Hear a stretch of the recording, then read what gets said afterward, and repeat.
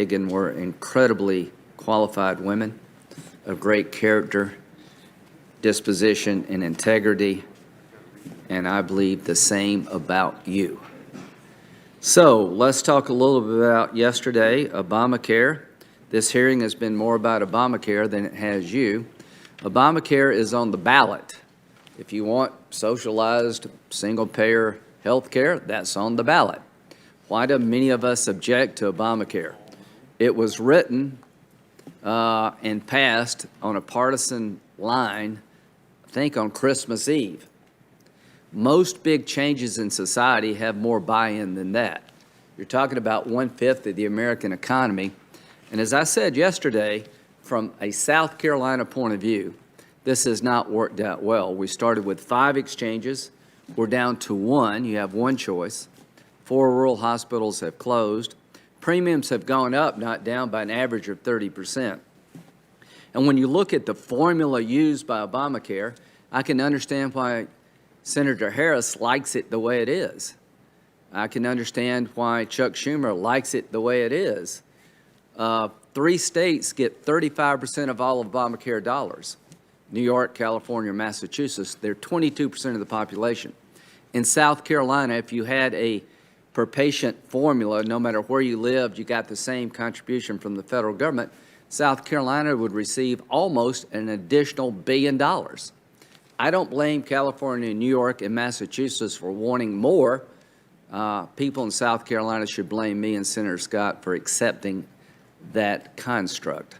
So when it comes to health care, we all have our different positions, but today is about you. And today is about whether or not you're qualified to serve on the highest court in the land. Severability. Can you tell me again, I know you've been asked 100 times, the doctrine of severability, what does it mean? Push the red button. Yeah. Okay. Think so. No, I can't hear you now. It's not. There we go. There we go. Okay. There we go. So the doctrine of severability is a doctrine essentially of statutory interpretation. And what it means is if you have a statute, and the Affordable Care Act is obviously a very long statute, if there's one provision within the statute that's unconstitutional, the question is whether that one section can simply be rendered null and excised from the statute, severed, so that the rest of the law stands, or whether that provision is so central to the statute that its unconstitutionality, like once it's pulled out, the whole house of cards collapses. And the presumption is always in favor of severability. It's a question of your intent.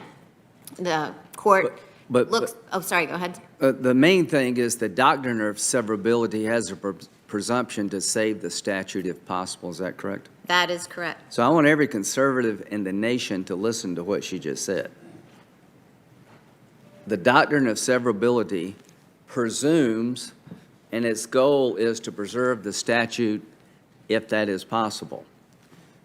So from a conservative point of view, generally speaking, we want legislative bodies to make laws, not judges. Is that correct? That is correct. And would it be further true that if you can preserve a statute, you try to the extent possible? That is true. Okay. That's the law, folks. Abortion. You were read some statements by, I think it's what's the name of the pro-life group, county? The St. Joseph County Right to Life. Okay. And you were asked by Senator Blumenthal, who I respect, whether or not their policy positions were illegal. Do you remember that? I remember him asking me whether I accepted other policy positions on in vitro fertilization and whether it was a rejection of Roe. Yeah. Well, I remember an exchange where they took a statement from that group or some other group arguing for the criminalization. Okay. Remember that? The criminalization of IBF, is that right? Yeah, I think so. Okay. And here's my problem with that analysis. That was a position taken by a pro-life county organization. It's not your job to pass judgment on the thoughts and beliefs of Americans, is it, as a Supreme Court justice? No, it is not. So when they argue that something should be criminal, they have a right to make that argument, right? They do. It also wasn't in the ad that appeared next to the Yeah. statement I The sent. main thing is, how does something become criminal in our legal system in America? When a legislative body passes a statute. So here's what I want you to know. Statements by political organizations are not law. And what we've tried to do yesterday was turn a pro-life group into a legislative body and tried to get you to rule on their beliefs. I think that is a dangerous thing for Americans to be asking a judge to do, whether you're on the right or the left. Here's a statement from an organization I don't particularly agree with, and I want you to pass judgment as to whether or not that's legal.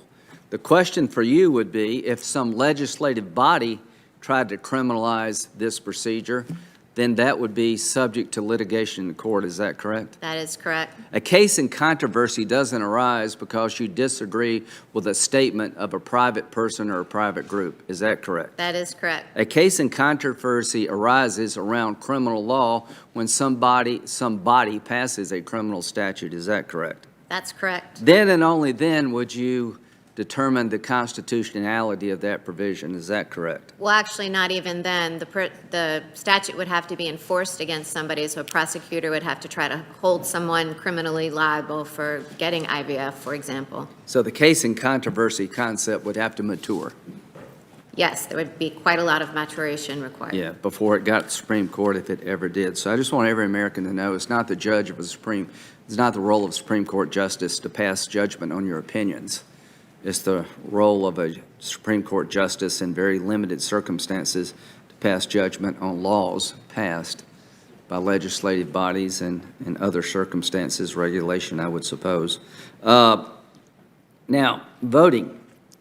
Is it appropriate for legislative bodies to protect the integrity of the ballot box?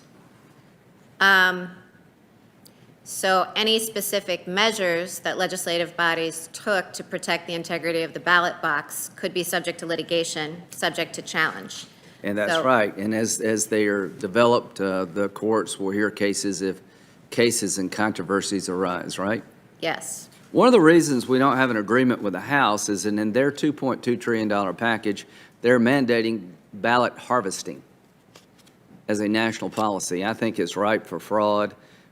We've seen evidence of ballots being placed in people's cars and dropped in ditches. So I think there will be an effort, I hope, to protect the integrity of the ballot and also ensure easy voting. I don't think they're contrary goals for the nation. Now, when it comes to being on the court itself and collaborating with other members of the court, what's your experience been at the Seventh Circuit level? How's that played out? It is so collegial. We all collaborate. I have the greatest respect and have had wonderful interactions with every single one of my colleagues. Do you think you have the capability to fit in at the Supreme Court? I hope so. Okay. So we talked a lot about laws legalizing same-sex marriage. What's the name of the case? Obergefell. Okay.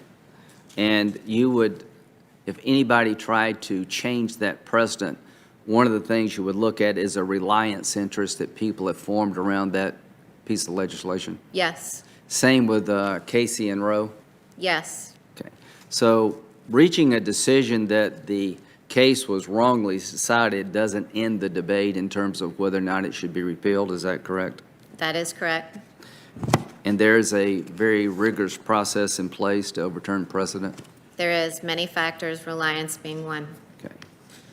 Okay.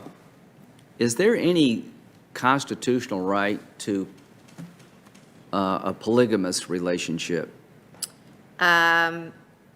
let's see, that might be a question that could be litigated at, polygamy, obviously, in many places is illegal now, but that could be an issue somebody might litigate before the court at some point. Somebody might make the argument it's possible for three people to love each other genuinely, and that would work its way to the court if somebody wanted to make that argument. Is that correct? Somebody could, make that argument.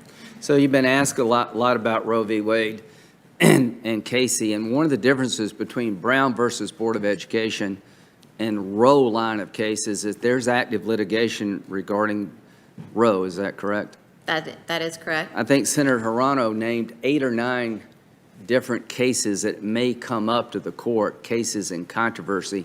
And one of the reasons you can't tell us how you would rule is because there's active litigation coming to the court. Is that correct? That is correct. And one of the reasons you can say with confidence that you think Brown versus Board of Education is super precedent is that you're not aware of any effort to go back to the good old days of segregation by a legislative body. Is that correct? That is correct. And I've also said that in lectures that Brown was correct as an original matter. So that is the kind of thing, since I've said it in writing, I felt like I could express before the committee.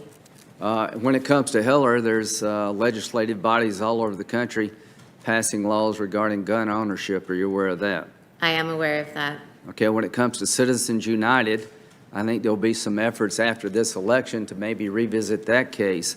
So the thing that I'm trying to establish here is that Heller, Citizens United, Roe, Casey are all actively being litigated because legislative bodies are playing in that arena. Is that a fair statement? That's a fair statement. So your point to us is when it's likely that case and controversies around the holding of a particular case are going to come to the court, there's only so much you can tell us about what you may or may not do. Absolutely. So that Roe v. Wade compared to Brown versus Board of Education is not super precedent. Not super precedent, as I was using that term in the articles that have been referred to. And let me tell you from a common sense point of view why it's not super precedent. I have legislation. 14 states have passed a law that I'm trying to get passed up here, that in the 5th month of pregnancy, 20 weeks, an unborn child is capable of feeling pain. I'm making the argument there's a compelling state interest to protect that unborn child from a very painful death called abortion. There's only 7 nations on the entire planet that allow abortion on demand in the 5th month. Now, that's a political exercise we're going through. 14 states have passed a version of what I've just described. That will be coming to the court, I would imagine, in the future. All I ask is that will you listen to both sides of the argument if it gets to you?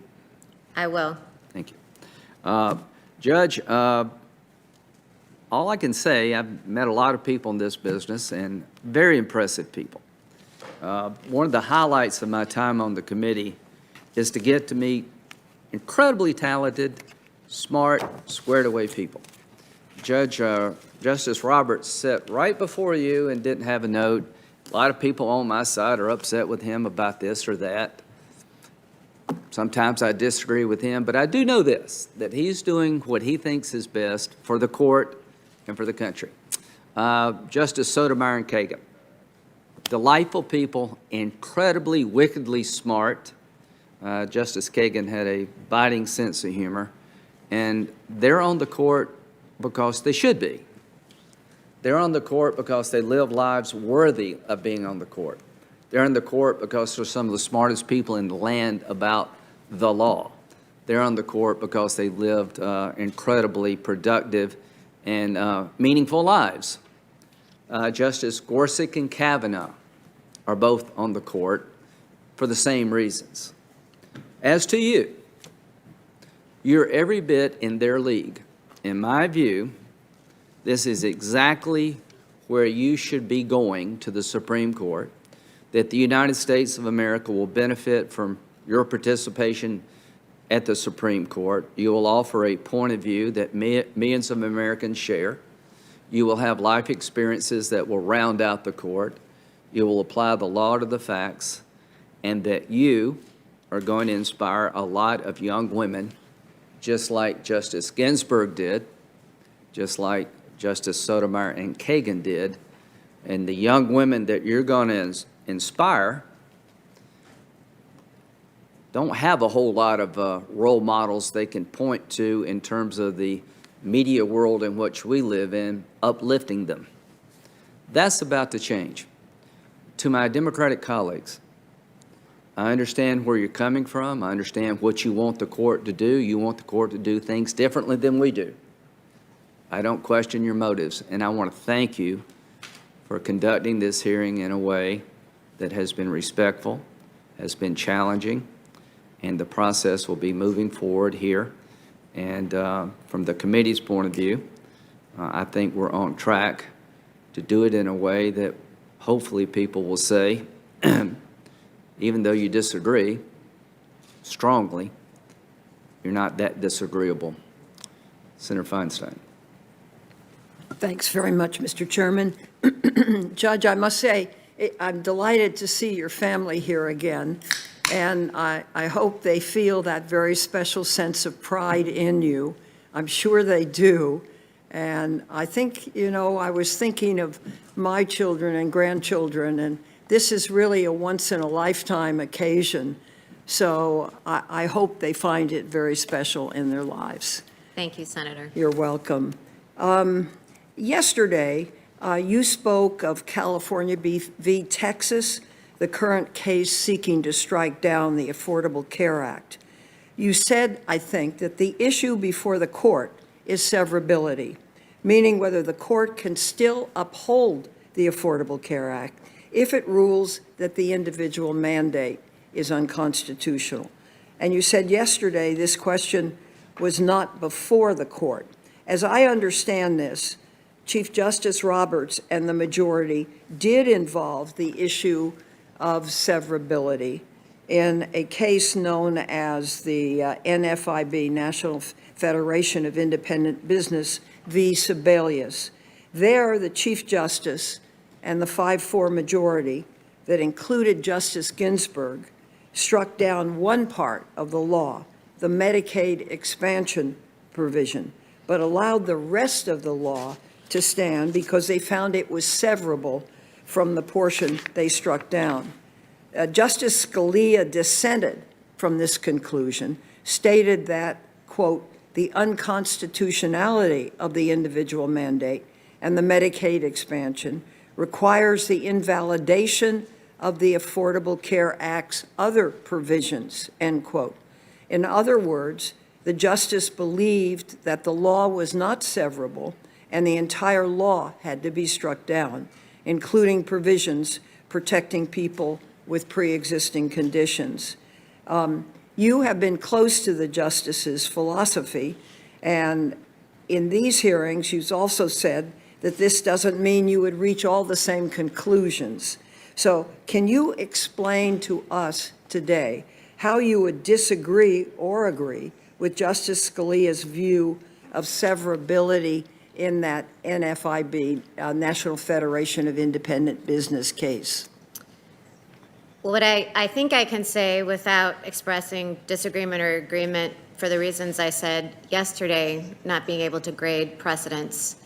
The severability issue, first of all, the majority holding, as you recognized, was that even though the Medicaid provision was unconstitutional, it was severable. So Justice Scalia expressed his view in dissent.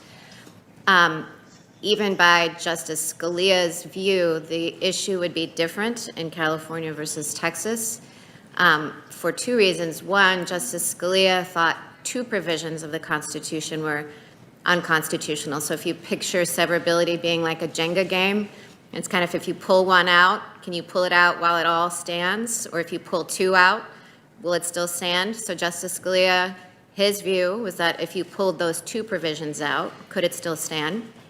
And here we're talking about one. And also, Congress has amended the statute since NFIB versus Sebelius, and it's zeroed out the mandate.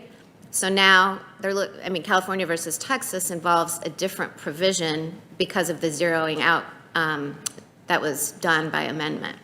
So that's how the two cases present slightly different issues. What do you think of all that? What do I think of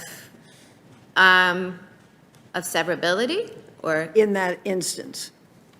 I think the doctrine of severability, as it's been described by the court, serves a valuable function of trying not to undo your work when you wouldn't want a court to undo your work. Severability strives to look at a statute as a whole and say, would Congress have considered this provision so vital that kind of in the Jenga game, pulling it out, Congress wouldn't want the statute anymore. So it's designed to effectuate your intent.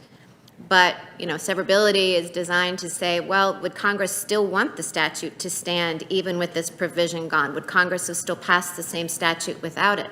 So I think insofar as it tries to effectuate what Congress would have wanted, it's the court and Congress working hand in hand. Thank you. That's quite a definition. I'm really impressed. Thank you. Some have argued that the Medicare program is unconstitutional because, it's an unconstitutional exercise in congressional spending power. They believe that the spending power does not exist at all. In talking about Medicare and Social Security, Professor Mike Rappaport of the University of San Diego Law wrote this: "It is worth remembering that these programs would never have taken their pernicious form if the Constitution's original meaning had been followed in the first place." Do you agree with originalists who say that the Medicare program is unconstitutional? And if so, why? I'm not familiar with that article by Professor Rappaport, so I don't know what reasoning he advances for claiming that the spending power as exercised in things like the Medicaid provision would be unconstitutional. Well, it's in Law and Liberty, July 23rd, 2015.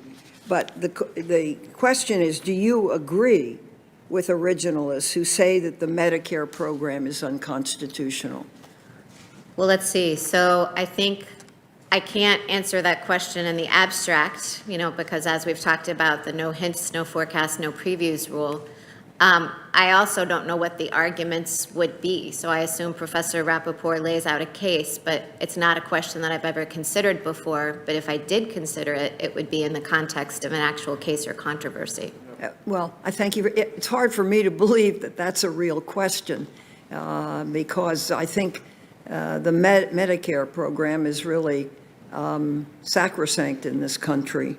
But let me ask you, last April, in the midst of the COVID-19 pandemic, the Supreme Court prevented Wisconsin from implementing a district court order that would have extended the state's deadline for submitting absentee ballots.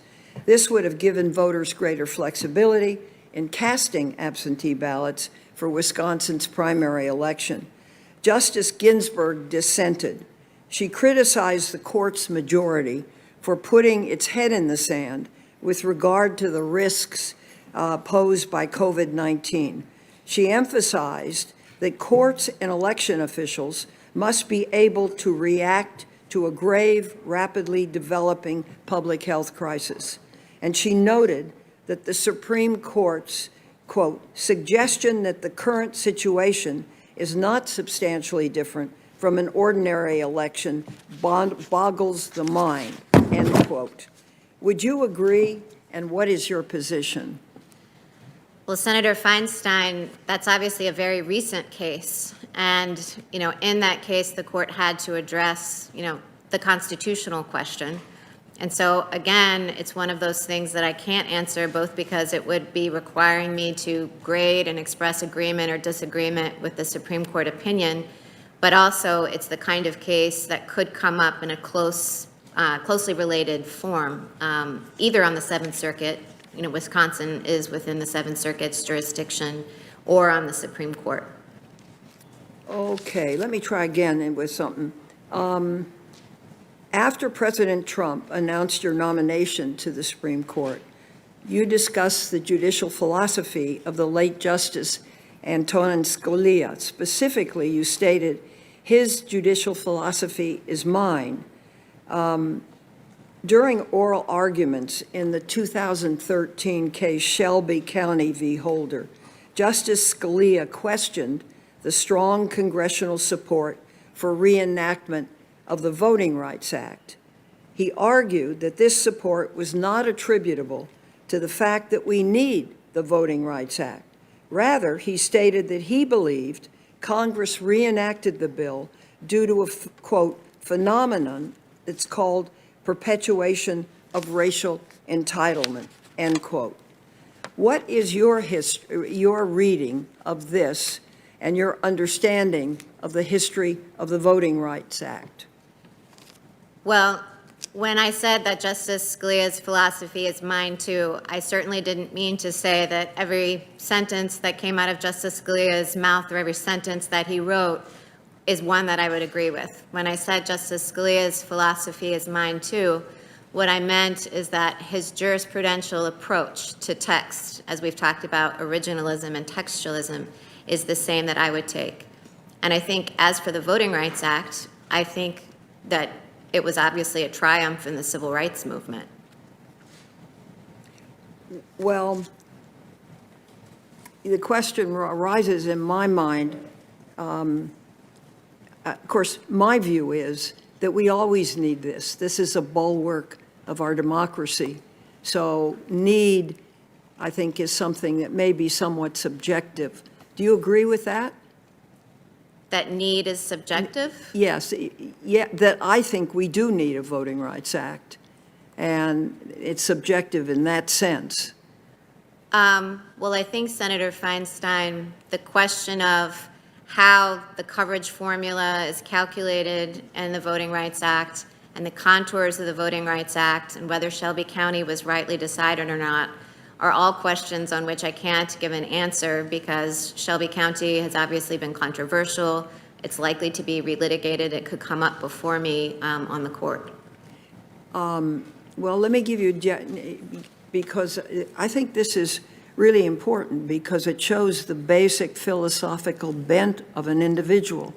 For me, the Voting Rights Act is extremely important, and it defines our election system to a great extent. It's hard for me to understand that anyone would want to do away with it. What is your position in that regard? As I understand Shelby County, it said that the coverage formula was outdated from the 1960s for subjecting the particular states requiring them to get pre-clearance. It's my understanding, and I haven't looked at the case in a while, that everything else about the Voting Rights Act remained intact, including its prohibitions on discrimination in elections. It was just the coverage formula which decided which states were subject to pre-clearance. Well, let me ask you this question, and this is a hard one. Do you agree with Justice Scalia's assertion that the Voting Rights Act is a, quote, perpetuation of racial entitlement? End quote. Senator Feinstein, I don't obviously know what Justice Scalia was thinking when he said that. And any characterization of the Voting Rights Act or a statement like that is simply really not something I can opine on because, you know, that's tied in, I would think, with these Shelby County questions. Well, can you opine? I'm not asking for a formal opinion, but would you believe that it's a perpetuation of racial entitlement? Well, Senator Feinstein, I think that goes to the question of whether the coverage formula was outdated and needed to be updated from the 1960s or not.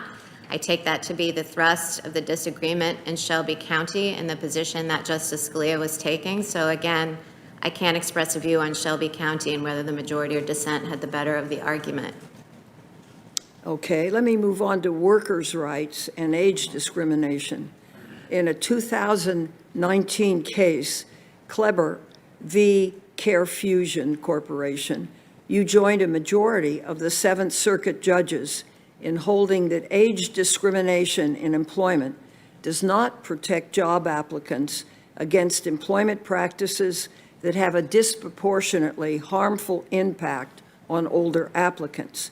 The opinion you joined, as I understand it, dismissed a claim brought by a 58-year-old lawyer who was passed over for a job that was offered to a 29-year-old applicant with less experience. I think I'm concerned by the implications of the decision According to AARP, approximately 35% of the United States population is now 50 years or older. Almost 29% of households are headed by someone near or past retirement age who have no savings or pension. According to the EEOC, study after study has shown age discrimination, quote, remains a significant barrier for older workers, end quote. And older applicants are more frequently denied job interviews than middle-aged applicants. Additionally, older and middle-aged women are subjected to more age discrimination than men. The EEOC has found that the Great Recession during President Bush's administration, quote, forced many older workers to revive their retirement plans, to work longer to recoup drained retirement accounts and lost savings. So here's the question, because I think it's going to be an increasing problem for the court. What do you understand to be the purpose of age discrimination, of the Age Discrimination in Employment Act? Well, in Kleber versus Care Fusion, I joined a majority of the en banc court, so that was a case that we heard as a full court. And the question is whether the prohibition on age discrimination covered applicants or only employees. And the statute said employees, and so an applicant isn't an employee. So the majority said that the statute, by its terms, didn't cover the conduct.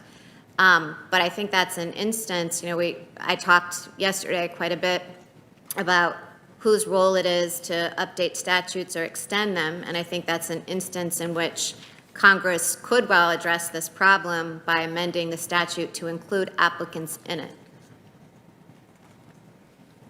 So where would you stand on the general subject matter? Well, since I can't impose the law of Amy, that would be up to the Congress to decide, or many state legislatures have different anti-discrimination prohibitions that offer even more protection than some federal statutes. Okay. Let's talk for a moment.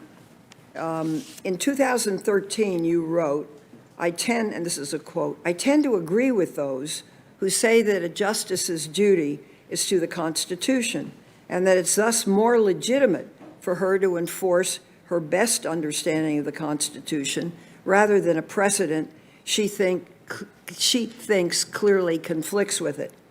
If you are presented with a case where your view of the Constitution conflicts with Supreme Court precedent, what will control your decision?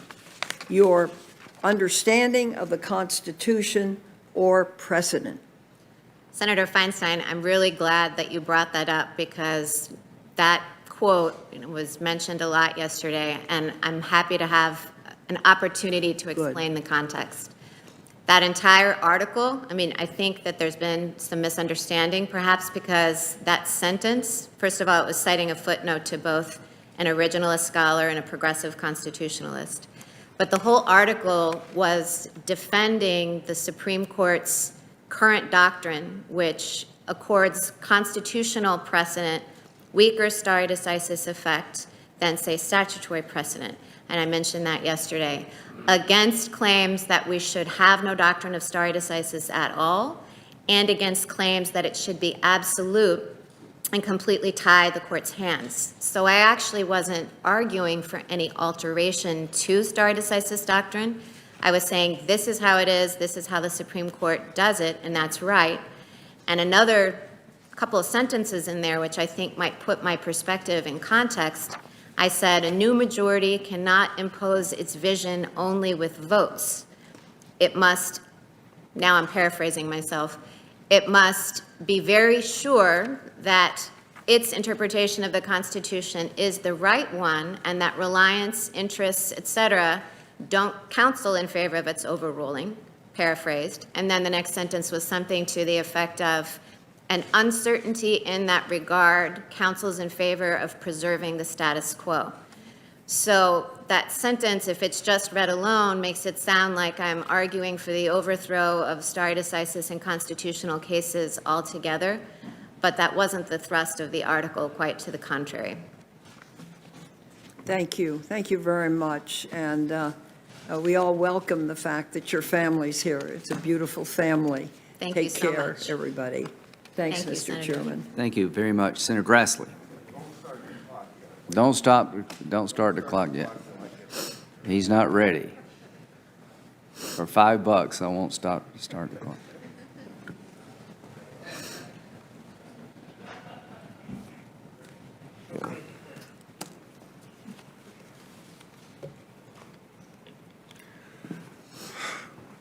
Judge. Start the clock. Welcome back.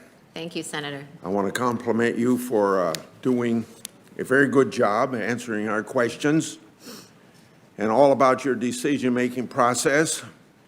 You've been forthright, candid, thoughtful. You've demonstrated a tremendous command of and respect for the law and Constitution. You've shown us that your judicial method is rigorous, but also fair and open-minded. Above all, it's clear that you understand the appropriate role of a judge, just what we're looking for, at least on this side of the aisle. An individual who will interpret the law, not one to make it. You are an outstanding candidate. A couple things before I ask my questions.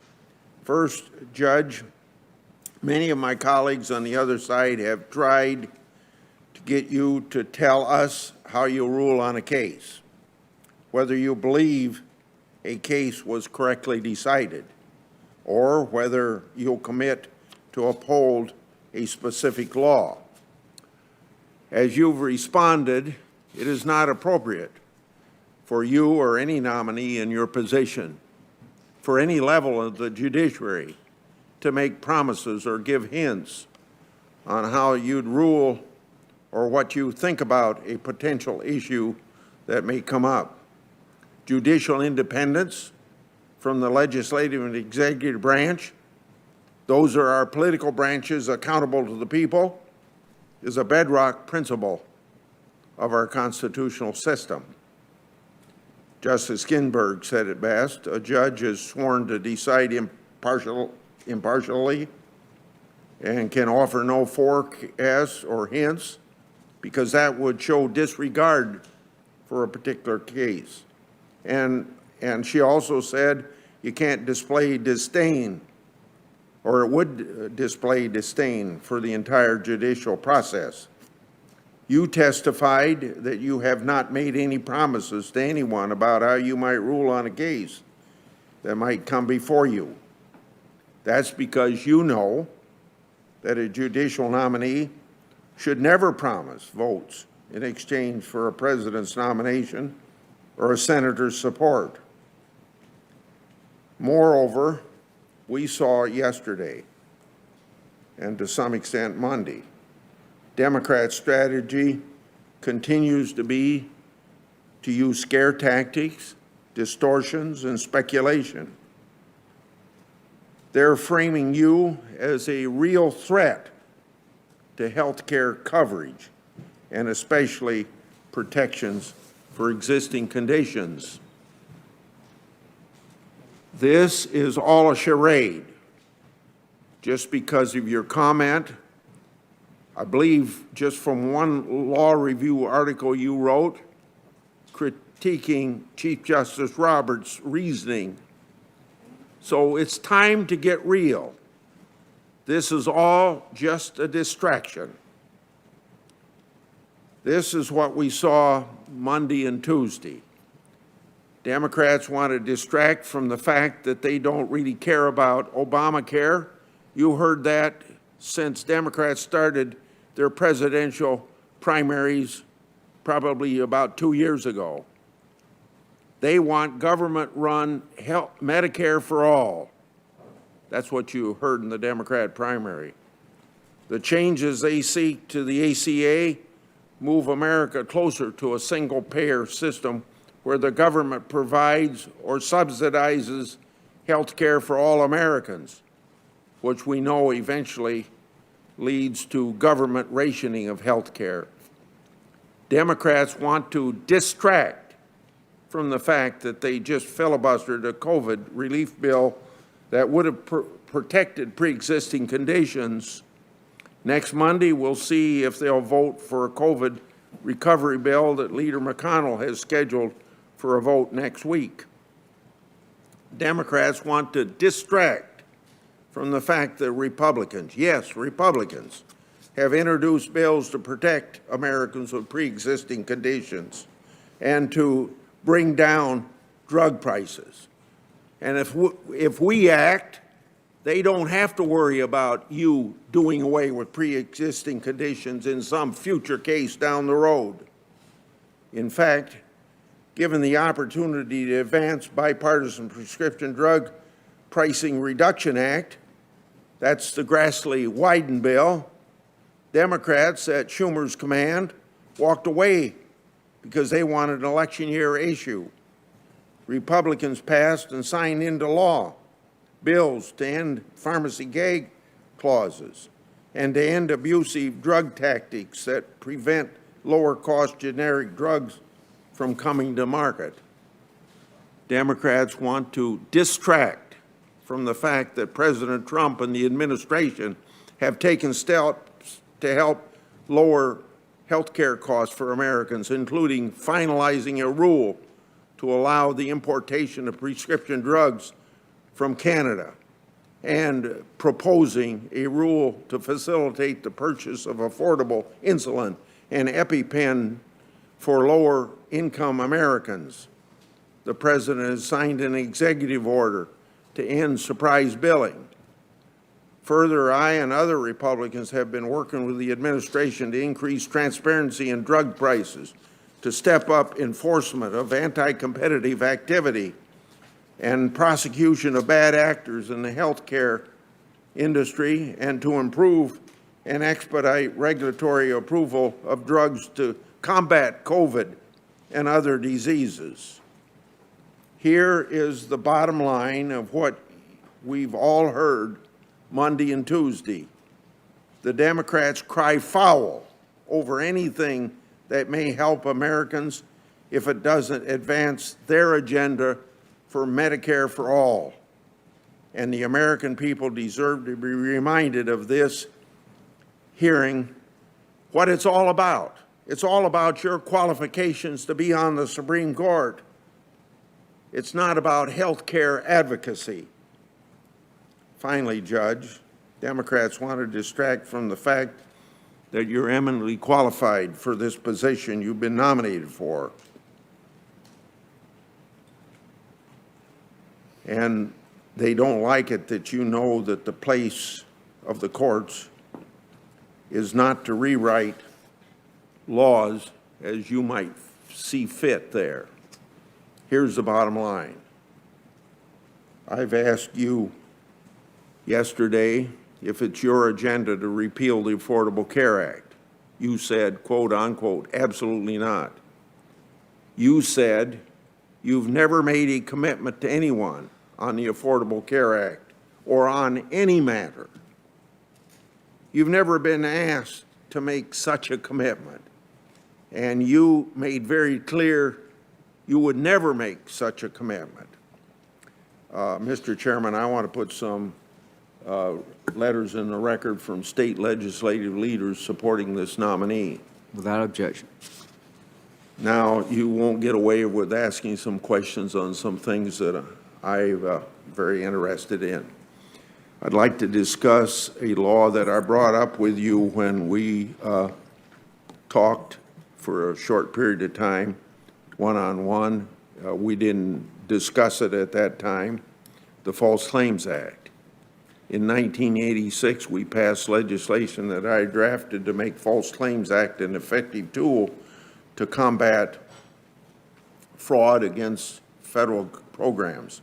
This law enlisted the help of private citizens to enforce the False Claims Act through qui tam lawsuits.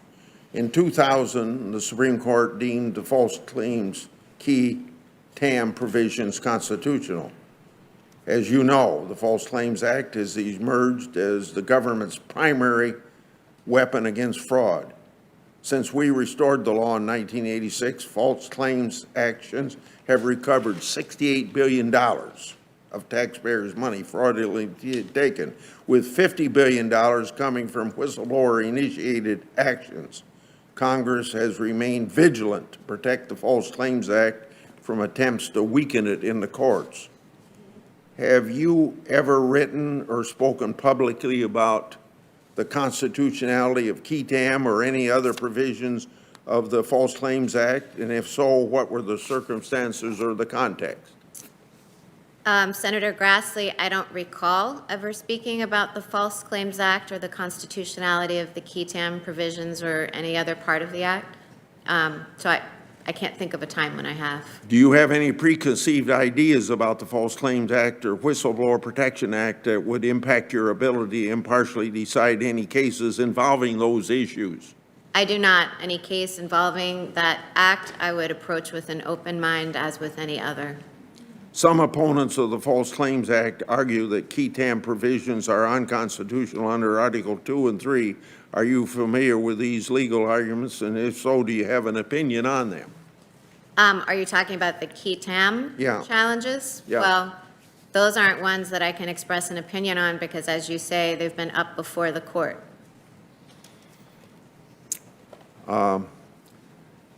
Another interest of mine that I probably at 87 years of age won't live long enough to see done, but I've discussed cameras in the courtroom and introduced legislation on that over the last 15 years. It's not a very popular subject. Judge Souter joked that he'd have to roll over in his dead body before they'd put cameras on the Supreme Court.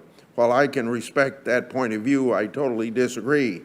Many of us believe that allowing cameras in the courtroom would open the courts to the public and bring about a better understanding of the judiciary. For many years, that bill that I've introduced has been called the Sunshine in the Courtroom Act, a bill to give judges the discretion to allow media coverage of federal court proceedings. I'm also a co-sponsor of Senator Durbin's bill to allow cameras in the Supreme Court. I understand that the Seventh Circuit Court of Appeals, where you currently serve, adopted procedures to allow requests for video recording of oral arguments as well as public release of the recordings. That's correct. Has your court had any problems with these procedures? What are your views on allowing cameras in the courtroom? If confirmed, would you keep an open mind about allowing cameras in the Supreme Court? I would certainly keep an open mind about allowing cameras in the Supreme Court. I always ask people, district, circuit, or Supreme Court, this question about international law. I'd like to get your views on how and when you would apply international law to your decision-making process. Is it ever appropriate to cite international law when interpreting the U.S. Constitution? Well, I would never want to say never because it's certainly possible. Generally speaking, so it's been applied in the issues with which foreign law has been applied, and there's a debate about it, are when we're trying, or when the court is trying, or the lower court is trying, to identify what is the nature of a right that's part of the tradition of the people, or that the people, like what would the people view? And in my view, the United States Constitution is a compact, and it's the fundamental law of the American people.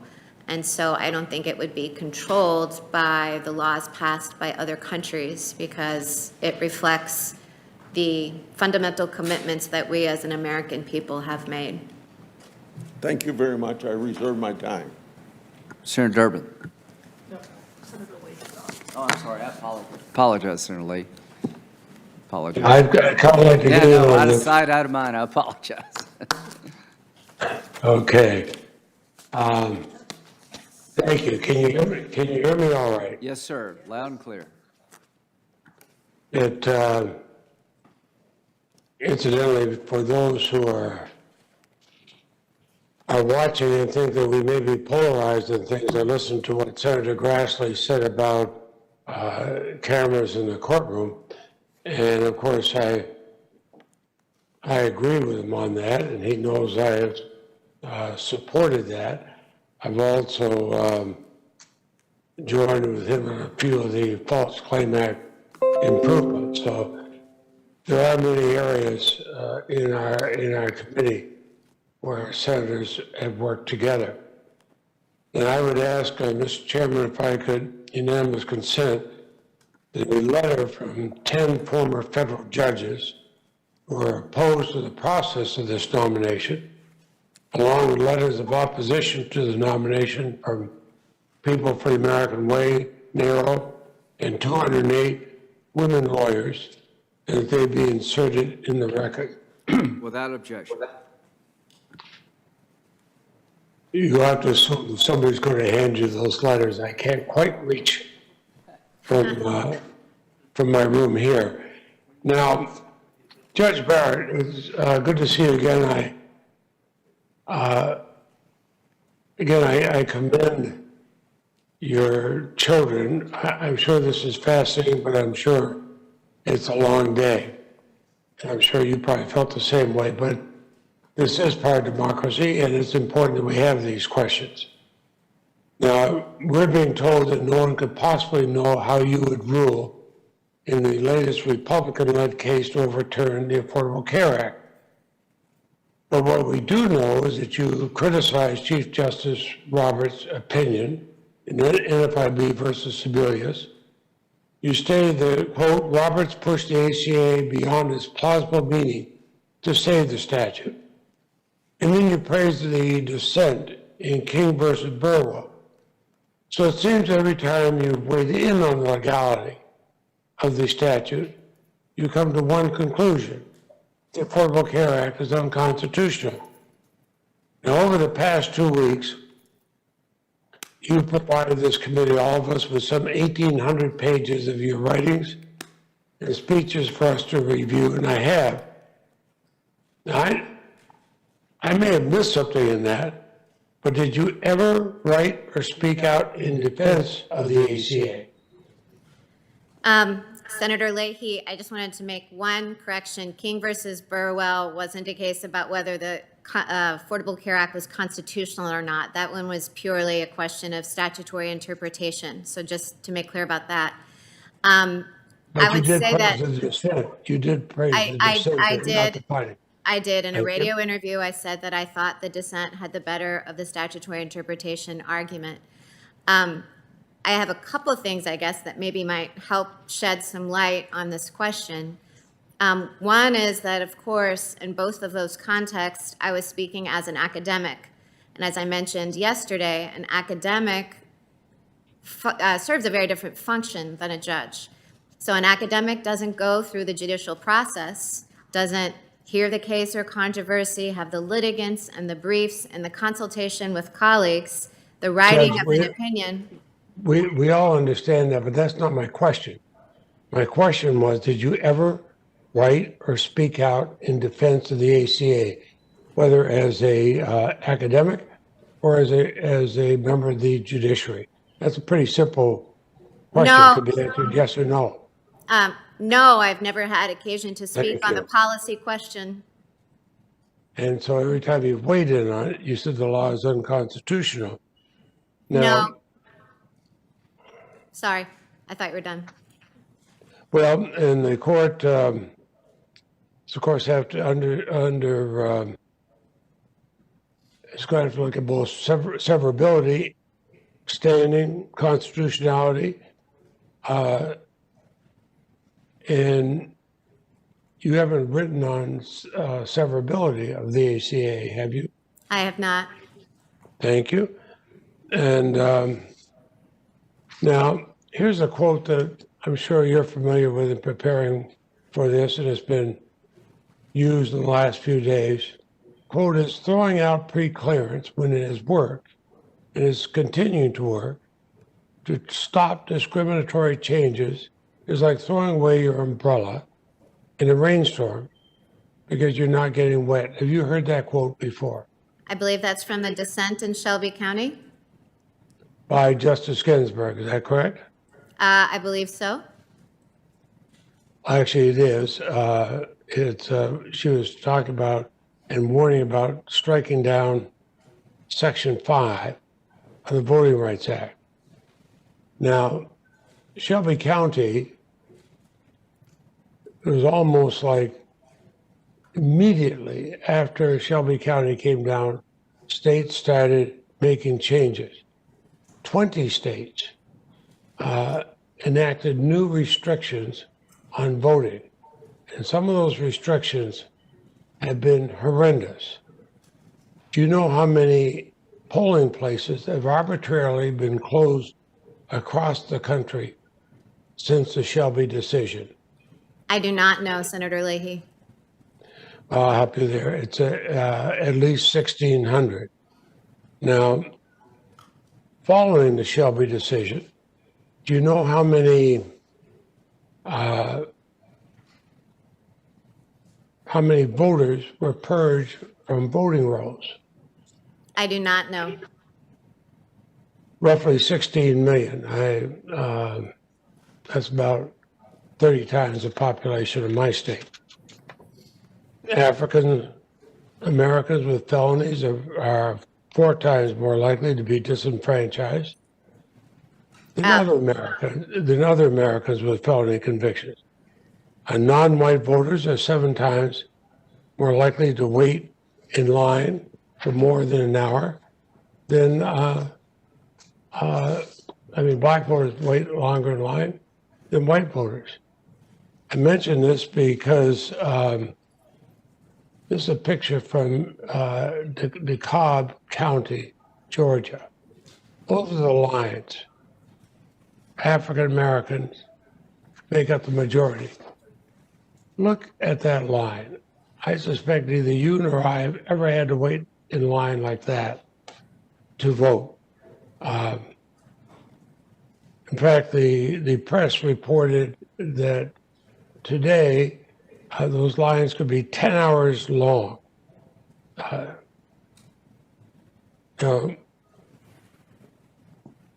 People talked about, well, are we giving racial entitlement? This is not entitlement for any Americans. This is not entitlement. This is turning our back on democracy. This is saying you can't vote, or we're going to make it so difficult for you to vote, you can't. Harris County in Texas, which has population many times that of my state, has 1 early voting spot. People have to drive for hours and wait in line for hours to get there. Would you accept the fact, or would you acknowledge the fact that communities of color disproportionately face restrictions and obstacles when they are casting their ballots? Senator, I wasn't aware of the statistics that you were citing to me. If it became relevant in any case that was litigated before me and was presented to me, I would, of course, have an open mind about it. Well, I talk about this because I know you have spoken feeling much like former Justice Scalia, who I would note was a friend of mine. But I disagreed with him on many things. He talked about racial entitlement. It's not racial entitlement when blacks have to stand in line for 10 hours to vote. And Justice Ginsburg, of course, dissented in Shelby. She knew what the consequences would be. I only mention that because it's okay for a judge not to close his or her eyes to reality. Now, I asked you last week what a Justice Barrett would do if a president or even a senator did not follow a Supreme Court decision. You declined. You said the question may come before you. I then asked if the Supreme Court would have the final word. You stated the Supreme Court would have the final word as far as the lower courts are concerned. And that surprised me, and it concerned me, and I'll tell you why. I asked Justice Gorsuch, and I asked Justice Kavanaugh those questions. I asked them what happens then, and they made it clear that a president cannot refused to comply with a court order, and the Supreme Court's word is the final word on that matter. That's what Justice Gorsuch and Justice Kavanaugh said. So I would ask you this. Do you agree that a president must follow a court order and the Supreme Court's word is final? Or is the Supreme Court's word only final as far as the lower courts are concerned? Senator Leahy, I'm glad to have the opportunity to clarify from our conversation. First, I know that both Justices Gorsuch and Kavanaugh said that no man is above the law, and I agree with that. But I conversed with Senator Lee yesterday about Federalist 78, which says that courts have neither force nor will. In other words, we can't do anything to enforce our own judgments. And so what I meant in the conversation with you is that as a matter of law, the Supreme Court may have the final word, but the Supreme Court lacks control over what happens after that. The Supreme Court and any federal court has no power, no force, and no will, so it relies on the other branches to react to its judgments accordingly. I remember as a young law student having lunch. Our honor society at Georgetown was able to have lunch with the members of the Supreme Court. I sat with Justice Hugo Black. He told me what happened with Brown versus Board of Education. And the court knew that was going to be a very, very tough case. And what did they do? They waited till they had a unanimous opinion because they knew that the president would have to, and the Congress would have to enforce their law. So let me ask you this. Of course, the Supreme Court has no army. They have no force, but they do have the force of law. And is a president who refuses to comply with a court order a threat to our constitutional system of checks and balances? Senator Leahy, I think the example of Brown is a perfect one in this instance because the Supreme Court in Brown, of course, held that segregation violated the Equal Protection Clause. That was the law, but as you know, there was resistance to that decision. And so it wasn't until the National Guard came in and forced Governor Falbus to allow desegregation that it could happen because the Supreme Court couldn't do so itself. And in Cooper versus... I understand that, but they made the order. And could a president, if a president refused to follow what they had said, would that be a threat to our constitutional form of government? Well, as I said, the Supreme Court can't control whether or not the president obeys. Abraham Lincoln once disobeyed an order during the Civil War of a circuit court. So a court can pronounce the law and issue a judgment, but it lacks control over how the political branches respond to it. Well, then let me ask you a specific that has come up. President Trump claims he has a absolute right to pardon himself. Now, for 200 years, the Supreme Court has recognized the common law principle that nobody can be a judge in their own case. I had to go way back and reread Calder versus Bull to see that. But would you agree, first, that nobody is above the law? Not the president, not you, not me. Is that correct? I agree, no one is above the law. And does a president have an absolute right to pardon himself for a crime? I mean, we heard this question after President Nixon's impeachment. Senator Leahy, so far as I know, that question has never been litigated. That question has never arisen. That question may or may not arise, but it's one that calls for a legal analysis of what the scope of the pardon power is. So because it would be opining on an open question when I haven't gone through the judicial process to decide it, it's not one on which I can offer a view. Okay, and so, but you were willing to say that no person, not you, not me, not a president, is above the law.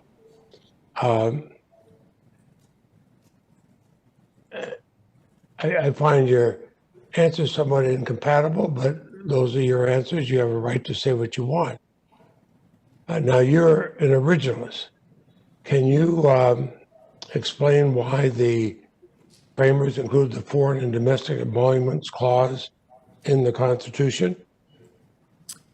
I think I could speak generally to what is the well-accepted view that the Foreign Emoluments Clause, it's plain from that text, that it's designed to prevent foreign influence in government affairs. It's sort of the anti-corruption clause of the Constitution, isn't it? I'm sorry, could you repeat that question? It is sort of what you would say that it's the anti-corruption clause in the Constitution. I don't know if I would characterize it as an anti-corruption clause. I think I would characterize it just as I did, which one, from its very text, you can see is designed to prevent foreign countries from having influence.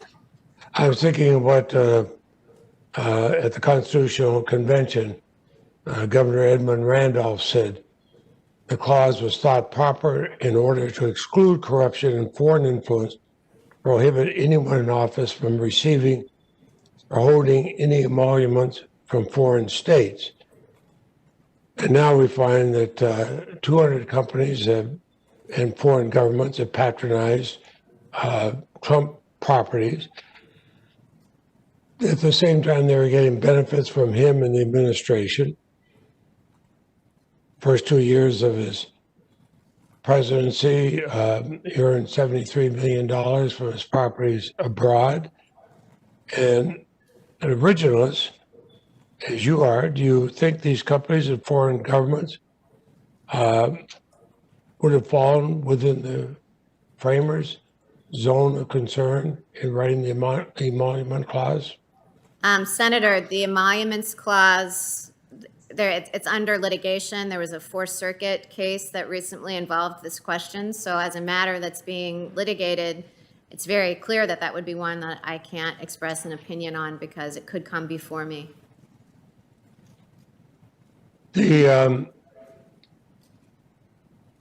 I've found it interesting what you've written about stare decisis and precedent, and it seems that you're willing to depart from it, and that's as a justice, I suppose you could do what you want, but in the June medical services, Chief Justice Roberts joined the majority, struck down a Louisiana law restricting access to reproductive services, even though he had dissented in a previous case, striking down a very similar Texas law. And he said the legal doctrine of stare decisis requires us, absent special circumstances, to treat cases alike. So having been on the losing side in the first one, he took that position of that case. Do you agree that he demonstrated a commitment to stare decisis in this case? Well, Senator, no justice that I'm aware of throughout history has ever maintained the position that overruling a case is never appropriate. As you probably know, there's a Supreme Court case that said that states could criminalize sexual conduct between same-sex couples, and Lawrence versus Texas overruled that case. Plessy versus Ferguson was precedent, and Brown versus the Board of Education overruled it. So the Supreme Court has always said that in some cases, overruling precedent is the right course for the court to take, but that it's not done willy-nilly. I would urge you to read what Chief Justice Roberts said at the opening of the African American Museum in the Smithsonian about following precedent. I realize my time is up. I'm going to, I'll submit a question to you because I wonder what restrictions you see on the president's authority under Executive Order 12333 to conduct surveillance activities that haven't been authorized by Congress. I ask that because Senator Lee and I and others have and a lot of legislation on surveillance, and now we question whether that's being ignored. So I hope you will take it as a serious question and answer it for the committee. Thank you, Thank- Senator Leahy. Thank you. We'll make sure that happens, Senator Leahy. Senator Cornett. Mr. Chairman, I'd ask unanimous consent that 3 letters I have here in my hand be made part of the record, please. Without objection. Thank you. Good morning, Judge. Good morning, Senator. I'd like to wax philosophical with you for a few minutes, and you don't need your notepad for this either. I just think there's been so much discussion about the role of judges and the role of the political branches. I think maybe it's worth going back to first principles. And to me, the most important first principle is in the Declaration of Independence, where it says, "We hold these truths to be self-evident, that all men are created equal, that they are endowed by their Creator with certain unalienable rights, that among these are life, liberty, and the pursuit of happiness, that to secure these rights, governments are instituted among men," and here's the most important part I want to emphasize, "deriving their just powers from the consent of the governed." Now, you and I talked a little bit about consent of the governed as being the very foundation of the legitimacy of government action. Do you agree with that? I do agree with that. And does that inform your philosophy when it comes to the appropriate role of judges and the political branches like the Congress? Yes, it does. I had the great privilege of serving on the state court bench for 13 years. And so when I came to Congress, I'd never served in the legislature before. And so it was quite an eye-opening experience for me. For example, after one vote on the Senate floor, after the vote was over, one senator got to the microphone. He said, "Now for a little legislative history." That was kind of shocking to me, but you understand where I'm getting at. And one reason I appreciate your approach and Justice Scalia's approach to statutory interpretation and emphasis on the text rather than legislative history, this is a way for somebody who lost the vote to come in and try to then tilt the scales of justice in their favor by adding some ex parte legislative history. And then imagine my shock when I serve, as I do now, on the Finance Committee. When we mark up legislation in the Finance Committee, we don't actually get to look at legislative text. It's kind of surreal. They call it a notional markup. In other words, we end up voting on sort of a notion or concept, and then somebody in the Leg Counsel's office writes up the text. Very strange. And then there's this issue of, I know in the judiciary and in the legal profession generally, there's been a big movement toward plain language so people can understand clearly. You have to unlearn some of the lessons you learned in law school, particularly writing on law reviews and the like, where you are seemingly are rewarded for this really obtuse, impenetrable language, and of course, where you use Latin phrases and things like that. But the plain language movement in the legal profession strikes me as a very important movement, and I yearn for those days when perhaps Congress can embrace that so we can speak more clearly, so more people can understand and not delegate our legislative responsibilities to staff.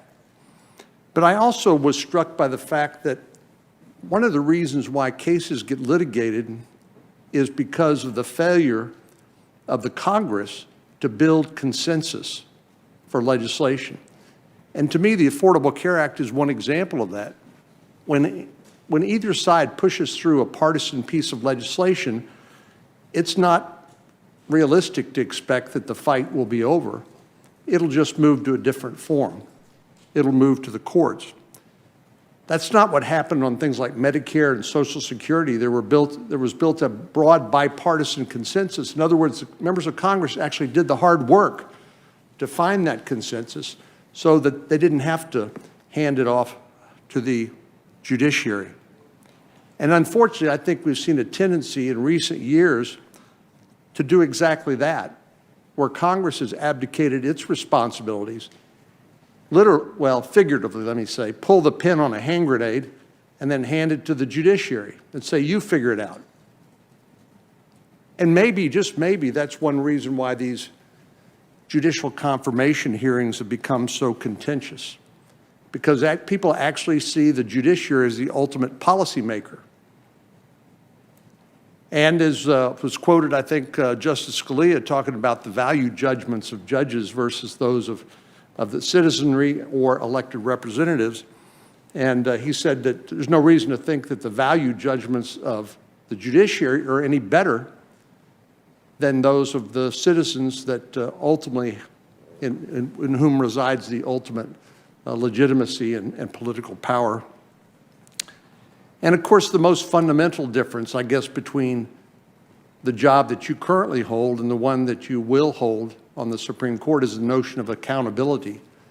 As a judge, you serve for lifetime tenure, correct? Correct. You don't have to stand for election. No. You don't have to raise money. No. You don't have to consult polls, No. focus groups. No.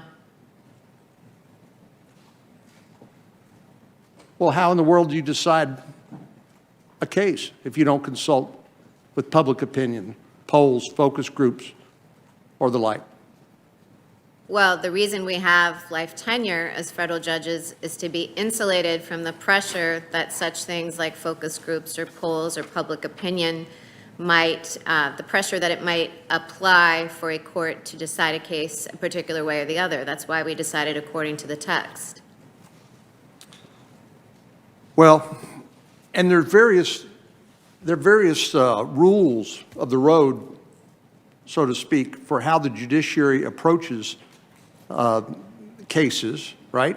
Correct? In other words, perhaps the most fundamental difference is that rather than making broad policy pronouncements, you decide cases, correct? That is correct.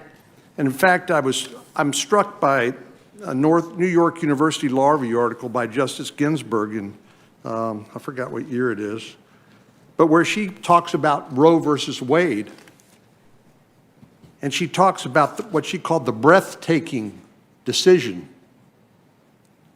versus the court's more cautious dispositions. She said, suppose the court had stopped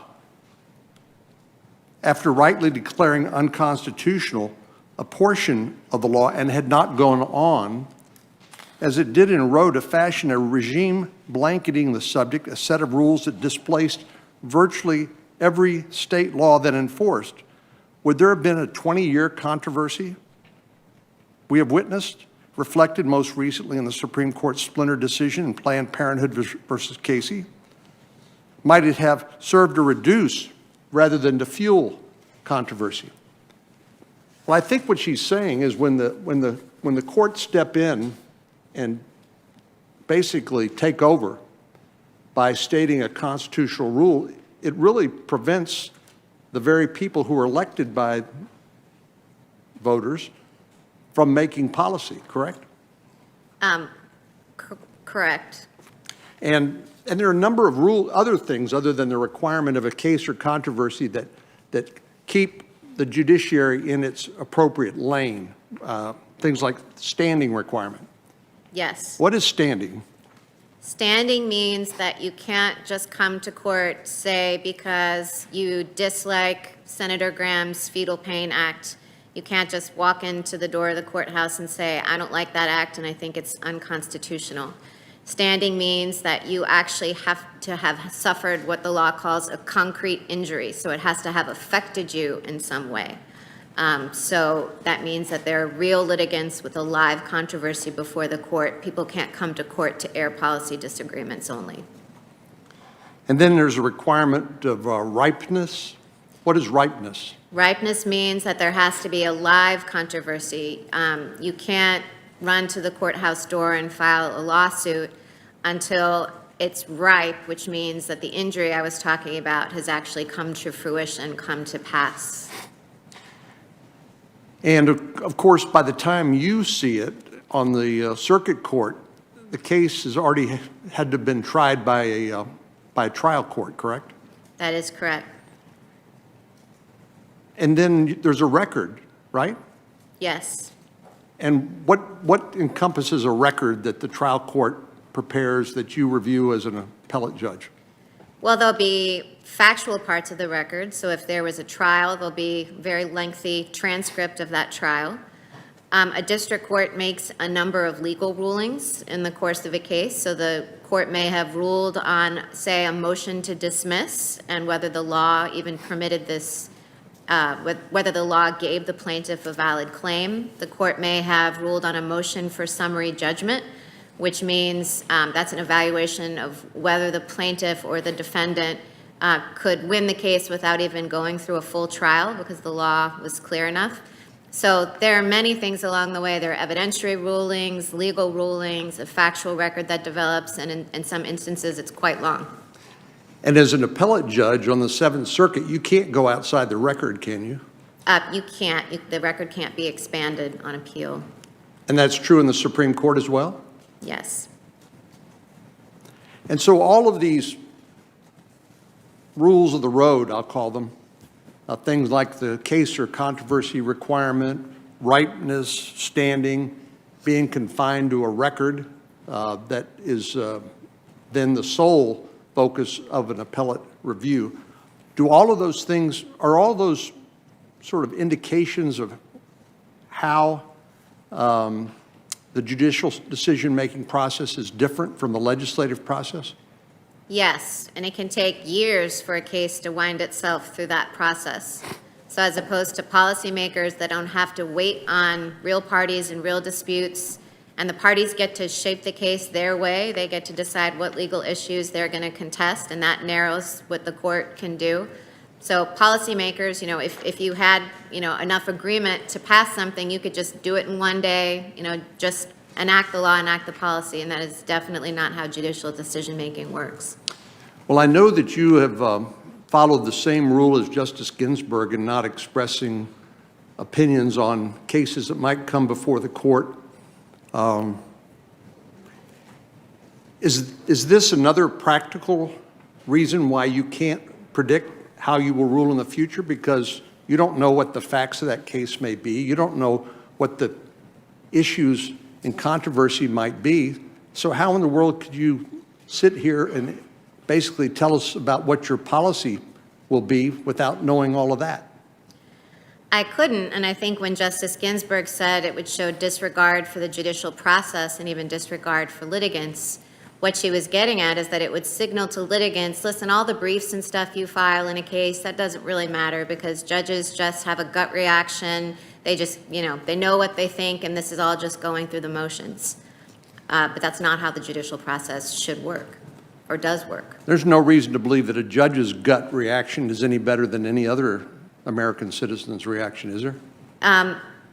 No, and the judicial process, I described this a little bit yesterday, a judge needs to have an open mind every step of the way. So as I said, I've changed my mind at oral argument even after reading the briefs. I've changed my mind at conference after consulting with my colleagues.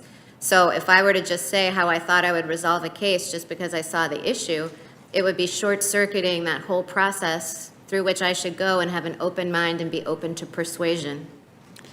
Well, I don't see any of the big blow-ups or charts here today about individuals that were the subject of the stories that our Democratic friends were telling yesterday.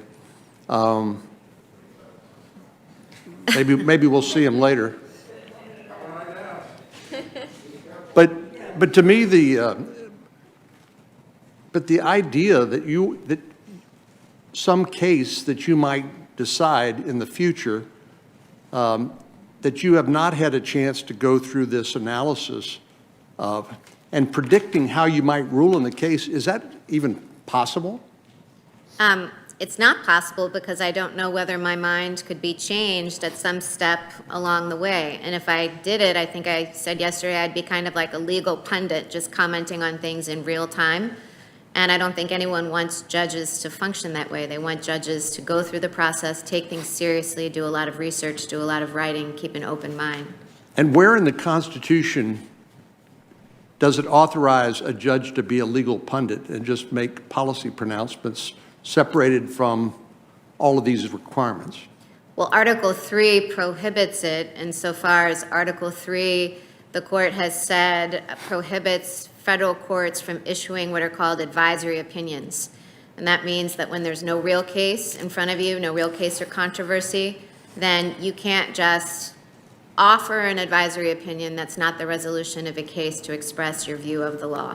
So it's not fair, is it, to suggest that by confirming you to this position, you're somehow going to adversely impact the lives of these individuals?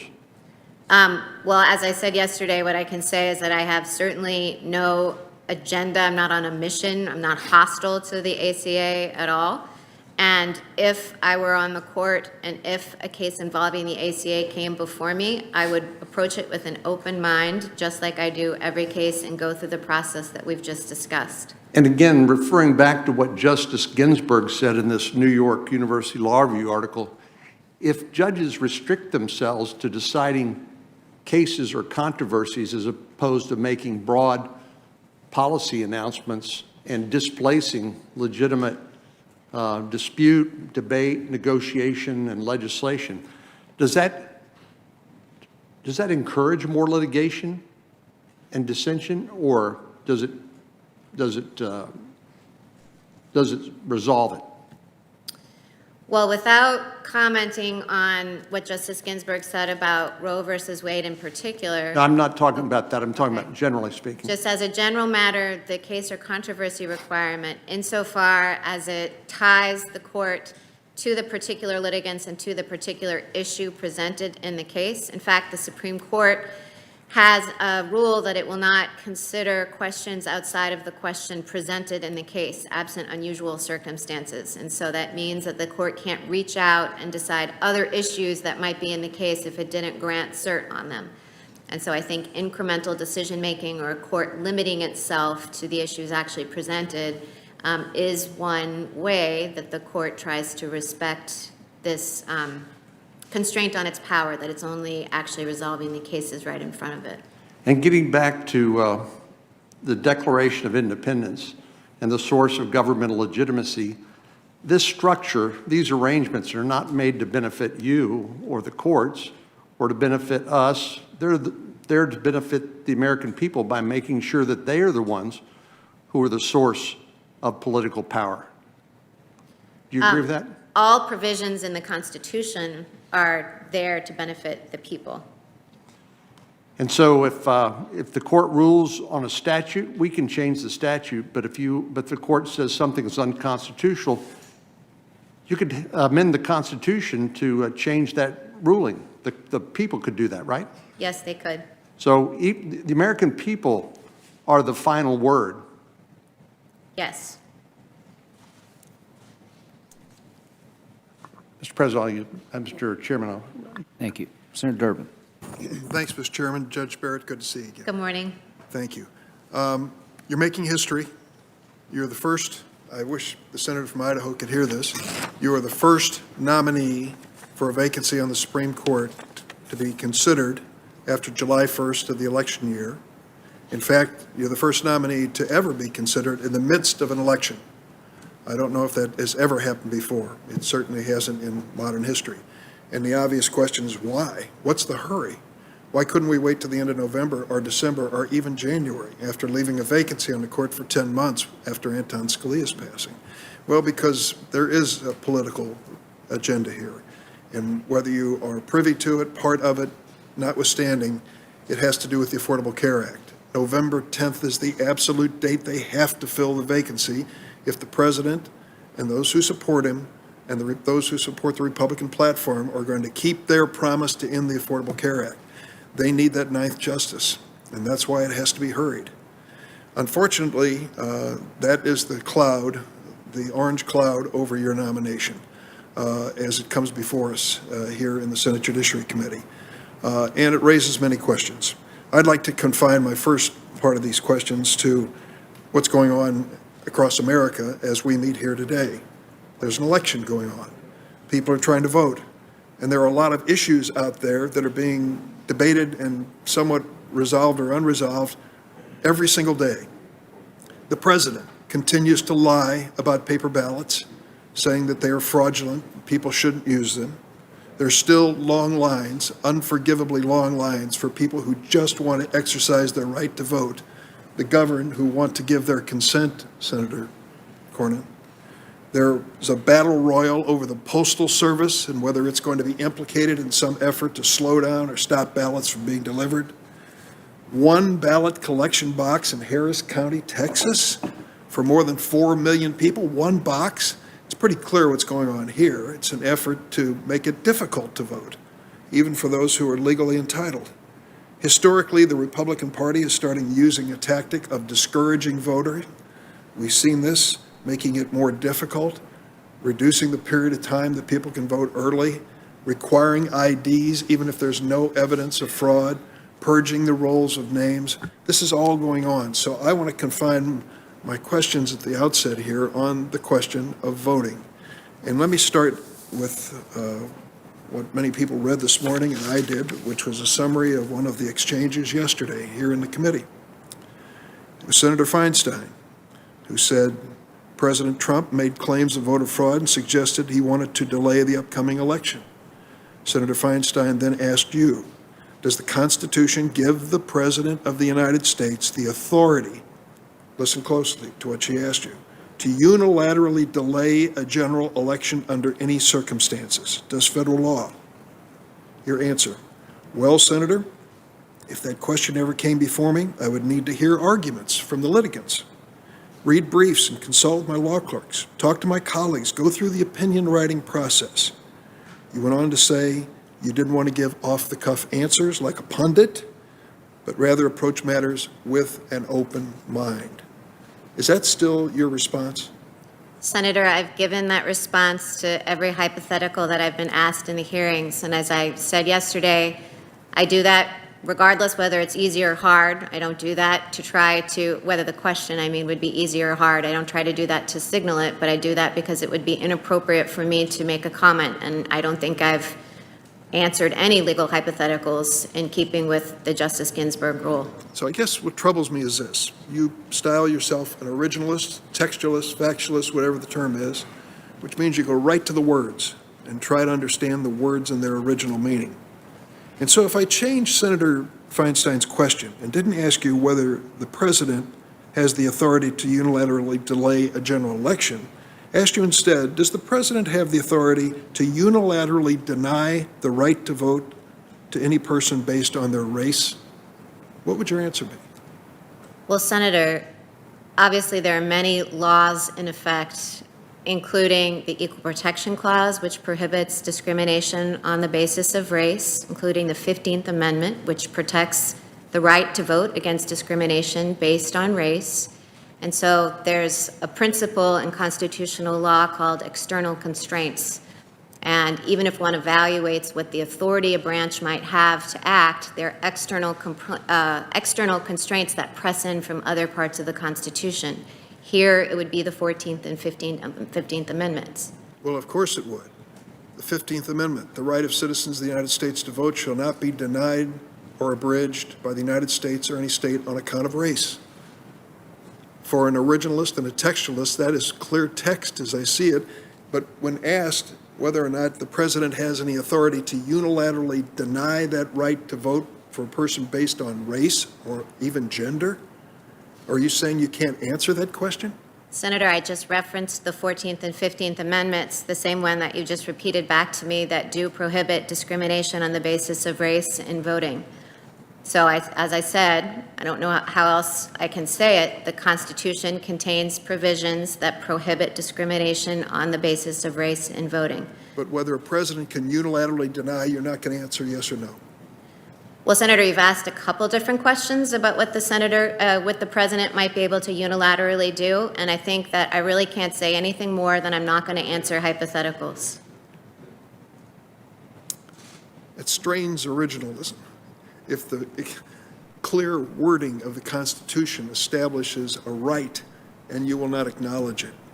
Well, Senator, it would strain the canons of conduct, which don't permit me to offer off-the-cuff reactions or any opinions outside of the judicial decision-making process.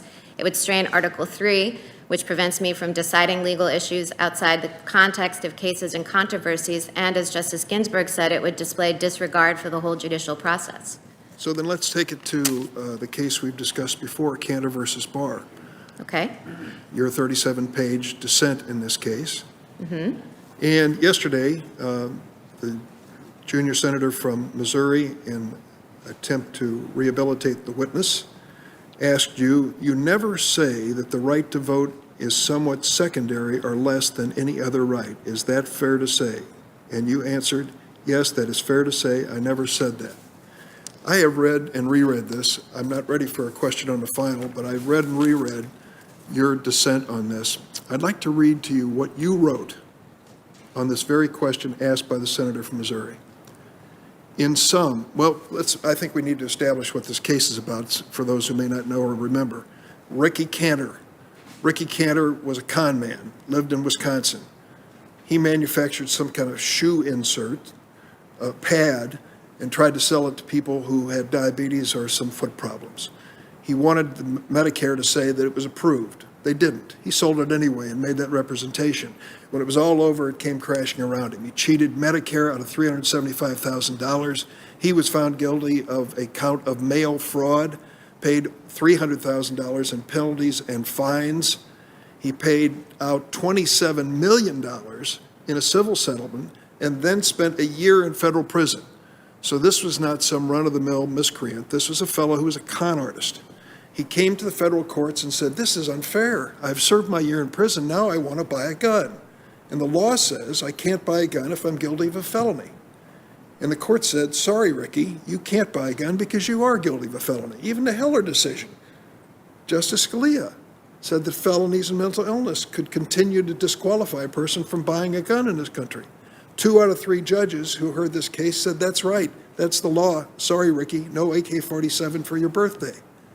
But then you took a look at it and reached the opposite conclusion and did extensive research and delving into history about whether or not violent felonies should be distinguished from regular felonies.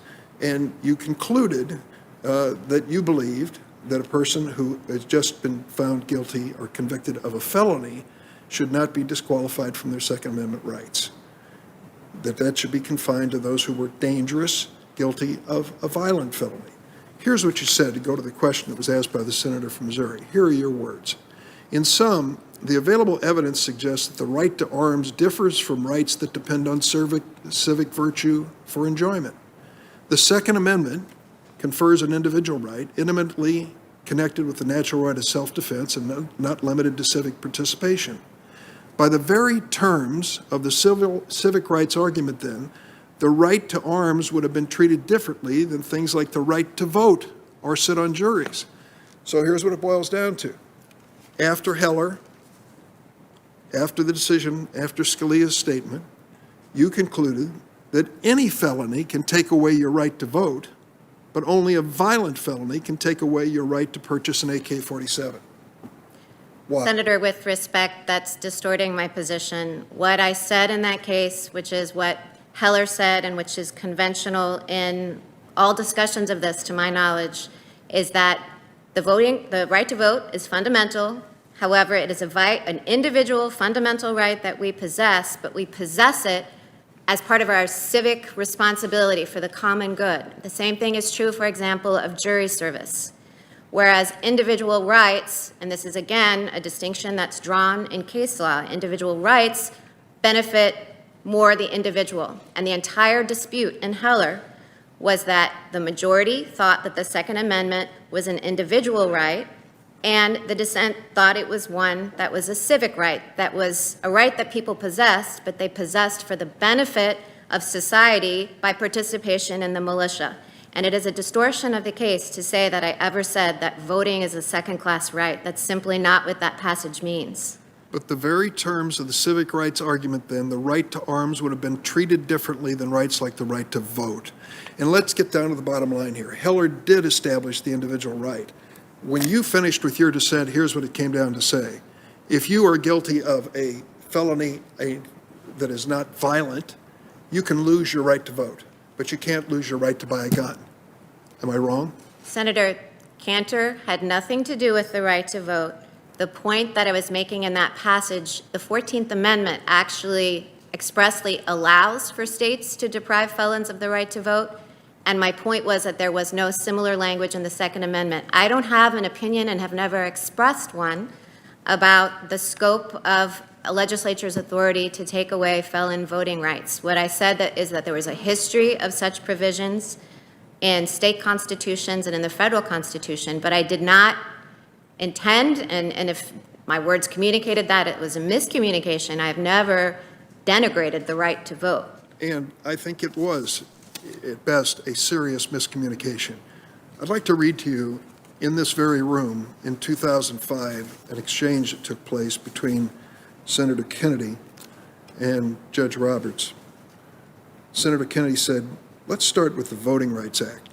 Most Americans think that the right to vote is among the most important tools that they have to participate in our democracy. You do agree, don't you, Judge Roberts, that the right to vote is a fundamental constitutional right?" Judge Roberts says, "It is preservative. I think of all other rights. Without access to the ballot box, people are not in the position to protect any other rights that are important to them. And so I think it's one, as you said, the most precious rights we have as Americans."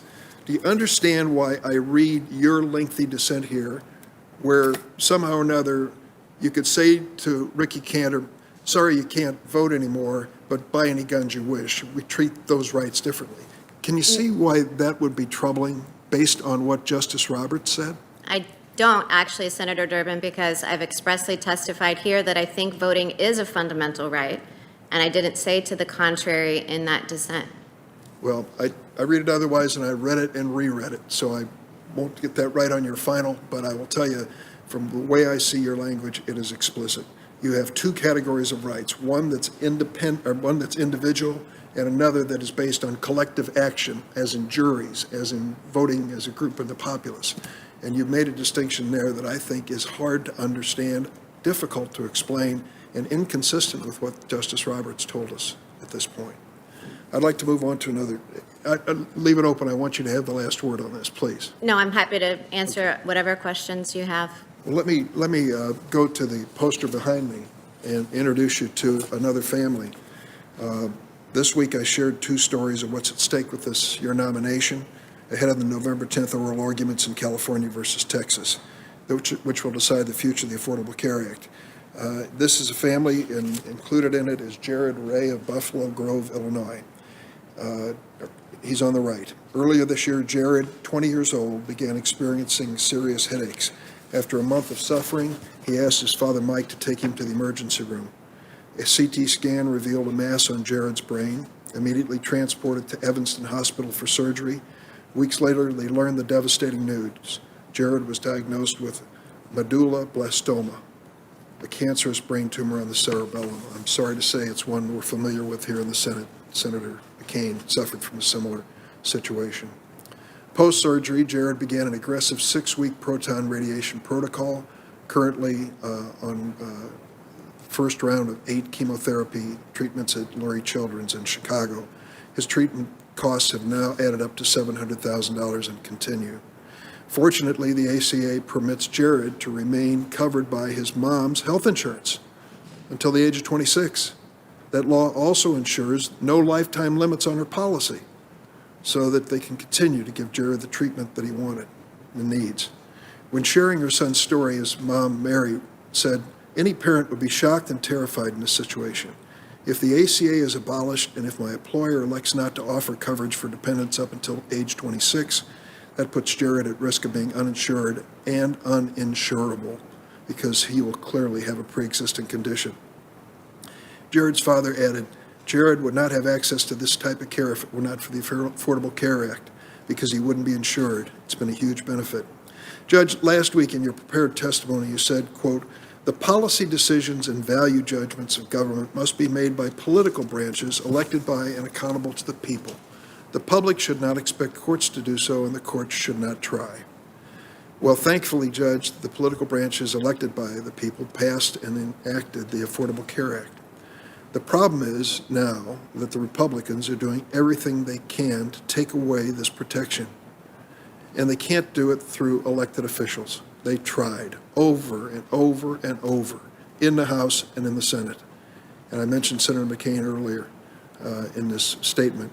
I'll never forget it, and neither will any of us who were on the floor that night when he walked through those doors at 1:30 a.m., voting no and saving the health insurance of 23 million Americans and protections for 100 million or more. They couldn't repeal the Affordable Act in Congress. Now they've taken it to the Supreme Court. It isn't a casual decision. This administration decided that instead of defending an existing law, they would attack an existing law along with the Republican attorneys general who've gathered for this purpose. They have good reason to believe they're going to be successful. As I mentioned yesterday, right-wing judicial activists have repeatedly stepped in to overturn decisions of the elected branches of government, activist judging, including rolling back campaign finance laws in Citizens United and voting rights protections away in Shelby County. The tool of choice of these activists is the supposedly neutral judicial philosophy of originalism and textualism, which gives judges the ability to substitute their own judgment for the elected branches and to strike down and restrict laws that are disfavored by powerful special interest. President Trump has been open in acknowledging that he wants a nominee on the court to strike down that ACA. You have said you have not made any agreements or statements to the contrary, but I will tell you, it is a cloud over your nomination because he has over and over again. He's nominated other such advocates of originalism and textualism to carry out his political purposes. I'm afraid of the impact of that repeal on people like Jared. So we've been told that you're following the Ginsburg rule, no hints, no previews, no forecast. In fact, during her confirmation hearing, Justice Ginsburg did answer substantive legal questions about matters that might come before the court, such as the right to choose. Yesterday, you had one notable and selective departure from your interpretation of the Ginsburg rule. When it comes to California versus Texas, the Republican challenge to the Affordable Care Act, you repeatedly claim that the deciding question in the case is severability, not the individual mandate. That's a legal opinion. But the court will only reach the severability question if it first finds that eliminating the penalty for the individual mandate rendered the individual mandate unconstitutional. Isn't that right? Senator, what I meant by that is that even if the mandate is unconstitutional, severability would, if it is severable, then the statute would stand. And so if the mandate is constitutional, then yes, the law would stand. But I said that the emphasis, and I've gotten a lot of questions about severability for this reason, and much of the commentary in the legal news about this is focused on severability, because it means that whatever the holding is on the mandate, the severability question is the one that would be determinative, even if the mandate were held unconstitutional. So it's a descriptive. I didn't say how I would rule on severability, and I didn't say whether I would interpret the zeroed out provision to be a penalty rather than a tax. But you see, that second part, penalty tax, you've already addressed that, haven't you? No, I haven't. The writing that I've done before that I assume you're referring to addressed a different provision that wasn't zeroed out. This is now an amended provision, so it's a different provision before the court. But you're on record for criticizing Chief Justice Roberts' opinion that the individual mandate is constitutional. Haven't you? I am on record saying that I thought that the majority opinion was a less plausible interpretation of the statute than that of the dissent. Again, that was an academic writing, number one. Number two, it was on different issues than those are presented in California versus Texas. And number three, I think you're suggesting that I have some hostility to the ACA, which I assure you that I don't. And I think, Senator Durbin, there's actually something you and I agree on here. Judicial activism is bad from either side. And no matter what somebody's policy preferences are about the ACA, I completely agree with you. They shouldn't be trying to undermine the policy that Congress enacted. So you and I agree on that, and I embrace that view of a judge's role wholeheartedly. Thanks, Judge Barrett. We'll do Senator Lee, Whitehouse, and Cruz, and break for lunch. Thank you, Mr. Chairman. Mr. Chairman, I'd like to submit to the record a letter from the American Legislative Exchange Council. Without objection. Judge Barrett, I want to talk about religious freedom for a moment. As I mentioned the other day, I think you and I share something in common on this, an enthusiasm for religious freedom. As I mentioned the other day, I'm a member of the Church of Jesus Christ of Latter-day Saints. We have been no strangers to religious persecution, even in this country, unfortunately. On October 27, 1838, the governor of Missouri ordered us exterminated. It wasn't nice, but, you know, I assume he had his reasons. He believed we were heretics, and I'm sure we are heretics in the eyes of many, but we try to be really nice heretics. And it wasn't until the late 70s that the governor of Missouri actually lifted that ban. I'm sure Josh Hawley, as Attorney General, would have lifted it for us had it not been lifted by then. Religious liberty has always been interesting to me for that reason, and also just as a lawyer. My late father, who was also a lawyer, worked on and advised Congress regarding the Religious Freedom Restoration Act. And my longtime professional mentor and former boss, Gene Scher, was someone who I worked with in establishing a first-of-its-kind religious institutions practice group a couple of decades ago. Catholics, like members of my faith, have also been subjected to religious persecution from time to time.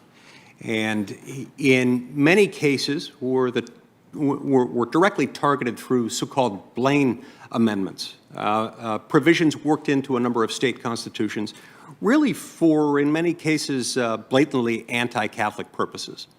These Blaine amendments had, of course, as their purpose the restricting of public funds going to certain religious institutions, including schools.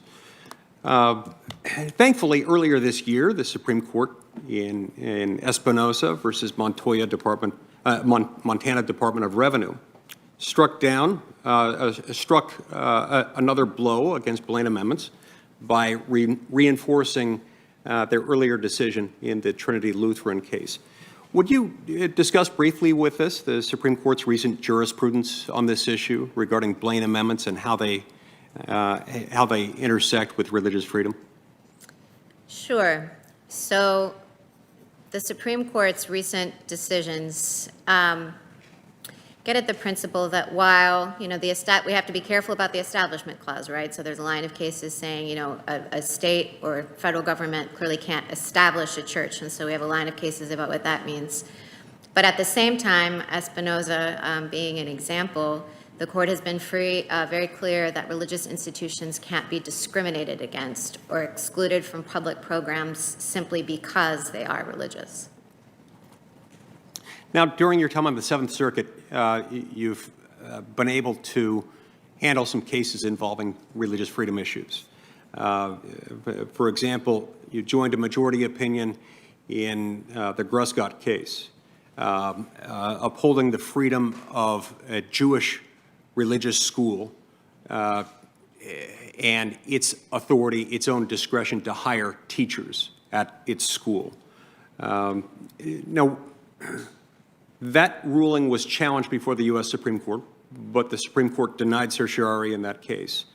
But nonetheless, a 7-2 majority of the Supreme Court in the Our Lady of Guadalupe case ended up essentially adopting a position similar to that which you joined in the case I just mentioned, in the Our Lady of Guadalupe case.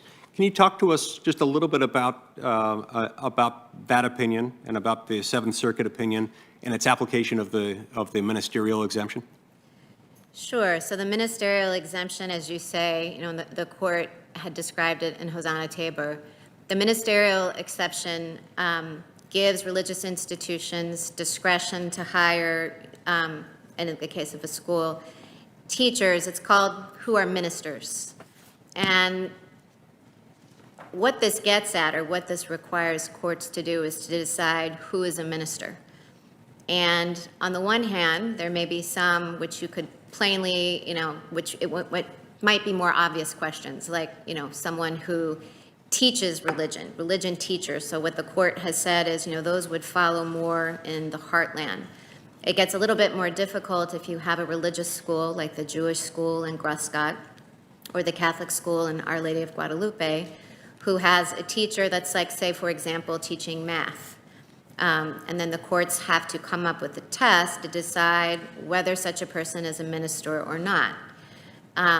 And what Gruscott and Our Lady of Guadalupe said is it's a multi-factor test where no one factor is determinative. So it can't be determinative just that the teacher teaches math rather than religion.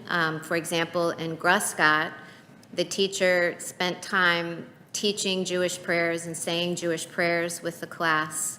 And the school considered it part of the teacher's duty to form the students, to teach them about Jewish prayers and to form them in that tradition.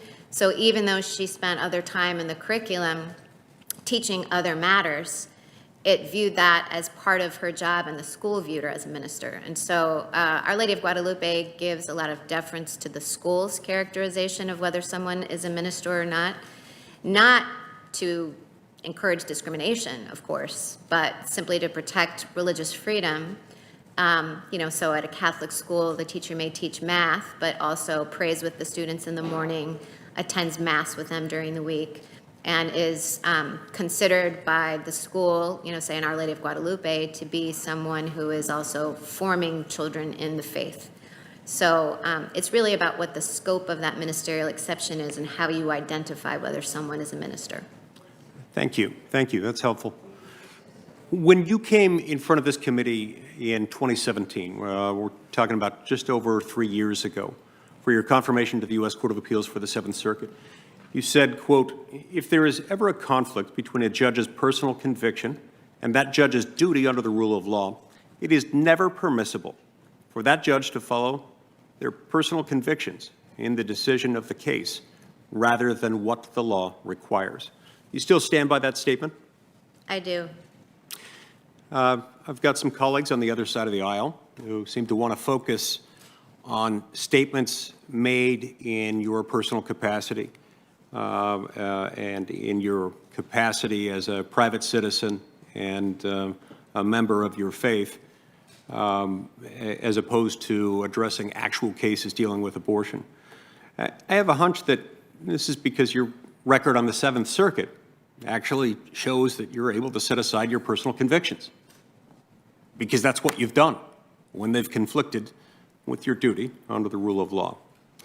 In Price versus Chicago, for example, I assume you remember that case. It's a case in which you joined a Seventh Circuit panel opinion affirming the legality of a Chicago buffer zone law, which places limits on pro-life activists as they're demonstrating, exercising their First Amendment rights outside of abortion clinics. I assume that was the case because there was binding Supreme Court precedent on the abortion buffer zone issue. Is that right, or do you want to tell me a little bit about your reasoning in that case? So the panel held that the issue was squarely controlled by the Supreme Court's decision in Hill versus Colorado. So there was binding precedent on point, and so you followed that precedent, and you did so as a jurist, rather than following whatever personal predilection might have otherwise guided you or any other member of that panel. In Planned Parenthood of Indiana and Kentucky versus Commissioner of Indiana State Department of Health, you joined a dissent written by Judge Frank Easterbrook of the Seventh Circuit. And the Supreme Court later agreed with you in a 7-2 decision with respect to the Indiana law requiring fetal remains to be buried or cremated following an abortion. A position that garners a 7-vote majority on the Supreme Court these days, at least a 7-2 decision that includes Justice Breyer and Justice Kagan. Does not seem very radical to me. Do you disagree? Am I missing something about that? The Supreme Court summarily reversed, which means without argument and briefing, the panel's holding in that case that the fetal remains the disposition of fetal remains portion of that statute wasn't rational. And I'll note for the record here, I don't think I've ever heard anyone characterize as a radical act of conservative activism a 7-2 decision joined by Justice Kagan and Justice Breyer. Judge Barrett, in addition to being able to set aside your personal convictions when deciding a case, you've also demonstrated the ability to expertly determine what the law requires. This stems, I believe, from a fundamental and, I believe, correct view that a judge needs to start from the premise that the law provides an answer. The fact that legal disputes can be difficult and reasonable minds might disagree as to them doesn't excuse the judge in believing that there is a right answer. And you seem to follow with that, and it shows up in your work in a way that reflects very well on you.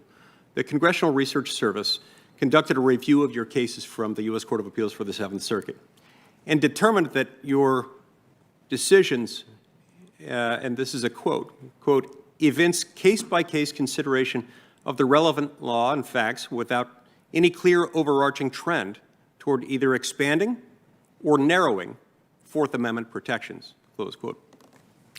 Now, this is exactly what I would expect from a textualist originalist on an issue that, like the Fourth Amendment, can actually be politically charged. But with the textualist originalist, this is exactly what you'd expect to see, somebody who doesn't appear to be a partisan one way or another and comes down on both sides, on the government side and on the non-government side. This would also account for a variety of outcomes in your cases, because you're not aiming for an overarching trend in outcomes. Your analysis seems sometimes to come out in favor of a defendant, and sometimes in favor of the government. I find your dissents and your concurring opinions in panel decisions to demonstrate this commitment to following the law as it's written, rather than on the basis of some external objective. Can you tell us why you felt the need to dissent in the case of Schmidt versus Foster? Yes. So Schmidt versus Foster involved a state court case. It came up through the Wisconsin courts. And in the case, there was a question of whether the defendant could raise a defense under Wisconsin law called adequate provocation for having murdered his wife.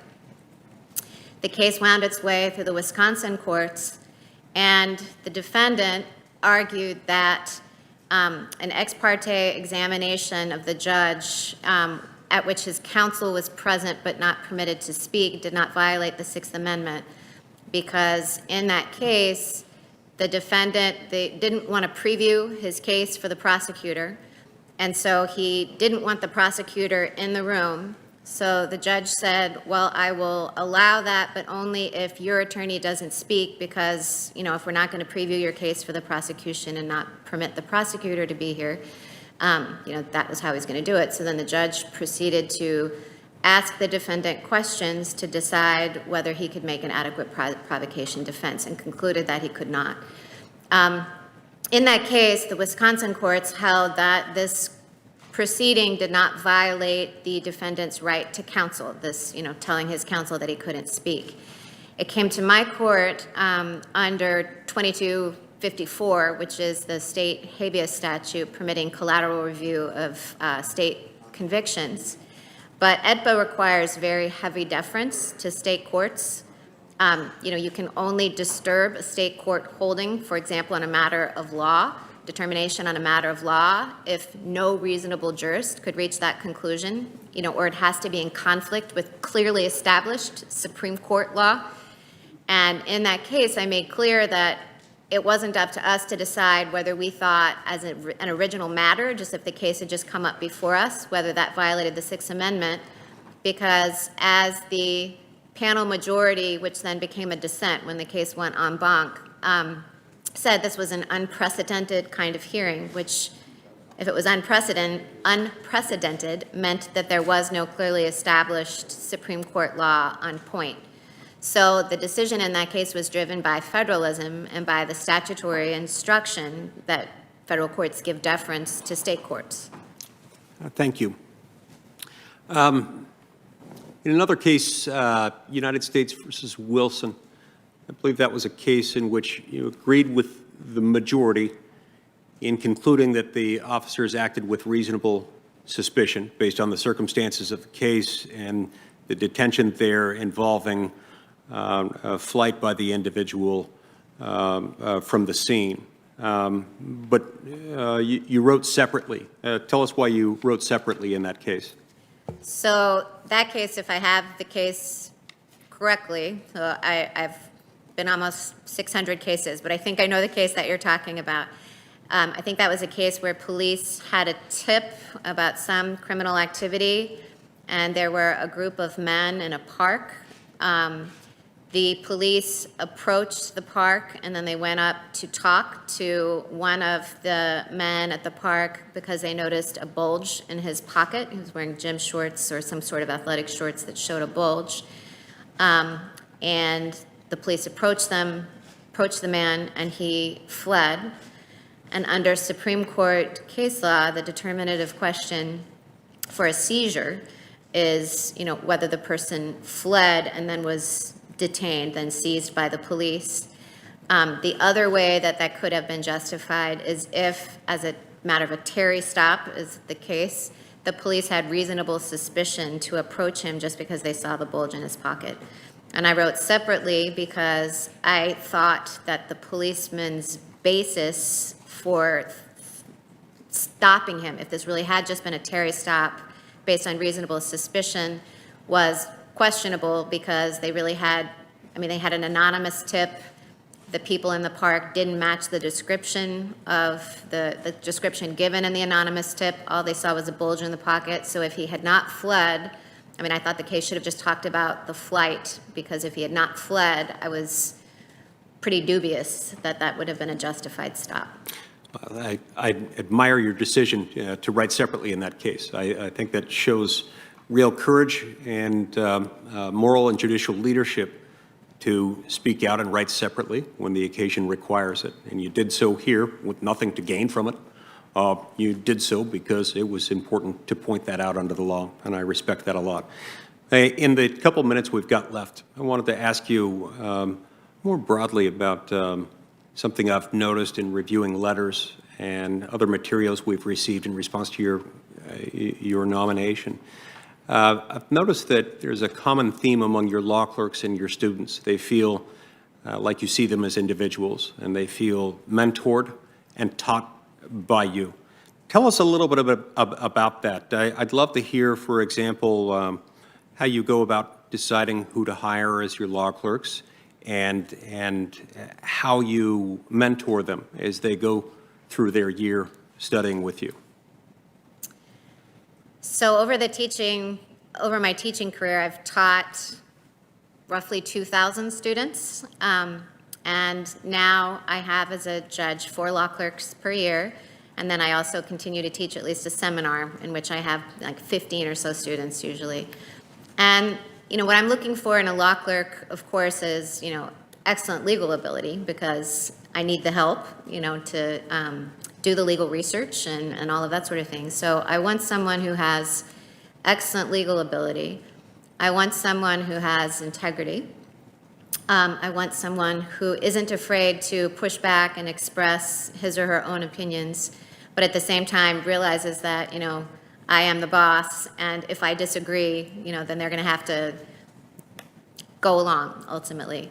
But I also want clerks who are, and this is part of the integrity, who have character. Our chambers is small. If someone had, say, sharp elbows, in a chambers that only has 6 people, my assistant, the 4 law clerks, and me, or that showed disrespect or arrogance, that would make for a pretty miserable year for everyone. And I've not been disappointed. Every one of my law clerks has fit that bill. And so I view it as my duty with my law clerks, much like with my students, to encourage them to enter the profession as full people who hopefully have gained some knowledge of the law in their time with me, and also seeing how they can, live a life where people can disagree without being disagreeable. Thank you, Judge Barrett. I see my time's expired. Thank you, Mr. Chairman. Senator Whitehouse. Thank you, Chairman. Judge Barrett. Senator? First, if I may, Chairman, let me ask unanimous consent that an essay I wrote for the Harvard Journal on Legislation called Dark Money and U.S. Courts be admitted to the record. Without objection. That a report that Senate Democrats prepared called Captured Courts be admitted to the record. And that an article by Christopher Leonard in the New York Times called Charles Koch's Big Bet on Barrett, describing his activating his political network to support Judge Barrett's nomination, also be entered to the record. Without objection. Thank you. Judge Barrett, on the Seventh Circuit, you are subject to a code of ethics, are you not? I am, And I presume you are okay with that? of course. In fact, I would submit you probably think that's a good thing. Yes, And indeed, it is true of all the circuit courts that they're subject to pretty much the same code of ethics, correct? yes. It gets different at the Supreme Court. Supreme Court is not subject to a code of ethics, is it? The canons of judicial conduct that apply to lower court judges do not apply to the Supreme Court, although I do believe it's the practice of the Supreme Court to follow them. Yeah, they do not apply, we agree. And indeed, going to the Supreme Court can interrupt an ethics investigation, as we saw with Justice Kavanaugh, who had an ongoing ethics investigation in his circuit that was interrupted by his elevation to the Supreme Court without having concluded. Let me first ask you, there's no such thing with you, correct? We have no Seventh Circuit ethics investigation going on that would be interrupted by your elevation to the Supreme Court. I'm not aware of any ethics I suspect you would be, investigation. so good. We can put that behind us.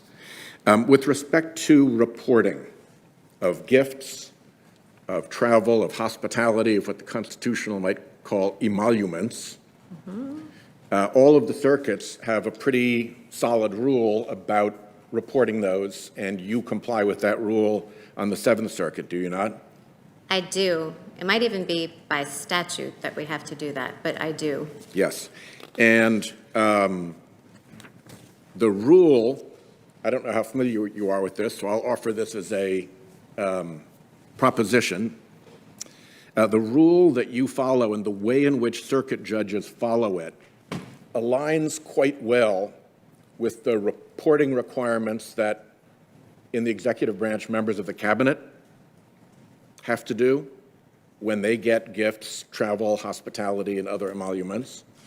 And it aligns quite well with the reporting that members of Congress have to do when we get gifts of travel or hospitality or other such emoluments. The discrepancy here is with the Supreme Court,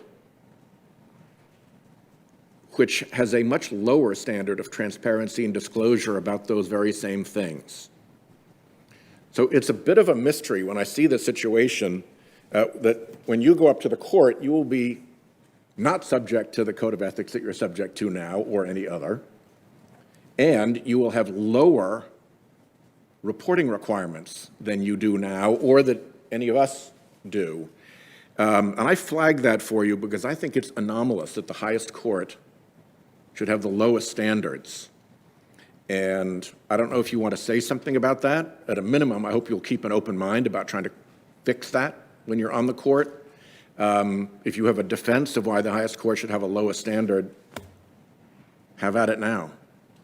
I didn't know. I know that the justices file financial disclosure reports. I've never looked at one. I didn't know that they were different or that it was a lower standard from the ones that the rest of us Okay, well, file. take a look at that when you get up there. This is a matter, I think, that the court handles administratively. I've never interrupted judicially. anybody, but can I just ask one question? Of course. Now that you know that, how do you feel about it? That the Let's Supreme stop my Court- time while you're answering the chairman's question. Time, but I think it's a good question. Now that you know, how do you feel about it? I guess, as I just said to Senator Whitehouse, I'm surprised because I did think it was by a statute that applied to everyone. So I'm surprised. I've always complied with filling out my financial disclosure reports, and as I'm sure it may have been for you all, it's a little uncomfortable the first time to make your finances available. Anybody can request it, but I've always complied. For the record, it's a question of interpretation and practice. And Senator Graham and I have actually had public conversations about trying to remedy this with a legislative fix. So you've got that potentially coming your way. So I flagged that for you. The second thing, another topic I'd like to raise with you is you've repeatedly mentioned during this hearing the phrase about litigation winding its way up through the courts and ultimately to the Supreme Court. And you've described that process of winding its way as an important restraint on judicial activism. That you got to wait till a case gets to you in the ordinary course, correct? Correct. That's a fair description of where you've been? Correct. Yeah, and ordinarily, I don't know if you've ever done a case, but ordinarily when you do a case, it begins with a person, right? Correct. And that person feels an injury, Yes. and then that person goes to a lawyer, Yes. and then that lawyer goes on their behalf to court And files a complaint. and files a complaint, and then in court, they try to win and vindicate their injury. That's kind of the basic standard way in which this works. Yes.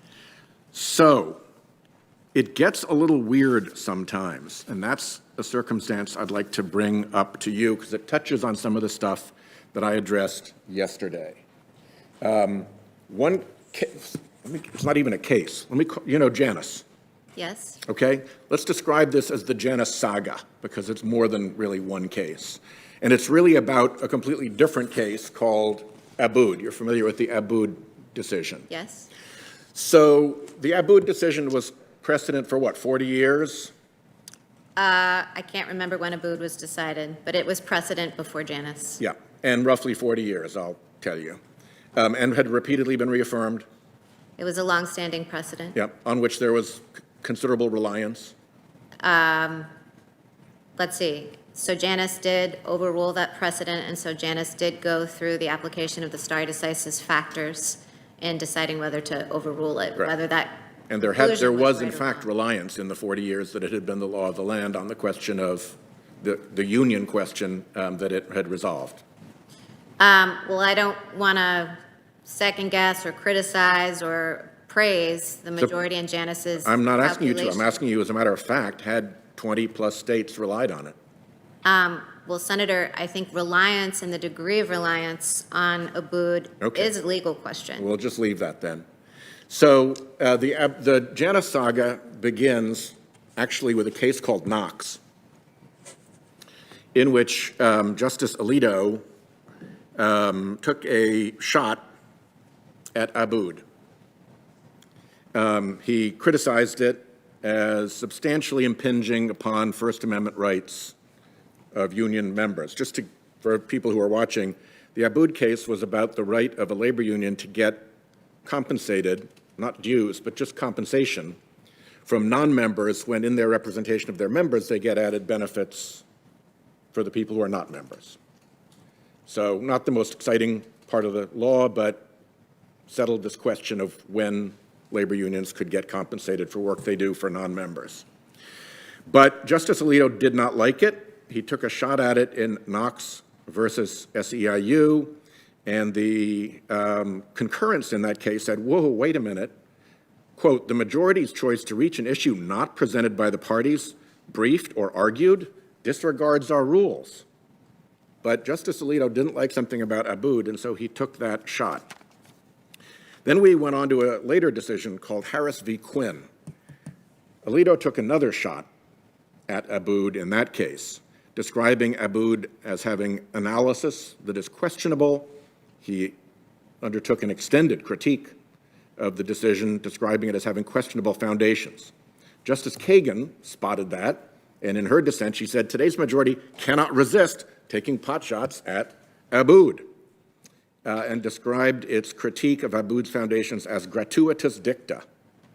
But the message went out from Judge Alito that he wanted to do something about Abood. There was something about Abood that he did not like.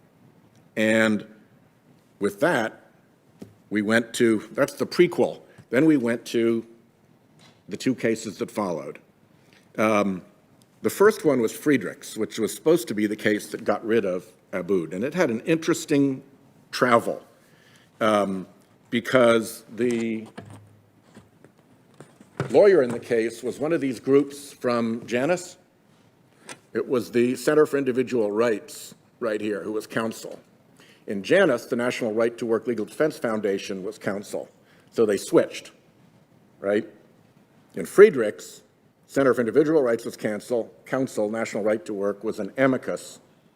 When it went on to Janus, they switched.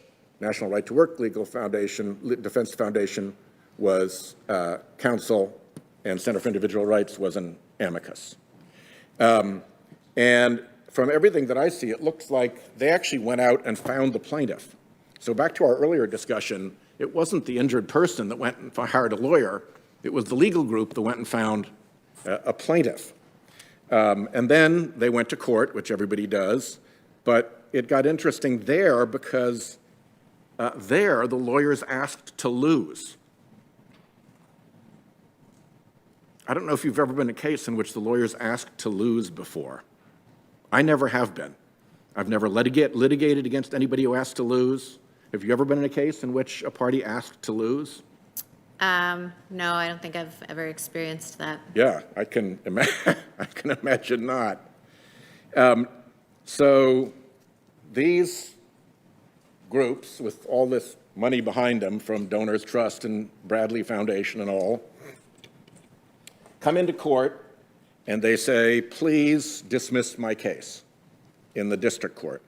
Then they go up to the Ninth Circuit and they specifically ask the Ninth Circuit to get rid of their case, to uphold the decision dismissing their case, quote, as quickly as practicable and without argument.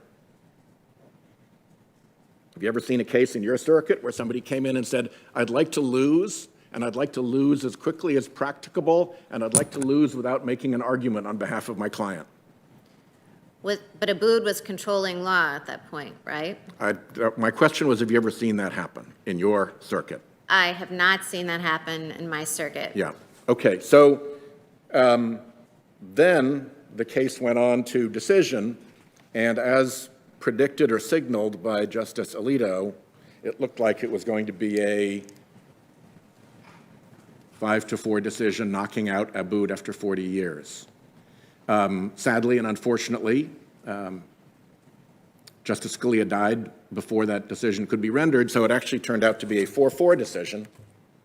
And as you know, a 4-4 decision, the tie goes to the decision below, and the Ninth Circuit prevailed, and so that was it for Friedrichs. But it didn't take long for this same group. So this is back to my Janus exhibit. These are all the commonly funded amici and lawyers who showed up in Janus. 11 of them had showed up in Friedrichs. So Janus was a reunion of the team, everybody piling back in together to get what they, and there was no big rush this time, because this time they had to wait for the vacancy on the court to be filled. They didn't want a 4-4 decision. They had to wait for Justice Gorsuch. So there wasn't the same rush. The case came through more ordinary travel, and then, boom, in they went to argue it, and down came the decision. And I ask you to think that through, because I've done some appellate argument, and I've done some trial work, and I have run an awful lot of litigation. And one of the things that has been a constant for me has been the belief that even if I was kind of taking a long shot case, I'd get a fair hearing, I'd get a fair decision, and I had a shot. I've got a feeling that the lawyers going into the United States Supreme Court in that Janus case, looking at this array of commonly funded anti-union front groups assembled against them as amici, having seen what Friedrichs portended, having been signaled by Alito in those earlier cases, that they wanted to get rid of Abood, that they was on the hunt for Abood. That's a feeling that no lawyer should have in America. And all I want to do is leave with you the thought that when you're on the court, I hope you will conduct yourself and see in whatever way you can that the court conducts itself in such a way that no lawyer goes into an argument in the United States Supreme Court feeling that the case is set against them and there's nothing to be done other than go in and take your medicine. Senator Whitehouse, I will approach every case with an open mind. So I have a little bit of time left, so I'm going to get onto a third. By the way, I'm not the only one who sees this as a saga. The dissent in Janus said, here ends the, quote, 6-year campaign to undo Abood by the majority of 5. Pretty safe to say that you don't think courts should be campaigning to reach decisions. Without commenting on Correct. Janus or what happened there, Correct. yes, I think that judges shouldn't have campaigns. Or projects. I think judges should not have pet projects and they should not have campaigns. They should decide cases. Thank you. So let's talk about, because we've had all these, I think, odiferous amici fluttering around the court without disclosing who's really behind them, let's talk about amici for a minute. First of all, on the Seventh Circuit, do you have ex parte meetings with litigants? No. Because why? Well, there Because would it's wrong? yeah, sure. I mean, there are constraints against Yeah. doing so. And how about with amici? If you have a case in which there is an amicus in a case that is before you, would you meet privately with amici while the case in which they've written a brief is pending? You mean meet privately, allow the amici to have access to the judges Yes. privately? Yes. To try to make the case? I would not do that. No. And why would you not do that? That would be inappropriate. Yep. And in fact, is it possible that you could not even know who was really behind the amicus if they haven't told you? You mean how the amicus was funded? Correct. To my knowledge, I'm thinking through what the disclosures are in the fronts of briefs. I mean, to my knowledge, that information is not part of what groups disclose. Correct. When they file amicus briefs. Correct. There's actually a bit of a tradition that has developed that amici, in their disclosure, only describe who paid for the actual physical preparation and filing of the brief. So if you had a big interest, let's say, that went and gave a group $1 million, maybe even stood up a pop-up group out of no place and said, here's $1 million, I want you to go out and do great things. Oh, and by the way, we'd sure appreciate it if you filed an amicus brief in this matter, just don't mention us. And we'd love to give you some advice about what you should say in the amicus brief, and it would be nice if you'd let us read it before you file it so we can make sure we don't need to give you any more advice. That doesn't meet the standard of 37.6. The court and the parties would never know. And in fact, this happened in the Oracle case, in Oracle versus Google. Turns out that Oracle had given up to $99,000, according to their disclosure, to something called the Internet Accountability Project, which filed a brief and didn't disclose that Oracle, a party in the case, had given it $99,000, and Internet Accountability Project was basically a pop-up. Somebody established it, it took the money, it wrote the brief. There's a group that has more cred that's been around longer called the American Conservative Union, which was given up to $500,000 by Oracle, and filed a brief in the Oracle case, and didn't disclose that it had been given that kind of money by Oracle. Isn't that the kind of stuff that parties ought to know, that the public ought to know, and that the court ought to know? I didn't know that until you just shared that information with me. Well, think about it, because I think it's something that the public and the parties and the court ought to know. Because if what you have is amicus groups that are coming in flying false flags, not revealing whose interests they're really there to support, and potentially teeing up arguments and ideas that will benefit the secret funders, that will maybe tee up for a case they know is coming but isn't this case, but if they can tilt the law a little bit in it, it can have an effect later on. Other parties should know that. So I urge you to consider that, and I'm 13 seconds out, so I'll leave it with that. Please think about these things. There is something that is not right about the way this is happening, and I urge you, and I urge anybody from the court who is listening, to try to sincerely try to clean this mess up, because it is not good for the court. Thank you. Thank you, Senator Whitehouse. Senator Cruz. Thank you, Mr. Chairman. Let me say, first of all, the last 3 days of hearings have revealed very good news. They have revealed the news that Judge Barrett is going to be confirmed by this committee and by the full Senate.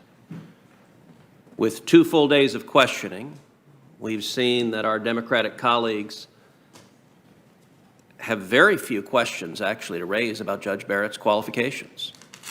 Very little of the time we've spent in here has concerned her record as a judge, her 20 years as a respected scholar. Instead, much of this hearing has focused on political attacks directed at President Trump. I recognize our Democratic colleagues are not going to be voting for President Trump in November. That's certainly their prerogative. But they've largely abandoned even trying to make the case that Judge Barrett is anything other than exceptionally well qualified to serve as a justice. It is striking that as we sit here right now in this committee room, there are only 2 Democratic senators in the room. If you look at the dais, there's chair after chair after chair that is empty. The Democratic senators are no longer even attending. I assume they'll show up for their time. But it is indicative of what they're tacitly admitting, which is that they don't have substantive criticisms. Mr. Chairman, may I make a point of personal privilege? Of course. We're in the midst of a COVID-19 crisis, a pandemic, and some members are in their offices following this on television, and to suggest their absence here means they're not following or participating is incorrect. I would note the senator from Illinois, in his personal privilege, somehow omitted the fact that all but 2 of the Democrats were physically here yesterday, and after the questioning, they made the decision not to be here. That's fine. You're welcome to make that decision, but it's indicative when it comes to the time of the questioning that this side of the aisle does not have arguments against Judge Barrett that have any chance of prevailing. I do want to address a couple of the individual points that have been made. So many of the Democratic senators have talked about Obamacare at great length. At times I have been confused, and I thought we were on the Health Committee instead of the Judiciary Committee, because it has been such a central talking point for every Democrat that if President Trump is reelected, they assert everyone with pre-existing conditions is going to be denied health care, and people will be dying in the streets. And I get that's their reelection message. It's not actually connected to reality. It's not actually true. Every member of the Senate agrees we're going to protect pre-existing conditions, and I would note that not a one of the Democratic senators who raised that point have addressed the very real and catastrophic failures under Obamacare. Obamacare has doubled the profits of the big health insurance companies, doubled them. Obamacare has been great corporate welfare for giant health insurance companies. At the same time, according to the Kaiser Foundation, premiums, average families' premiums, have risen $7,967 per year on average. That is catastrophic that millions of Americans can't afford health care. It is a catastrophic failure of Obamacare.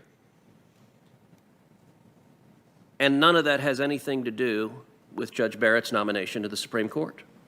That is a very good argument for members of the Senate to be having. And yes, we should be protecting pre-existing conditions and expanding competition, expanding options, and lowering premiums. This body will continue to debate that, but Judge Barrett will not be the decision maker on what the appropriate approach to health care is as a policy matter. A second point I want to address, Senator Durbin had an exchange with Judge Barrett about the right to vote and also about the Second Amendment. Now, as a policy matter, many Senate Democrats, number one, want to see the Second Amendment abridged to the maximum extent possible. And number two, many Senate Democrats have decided as a policy matter that they would like to see as many felons as possible able to vote. That it is, one would presume, they have made a determination it's in their political interest to have more felons, more convicted murderers, more convicted rapists, more people convicted of domestic abuse voting, that they've made an assessment that that helps their prospects on Election Day. They're entitled to make that policy determination, and different states have made different determinations about in what circumstances felons should be allowed to vote, in what circumstances felons should not be allowed to vote. I, for one, am a bit puzzled. I'm not sure our democracy is better by changing the law to allow murderers to vote. I'm not sure the operation of the republic would be better if Charles Manson had a greater voice in the electoral system. And I would note one of our colleagues, Senator Sanders from Vermont, in the course of the Democratic presidential primaries, argued not just felons who are out of jail, he argued that felons in jail, literally Charles Manson, serving a life sentence, or I think multiple life sentences for murder, should be able to vote. It's a policy matter. I think that's pretty out there. But the interesting thing is, Judge Barrett wasn't called upon to make a determination whether as a policy matter every felon should vote or no felon should vote or somewhere in between. Rather, she was doing a very different thing, which is applying the law. And Judge Barrett, did I hear you correctly that when you were describing your dissent in the counter case, that one of the reasons you said that there was a difference in the law as it concerned voting versus the Second Amendment is because the 14th Amendment, the text of the 14th Amendment explicitly contemplates legislatures making restrictions on voting based on whether you've committed a crime? Is that right? That's right. And I actually have the text of the amendment because Senator Durbin was highly critical. As a policy matter, he wants those felons voting. But he didn't, in fact, address the legal issue that as a judge, Judge Barrett was obliged to address. And Section 2 of the 14th Amendment provides in relevant part, but when the right to vote at any election is denied or is in any way abridged, except for participation in rebellion or other crime. Well, Senator Durbin may not like that the 14th Amendment explicitly contemplates that if you commit a crime, if you're a felon, you may forfeit your right to vote, but that is in the text of the Constitution. And as a judge, Judge Barrett would be not doing her job were she not to look at the text of the Constitution and follow the text of the Constitution. Am I right, Judge Barrett, that the Second Amendment doesn't have similar language suggesting or other crime or anything comparable to that? You are correct. All right, a third point. There's been some discussion from Democratic members raising the question of the Federalist Society and dark money and all sorts of mysterious connections. Now, Judge Barrett, am I right that at least for a period of time you were a member of the Federalist Society? Is that right? While I was on the faculty as a full-time tenured professor. And you've spoken at some Federalist Society events. Is that accurate as well? I have. In your time dealing with the Federalist Society, have they ever lobbied you to take a particular position? They have not. In your time as a judge, has the Federalist Society ever filed a brief in your court urging an outcome in a particular case? It's my understanding the Federalist Society doesn't litigate, and they have not ever filed a brief in my court. Your understanding is correct. The Federalist Society does not file amicus briefs. Our Democratic colleagues have been engaged in a sustained effort to try to sully the Federalist Society. It is disconnected from reality, but I will say, and I wish Senator Whitehouse were here. My intention was to have this discussion with him here because he just spoke about all the connections. He had his charts. I would note, I was feeling a little bit bad that I didn't have a chart with sort of red fuzzy yarn connecting all the things that are the deep conspiracies going on. So in that interest, I do have a chart that's a little bit smaller that has similar connections back and forth, and it is produced by, what is it, the Americans for Public Trust, and it shows the dark money connections between Senator Whitehouse and Planned Parenthood and Arabella Advisors and all of these different organizations with money flowing back and forth, all the dark money. And in fact, I would note one of those dark money organizations on the left that we talked about yesterday that is the Demand Justice Organization. I would point out the Demand Justice Organization has decided to be directly involved in these proceedings because this is a left-wing dark money organization that has posters that are right outside of this building that have pictures. Senator Lee, you're on the poster. Chairman Graham, you're on the poster, and the posters say, "Supreme Super Spreaders, Politics First, Health and Safety Last." You know what? The First Amendment's a great thing. If they want to put your pictures up, it's a pretty good picture of Senator Lee. It's not as good a picture of Chairman Graham. Needs to work on getting a better picture to them. It's not their fault.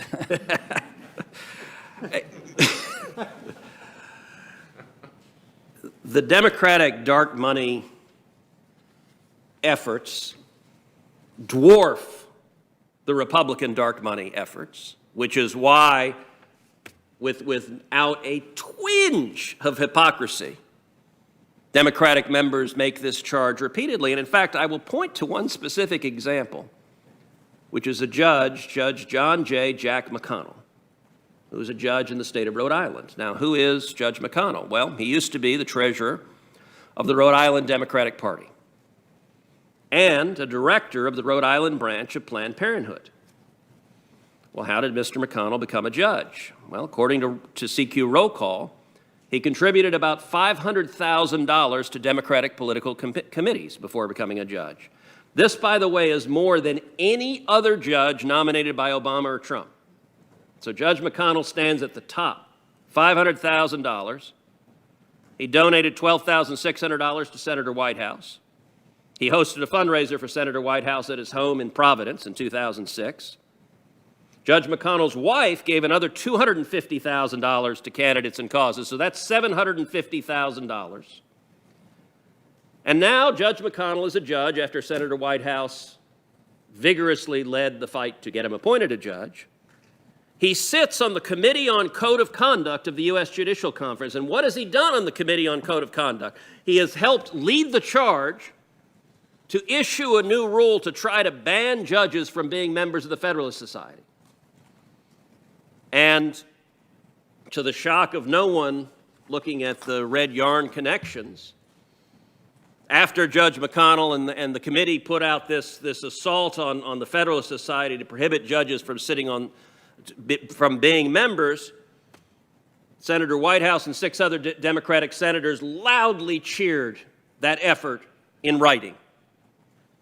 Now, fortunately, that effort was roundly denounced. Over 200 federal judges signed a letter opposing this. Federalist Society takes no positions, doesn't lobby, doesn't file amicus briefs, doesn't take public policy positions. Most of its events are debates where people on the left are featured prominently. Every single U.S. Supreme Court justice, all of them, have spoken at least one Federalist Society event. And thankfully, the assault on the Federalist Society was withdrawn in the face of over 200 federal judges, and I would note 29 senators roundly criticizing the attempt. It's turn to a fourth issue. Many Democratic members of this committee seem to be treating this hearing as a policy hearing on what's good health care policy, what's good gun policy, what's good voting rights policy.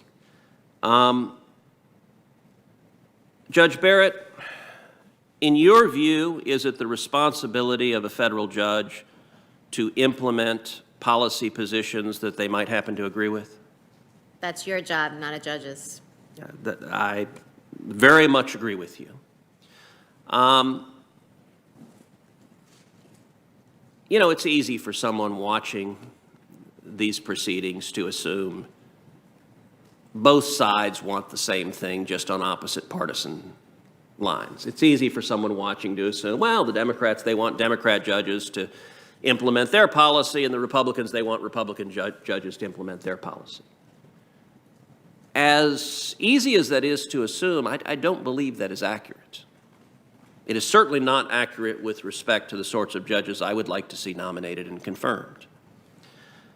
And I'll give you an example of that. An issue that I am deeply passionate about is school choice. I think school choice is the civil rights issue of the next century. But I also think the right arena to fight for school choice is right here in the United States Senate. The right arena to fight for school choice is in the state legislatures. It is in the politically accountable elected legislatures. So, do I want to see a federal court issue an order mandating school choice across the country? It might be simpler if I could just convince 5 justices to order every jurisdiction in America, you must have school choice. It would be a lot easier than trying to convince 51 or 60 senators, trying to convince the House. We've gotten school choice legislation passed through this body that I've introduced, but it's been hard fought. It'd be much easier if 5 philosopher kings could just mandate it. But that would not be an appropriate judicial role. And I'm certainly not asking Judge Barrett to issue any ruling, although I believe that policy is the right policy. It's not a judge's role to mandate it. Interestingly enough, our Democratic colleagues do support judges prohibiting it. If you look at a case called Zellman versus Simmons-Harris, that was a case that was a challenge to Ohio's school choice program. Ohio's school choice program gave scholarships to thousands of low-income children, mostly African-American and Hispanic children, trapped in failing schools. It gave them hope. It gave them a chance at a decent education, a chance to escape violence, a chance to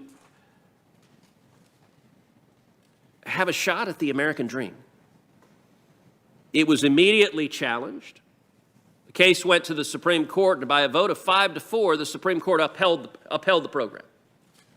4 justices were prepared to strike down that program as unconstitutional, and with it, every other school choice program in America. To rule that the Constitution doesn't let the elected legislatures decide to give scholarships to kids if they choose to go to a religious institution. As far as I'm concerned, that's a radical and activist position. 4 justices were ready to shut down school choice programs all across the country. That's an example of how one side wants the court to mandate their policy outcomes. The other side does not. I don't want school choice mandated. I want it to be left to the political process. For my last couple of minutes, I want to address one other issue, which is the issue of packing the court. We have seen repeatedly Joe Biden and Kamala Harris refuse to answer whether they would pack the court. What does it mean to pack the court? Packing the court means one very specific thing, which is expanding the number of justices to achieve a political outcome. Packing the court is wrong. It is an abuse of power. I believe, should they win in November, that our Democratic colleagues will pack the court. I think that's why Joe Biden refuses to answer it, although he did say when asked, the voters don't deserve to know his answer as to whether he'll pack the court. And what we've seen this past week is we've seen with a message discipline that is really quite remarkable. Democratic senators all making a new argument that what Republicans have done for 4 years is packing the court. With all due respect, what utter nonsense. Filling judicial vacancies is not what that term means, and they are endeavoring to redefine the language, to set the framework, to set the predicate for a partisan assault on the court. I will read you some quotes. Joe Biden in 1983, quote, FDR's court packing idea was, quote, a boneheaded idea. It was a terrible, terrible mistake to make. And it put in question an entire decade, the independence of the most significant body in this country. Pat Leahy in 2017, quote, the Judiciary Committee once stood against a court packing scheme that would have eroded judicial independence. That was a proud moment. Senator Blumenthal, much the same. Senator Durbin in 2018, quote, 75 years ago we went through this, and I think the Congress was correct in stopping this popular president named Franklin Roosevelt from that idea. Justice Ginsburg in 2019, quote, if anything would make the court look partisan, it would be that. One side saying we're in power, we're going to enlarge the number of justices, not fill vacancies, enlarge the number of judges, so we would have more people who would vote the way we want to. 9 seems to be a good number. It has been that way for a long time. I think it was a bad idea when President Franklin Roosevelt tried to pack the court. That's the next fight we're facing. If Democrats win the majority, I hope that we don't see that come to pass. Thank you. Senator Cruz, we'll come back at 12:30, and we'll lead off with Senator Coons. 12:30.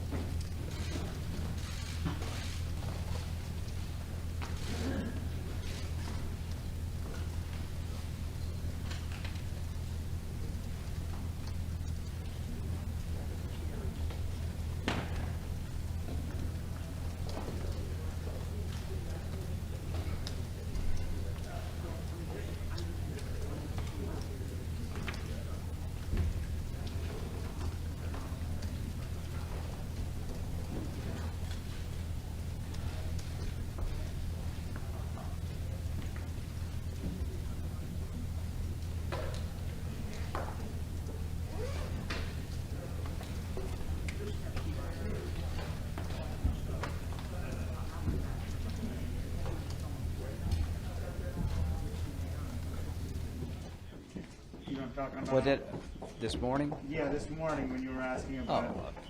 If anybody was listening to who I am and what I said, you know that it was with deep sarcasm that I suggested that some legislative body would want to yearn for the good old days of segregationism.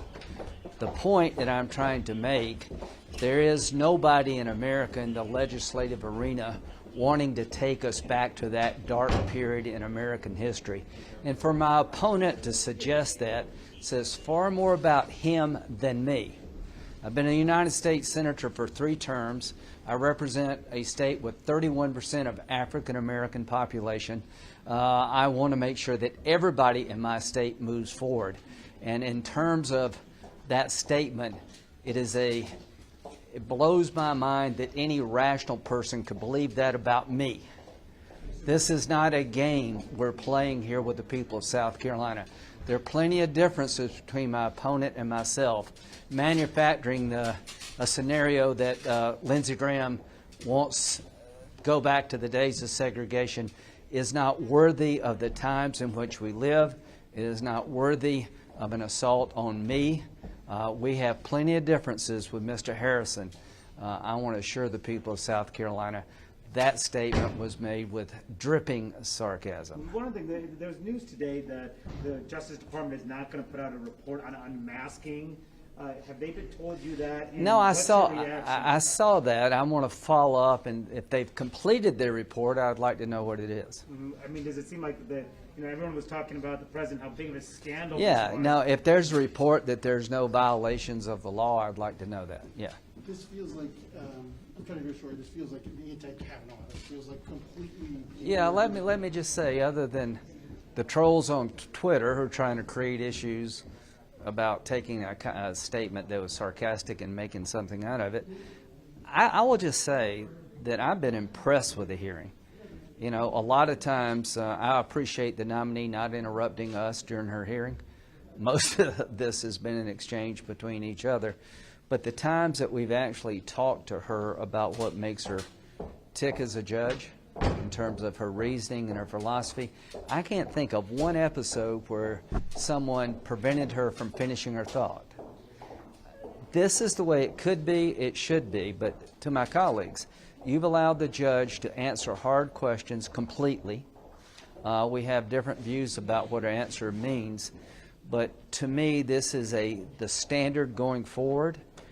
To my Democratic colleagues and to my Republican colleagues, I want to thank you for being respectful to the nominee and, quite frankly, to each other. I got to go eat. Thank you, sir. Appreciate the time.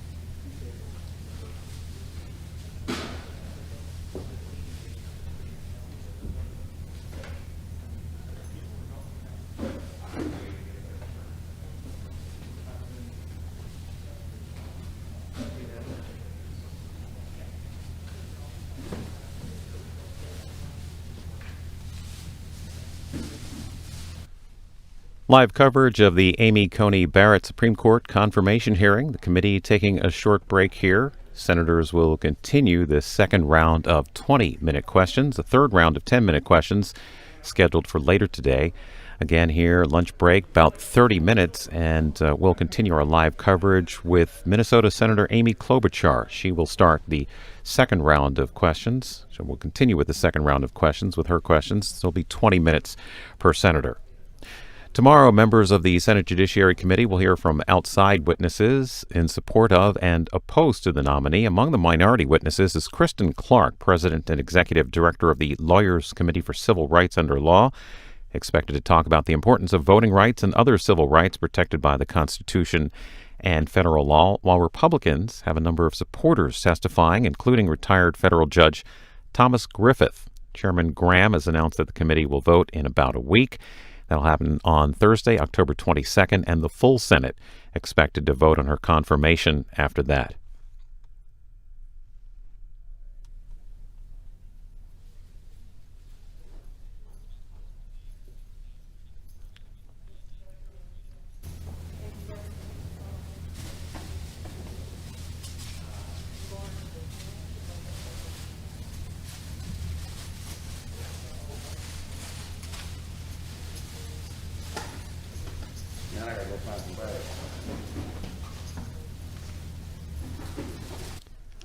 Again, a look inside the Hart Senate Office building, the courtroom where this hearing is taking place for Judge Amy Coney Barrett. The hearing expected to resume in about 25 minutes at 12:30 Eastern. Our live coverage will continue then. While we wait, a look at some of the questioning by the chair and the ranking member. You were read some statements by, I think it's what's the name of the pro-life group, county? The St. Joseph County Right to Life. Okay. And you were asked by Senator Blumenthal, who I respect, whether or not their policy positions were illegal. Do you remember that? I remember him asking me whether I accepted other policy positions on in vitro fertilization and whether it was a rejection of Roe. Yeah. Well, I remember a exchange where they took a statement from that group or some other group arguing for the criminalization. Remember that? The criminalization of IBF, is that right? Yeah, I think so. Okay.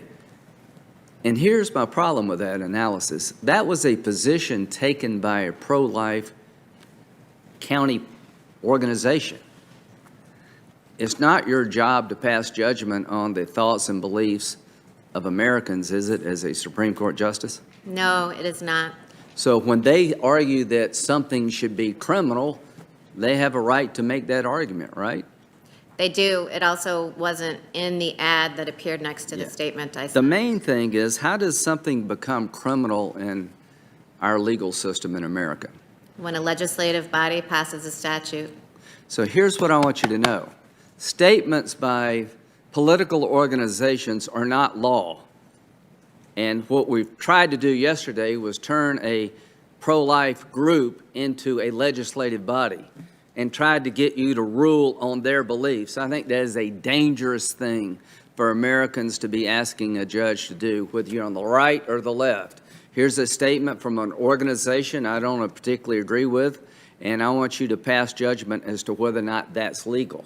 The question for you would be, if some legislative body tried to criminalize this procedure, then that would be subject to litigation in court. Is that correct? That is correct. A case in controversy doesn't arise because you disagree with a statement of a private person or a private group. Is that correct? That is correct. A case in controversy arises around criminal law when somebody passes a criminal statute. Is that correct? That's correct. Then and only then would you determine the constitutionality of that provision. Is that correct? Well, actually, not even then. The statute would have to be enforced against somebody, so a prosecutor would have to try to hold someone criminally liable for getting IVF, for example. So the case in controversy concept would have to mature. Yes, there would be quite a lot of maturation required. Yeah, before it got to the Supreme Court, if it ever did. So I just want every American to know it's not the judge of it's not the role of a Supreme Court justice to pass judgment on your opinions. It's the role of a Supreme Court justice in very limited circumstances to pass judgment on laws passed by legislative bodies and in other circumstances, regulation, I would suppose. Now, voting. Is it appropriate for legislative bodies to protect the integrity of the ballot box? So any specific measures that legislative bodies took to protect the integrity of the ballot box could be subject to litigation, subject to challenge. And that's So- right. And as they are developed, the courts will hear cases if cases and controversies arise, right? Yes. One of the reasons we don't have an agreement with the House is that in their $2.2 trillion package, they're mandating ballot harvesting as a national policy. I think it's ripe for fraud. We've seen evidence of ballots being placed in people's cars and dropped in ditches. So I think there will be an effort, I hope, to protect the integrity of the ballot and also ensure easy voting. I don't think they're contrary goals for the nation. Now, when it comes to being on the court itself and collaborating with other members of the court, what's your experience been at the Seventh Circuit level? How's that played out? It is so collegial. We all collaborate. I have the greatest respect and have had wonderful interactions with every single one of my colleagues. Do you think you have the capability to fit in at the Supreme Court? I hope so. Okay. So we talked a lot about laws legalizing same-sex marriage. What's the name of the case? Obergefell. Okay. And you would, if anybody tried to change that precedent, one of the things you would look at is a reliance interest that people have formed around that piece of legislation. Yes. Same with Casey and Roe. Yes. Okay. So reaching a decision that the case was wrongly decided doesn't end the debate in terms of whether or not it should be repealed. Is that correct? That is correct. And there's a very rigorous process in place to overturn precedent? There is many factors, reliance being one. Okay. Is there any constitutional right to a polygamous relationship? Let's see, that might be a question that could be litigated at, polygamy, obviously, in many places is illegal now, but that could be an issue somebody might litigate before the court at some point. Somebody might make the argument it's possible for three people to love each other genuinely, and that would work its way to the court if somebody wanted to make that argument. Is that correct? Somebody could, make that argument. So you've been asked a lot about Roe v. Wade and Casey, and one of the differences between Brown versus Board of Education and Roe line of cases is there's active litigation regarding Roe. Is that correct? That is correct. I think Senator Hirano named 8 or 9 different cases that may come up to the court, cases in controversy. And one of the reasons you can't tell us how you would rule is because there's active litigation coming to the court. Is that correct? That is correct. And one of the reasons you can say with confidence that you think Brown versus Board of Education is super precedent is that you're not aware of any effort to go back to the good old days of segregation by a legislative body. Is that correct? That is correct. And I've also said that in lectures that Brown was correct as an original matter. So that is the kind of thing, since I've said it in writing, I felt like I could express before the committee. When it comes to Hiller, there's legislative bodies all over the country passing laws regarding gun ownership. Are you aware of that? I am aware of that. Okay, when it comes to Citizens United, I think there'll be some efforts after this election to maybe revisit that case. So the thing that I'm trying to establish here is that Heller, Citizens United, Roe, Casey are all actively being litigated because legislative bodies are playing in that arena. Is that a fair statement? That's a fair statement. So your point to us is when it's likely that case and controversies around the holding of a particular case are going to come to the court, there's only so much you can tell us about what you may or may not do. Absolutely. So that Roe v. Wade compared to Brown versus Board of Education is not super precedent. Not super precedent, as I was using that term in the articles that have been referred to. And let me tell you from a common sense point of view why it's not super precedent. I have legislation. 14 states have passed a law that I'm trying to get passed up here, that in the 5th month of pregnancy, 20 weeks, an unborn child is capable of feeling pain. I'm making the argument there's a compelling state interest to protect that unborn child from a very painful death called abortion. There's only 7 nations on the entire planet that allow abortion on demand in the 5th month. Now, that's a political exercise we're going through. 14 states have passed a version of what I've just described. That will be coming to the court, I would imagine, in the future. All I ask is that will you listen to both sides of the argument if it gets to you? I will. Thank you. Judge, all I can say, I've met a lot of people in this business and very impressive people. One of the highlights of my time on the committee is to get to meet incredibly talented, smart, squared-away people. Justice Roberts sat right before you and didn't have a note. A lot of people on my side are upset with him about this or that. Sometimes I disagree with him, but I do know this, that he's doing what he thinks is best for the court and for the country. Justice Sotomayor and Kagan, delightful people, incredibly wickedly smart. Justice Kagan had a biting sense of humor, and they're on the court because they should be. They're on the court because they live lives worthy of being on the court. They're on the court because they're some of the smartest people in the land about the law. They're on the court because they lived incredibly productive and meaningful lives.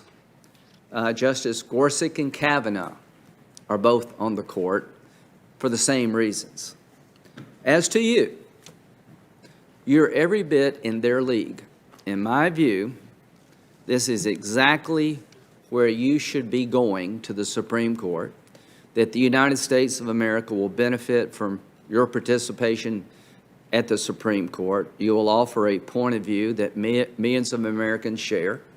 You will have life experiences that will round out the court. You will apply the law to the facts, and that you are going to inspire a lot of young women, just like Justice Ginsburg did, just like Justice Sotomayor and Kagan did. And the young women that you're going to inspire don't have a whole lot of role models they can point to in terms of the media world in which we live in, uplifting them. That's about to change. To my Democratic colleagues, I understand where you're coming from. I understand what you want the court to do. You want the court to do things differently than we do. I don't question your motives, and I want to thank you for conducting this hearing in a way that has been respectful, has been challenging, and the process will be moving forward here. And from the committee's point of view, I think we're on track to do it in a way that hopefully people will say, even though you disagree strongly, you're not that disagreeable.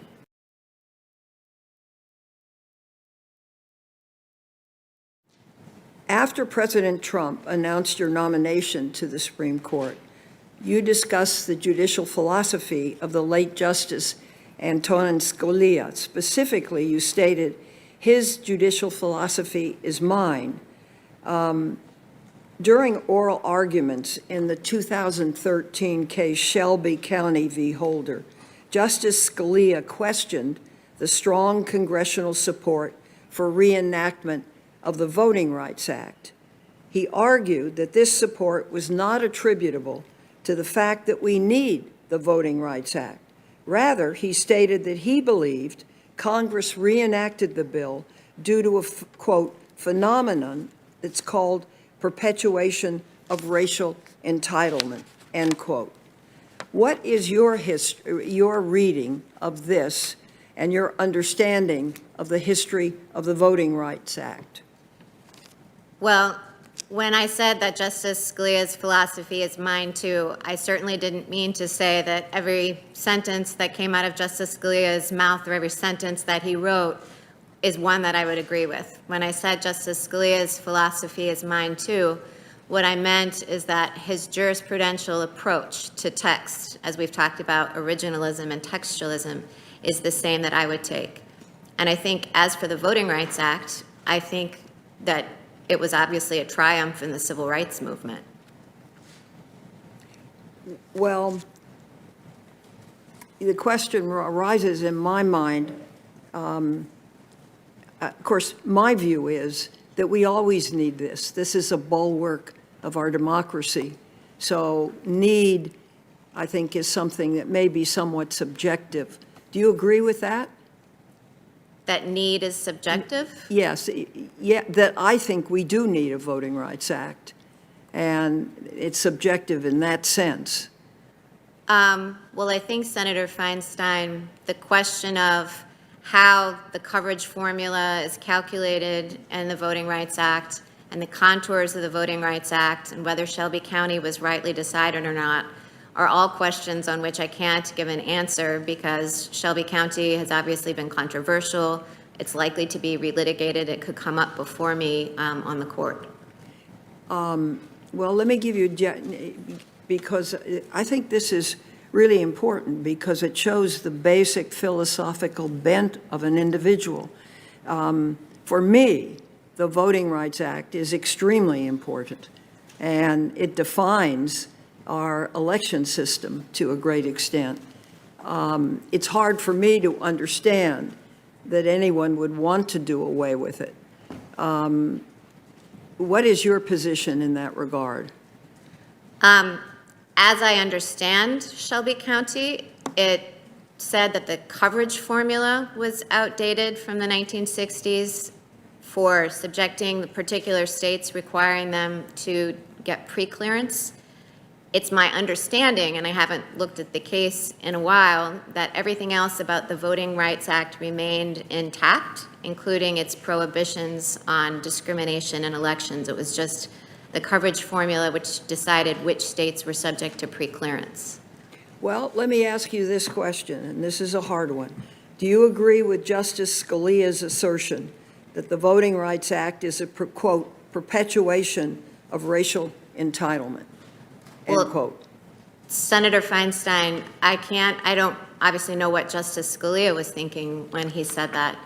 And any characterization of the Voting Rights Act or a statement like that is simply really not something I can opine on because, you know, that's tied in, I would think, with these Shelby County questions. Well, can you opine? I'm not asking for a formal opinion, but would you believe that it's a perpetuation of racial entitlement? Well, Senator Feinstein, I think that goes to the question of whether the coverage formula was outdated and needed to be updated from the 1960s or not. I take that to be the thrust of the disagreement in Shelby County and the position that Justice Scalia was taking. So again, I can't express a view on Shelby County and whether the majority or dissent had the better of the argument. Okay, let me move on to workers' rights and age discrimination.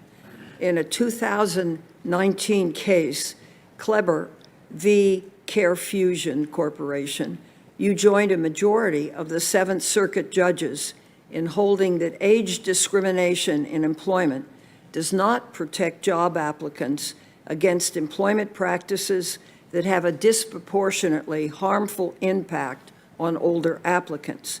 The opinion you joined, as I understand it, dismissed a claim brought by a 58-year-old lawyer who was passed over for a job that was offered to a 29-year-old applicant with less experience. I think I'm concerned by the implications of the decision. According to AARP, approximately 35% of the United States population is now 50 years or older. Almost 29% of households are headed by someone near or past retirement age who have no savings or pension. According to the EEOC, study after study has shown age discrimination, quote, remains a significant barrier for older workers, end quote. And older applicants are more frequently denied job interviews than middle-aged applicants. Additionally, older and middle-aged women are subjected to more age discrimination than men. The EEOC has found that the Great Recession during President Bush's administration, quote, forced many older workers to revive their retirement plans, to work longer to recoup drained retirement accounts and lost savings. So here's the question, because I think it's going to be an increasing problem for the court. What do you understand to be the purpose of age discrimination, of the Age Discrimination in Employment Act? Well, in Kleber versus CareFusion, I joined a majority of the en banc court, so that was a case that we heard as a full court. And the question is whether the prohibition on age discrimination covered applicants or only employees. And the statute said employees, and so an applicant isn't an employee. So the majority said that the statute, by its terms, didn't cover the conduct. But I think that's an instance, you know, I talked yesterday quite a bit about whose role it is to update statutes or extend them, and I think that's an instance in which Congress could well address this problem by amending the statute to include applicants in it. So where would you stand on the general subject matter? Well, since I can't impose the law of Amy, that would be up to the Congress to decide, or many state legislatures have different anti-discrimination prohibitions that offer even more protection than some federal statutes. Okay. Let's talk for a moment. In 2013, you wrote, and this is a quote, I tend to agree with those who say that a justice's duty is to the Constitution, and that it's thus more legitimate for her to enforce her best understanding of the Constitution rather than a precedent she thinks clearly conflicts with it. If you are presented with a case where your view of the Constitution conflicts with Supreme Court precedent, what will control your decision? your understanding of the Constitution or precedent? Senator Feinstein, I'm really glad that you brought that up because that quote was mentioned a lot yesterday, and I'm happy to have an opportunity to explain the context. That entire article, I mean, I think that there's been some misunderstanding, perhaps because that sentence, first of all, it was citing a footnote to both an originalist scholar and a progressive constitutionalist. But the whole article was defending the Supreme Court's current doctrine, which accords constitutional precedent weaker stare decisis effect than, say, statutory precedent. And I mentioned that yesterday, against claims that we should have no doctrine of stare decisis at all, and against claims that it should be absolute and completely tie the court's hands. So I actually wasn't arguing for any alteration to stare decisis doctrine. I was saying this is how it is, this is how the Supreme Court does it, and that's right. And another couple of sentences in there, which I think might put my perspective in context, I said a new majority cannot impose its vision only with votes.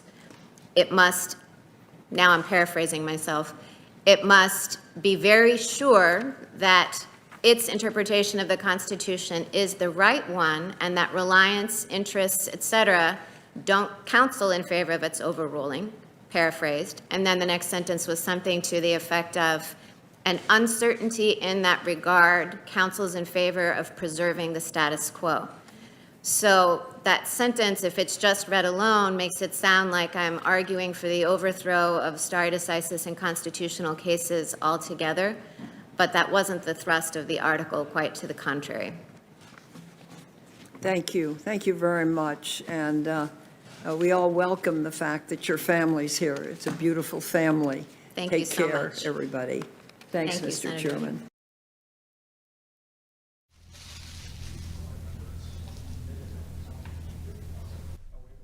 And the third day of the Amy Coney Barrett Supreme Court confirmation hearing. In the final moments of a break for lunch, it could be coming back any moment here. Senators conducting the second and third round of questioning. Those last for 20 minutes and 10 minutes, respectively. And when they return in just a few minutes, we expect Minnesota Democrat Amy Klobuchar to be the next questioner. Tomorrow, the committee will hear from additional witnesses in support and opposed to the nominee. The Judiciary Committee will vote on her nomination in about a week on Thursday, October 22nd. A final vote with the full Senate is expected after that. And if you missed any of this process, from President Trump's announcement in the Rose Garden to this hearing, you can access it all at cspan.org. You'll also find there archival Supreme Court confirmation hearings. And we'll take you now back to 214 Hart Building, the Hart Building on Capitol Hill. As you see the family heading back into the hearing room as the afternoon session is about to begin. Live coverage here on C-SPAN.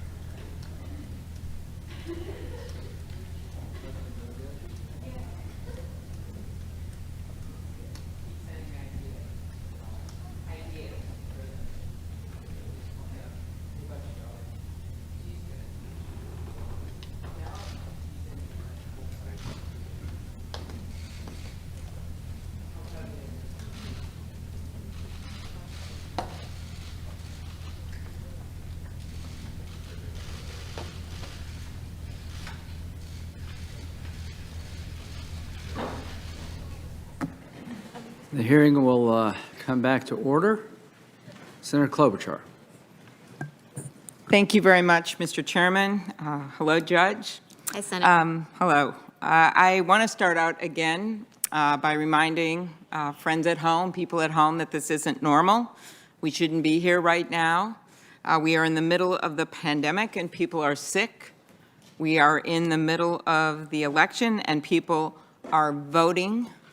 And yet here we are stuck in a nomination hearing.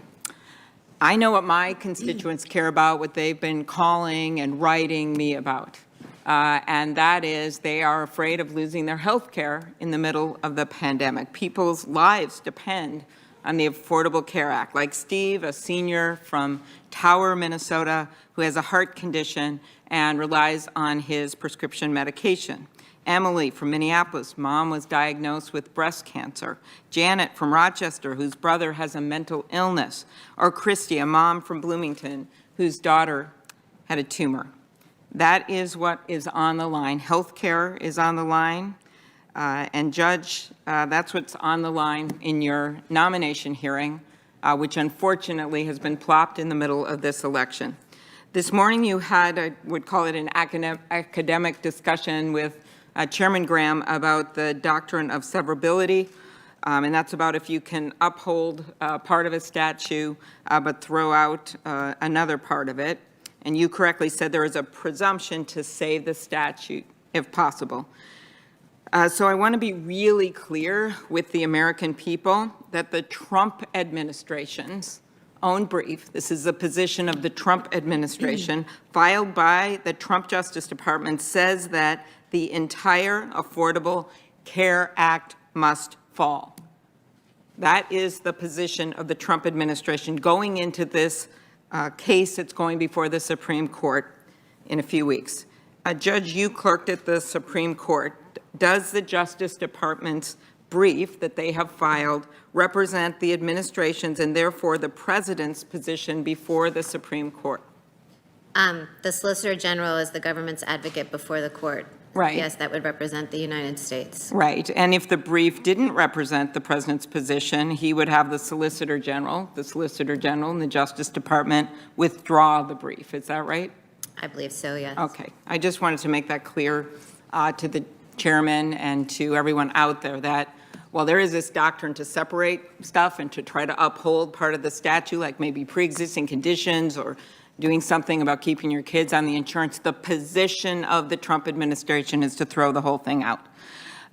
The second thing I want to make clear is that you have been nominated to the highest court in the land, and you will be the deciding vote in many cases that will affect people's lives. And I appreciated that you've said it's not the law of Amy, it's not your law, but the point is that you will be in a really important position. I think that's one of the reasons that they're trying to ram through this process right now. And while you're not saying how you're going to rule on cases, as I said yesterday, I've been following the tracks, and the only way for the American people to figure out how you might rule is to follow your record and to follow the tracks. And we know this. You've said you consider Justice Scalia one of the most conservative judges in our nation's history as a mentor. You've criticized the decision written by Justice Roberts upholding the Affordable Care Act. In a 2015 NPR interview, you praised the dissent by Justice Scalia in another Affordable Care Act case, saying the dissent had the better of the legal argument. You signed your name to a public statement featured in an ad that called for an end to what the ad called the barbaric legacy of Roe v. Wade, which ran on the anniversary of the 1973 Supreme Court decision. You wrote your own dissent disagreeing with longstanding court rulings on gun safety, expressing your legal opinion that some felons should get guns, and you once discussed a dissent in the marriage equality case asking whether it was really the Supreme Court's job to make that decision. So to me, these tracks lead us to one place, and that is that you will have the polar opposite judicial philosophy of Justice Ginsburg. And to me, that would change the balance of this court, which is already 5-4 and known as very conservative when you look back through history, to 6-3. 6-3. And that would have great repercussions for the American people.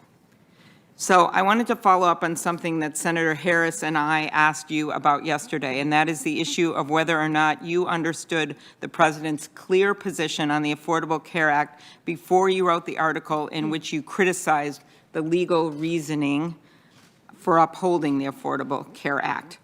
The president tweeted just one day after you were nominated, that would be September 27th, that it would be a big win if the Supreme Court strikes down the health law. But before you were nominated, and this is what we showed yesterday, Donald Trump tweeted promising that his judicial appointments will do the right thing on Obamacare, unlike Justice Roberts. Yesterday, you were asked by Senator Harris, prior to your nomination, were you aware of President Trump's statements committing to nominate judges who will strike down the Affordable Care Act? You said, I can't really definitively give you a yes or no answer. What I would like to say is I don't recall hearing about or seeing such statements. And after she followed up, you said that the tweet wasn't something that I heard or saw directly by reading it myself. Okay, so I just want to go through some of the things that have happened over the last few years regarding the president's, his obsession to repeal Obamacare. He said, we will repeal and replace disastrous Obamacare when accepting the Republican nomination at the Republican convention in 2016. Did you see that speech? At the Republican convention In 2016. I'm not asking if you were there. I was asking if you saw it on TV. No, I don't believe I watched any of the convention on TV. Or if Okay. I did, I don't remember any of it. He has said things like, it begins, he wants to immediately repeal and replace the disaster known as Obamacare. He has said that he wants to get rid of it. He has said in States of the Union, I am calling on Congress to repeal it. He said, can you believe that Mitch McConnell, who has screamed repeal and replace for 7 years, couldn't get it done? So there have literally been hundreds of statements by him, by my colleagues, and I just find it hard to understand that you were not aware of the president's statements. I am aware that the president opposes the Affordable Care Act. I'm aware that he has criticized the Affordable Care Act. I took Senator Harris's question yesterday to be referring to the specific tweet, maybe the one that you have behind you, about how he wanted to put a justice on the court to replace Obamacare. And I'm definitely aware of that tweet now. And as I said to Senator Harris yesterday, it came up in some of my calls with Democratic senators, brought it up. But I honestly can't remember whether I knew about it before I was nominated or not. I'm not sure. But did you have then a general understanding that one of the president's campaign promises was to repeal the Affordable Care Act when you were nominated? As I said before, I'm aware that the president opposes the Affordable Care Act. Well, I know you're aware now, but were you aware back then Well, seems when you to- were nominated? Well, Senator Klobuchar, I think that the Republicans have kind of made that clear. It's just been part of the public discourse. Okay, but is the answer yes then, that you were Well, aware Senator of it? Klobuchar, all these questions, you're suggesting that I have animus or that I cut a deal with the president, and I was very clear yesterday that that isn't what happened. Were you generally aware of the president's statements when you wrote in an article in the University of Minnesota Law School Journal in 2017, the same year that you became a Seventh Circuit judge, that he pushed the Affordable Care Act beyond its plausible meaning to save the statue, that Justice Roberts had done that? Were you aware of that, of the president's statements when you wrote that article? So that article, Senator Harris told me yesterday, was published in January of 2017. Okay. And a law review article takes several months to go into production. So I can't remember specifically when the conference was. That article came out of a conference for Randy Barnett's book. I can't remember when it was, but I suspect it was before the election. It's not like I wrote it in January of 2017. But President Trump has been saying this in 2015, in 2016, and that's 2 years. It didn't take you that long to write the article. So my question is simply, were you aware of President Trump's opposition to the Affordable Care Act during that time? Senator Klobuchar, I have no idea, and I suspect that if the article was published in January, that I wrote it sometime before the presidential election.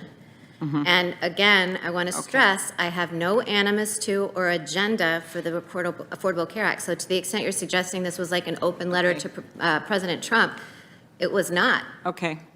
In the 2017 University of Minnesota Law School Journal that we just discussed, one of the things you said is there is a risk that a faction can run away with the legislative process, but there is also a risk that a faction will conscript courts into helping them win battles they have already lost fair and square. That's something you wrote in that article? I did. I was responding to an argument made by Randy Barnett in his book, Our Lost No, I don't know if it was Our Lost Constitution or not, but yes. So, I mean, that is what I'm afraid has happened here. They have tried 70 times, the Republicans in Congress, to overturn Obamacare. And now they are bringing this case to the court, and you are going to be sitting on the court. And so, and I find it very hard to believe that you didn't understand that when you wrote the article. So I want to, there's one other piece of this, and that is the effect on the economy. And we all know this has been very difficult. My colleagues know this. According to one Yelp study, more than 800 businesses have closed every day. 30 million people were out of work at the height of the pandemic. We're still down 10 million jobs. And so one of the things that's been going on here is we've seen more and more consolidation, and leading me to antitrust. And that part of this, I think, is the COVID relief package we have to pass, but also antitrust. Competition is a driving force of our economy. Justice Ginsburg, at her nomination hearing, described the Sherman Act as a broad charter. She said that free enterprise is the spirit of the antitrust laws, and the courts construe statutes in accord with the essential meaning that Congress had for passing them. Do you agree with her statement? The Sherman Act is broadly worded, insofar as it prevents combinations, contracts, combinations, and conspiracies in restraint of trade. And because that language is broad, courts have developed a robust doctrine of common law to enforce and bring about its promise of eliminating contracts, conspiracies, and combinations that restrain trade. Yes, and I think you and I have discussed this before, but in recent years, Supreme Court opinions, by the way, all decided over Justice Ginsburg's dissent, have made enforcing our antitrust laws even more difficult. As a textualist, how would you reconcile the broad language of the Sherman Act with recent judicial precedent that has substantially narrowed the application of the statute in practice? Let's see, I can say as a textualist how I would approach the Sherman Act. And in the case of the Sherman Act, you're right that it's broad language. The text of the Sherman Act, as the court has determined over time, essentially permits the court to develop a common law. So I think, I haven't really had occasion to decide very many antitrust cases on the Seventh Circuit, but it's an area, because it's largely been left to judicial development, that is controlled by precedent for the most part.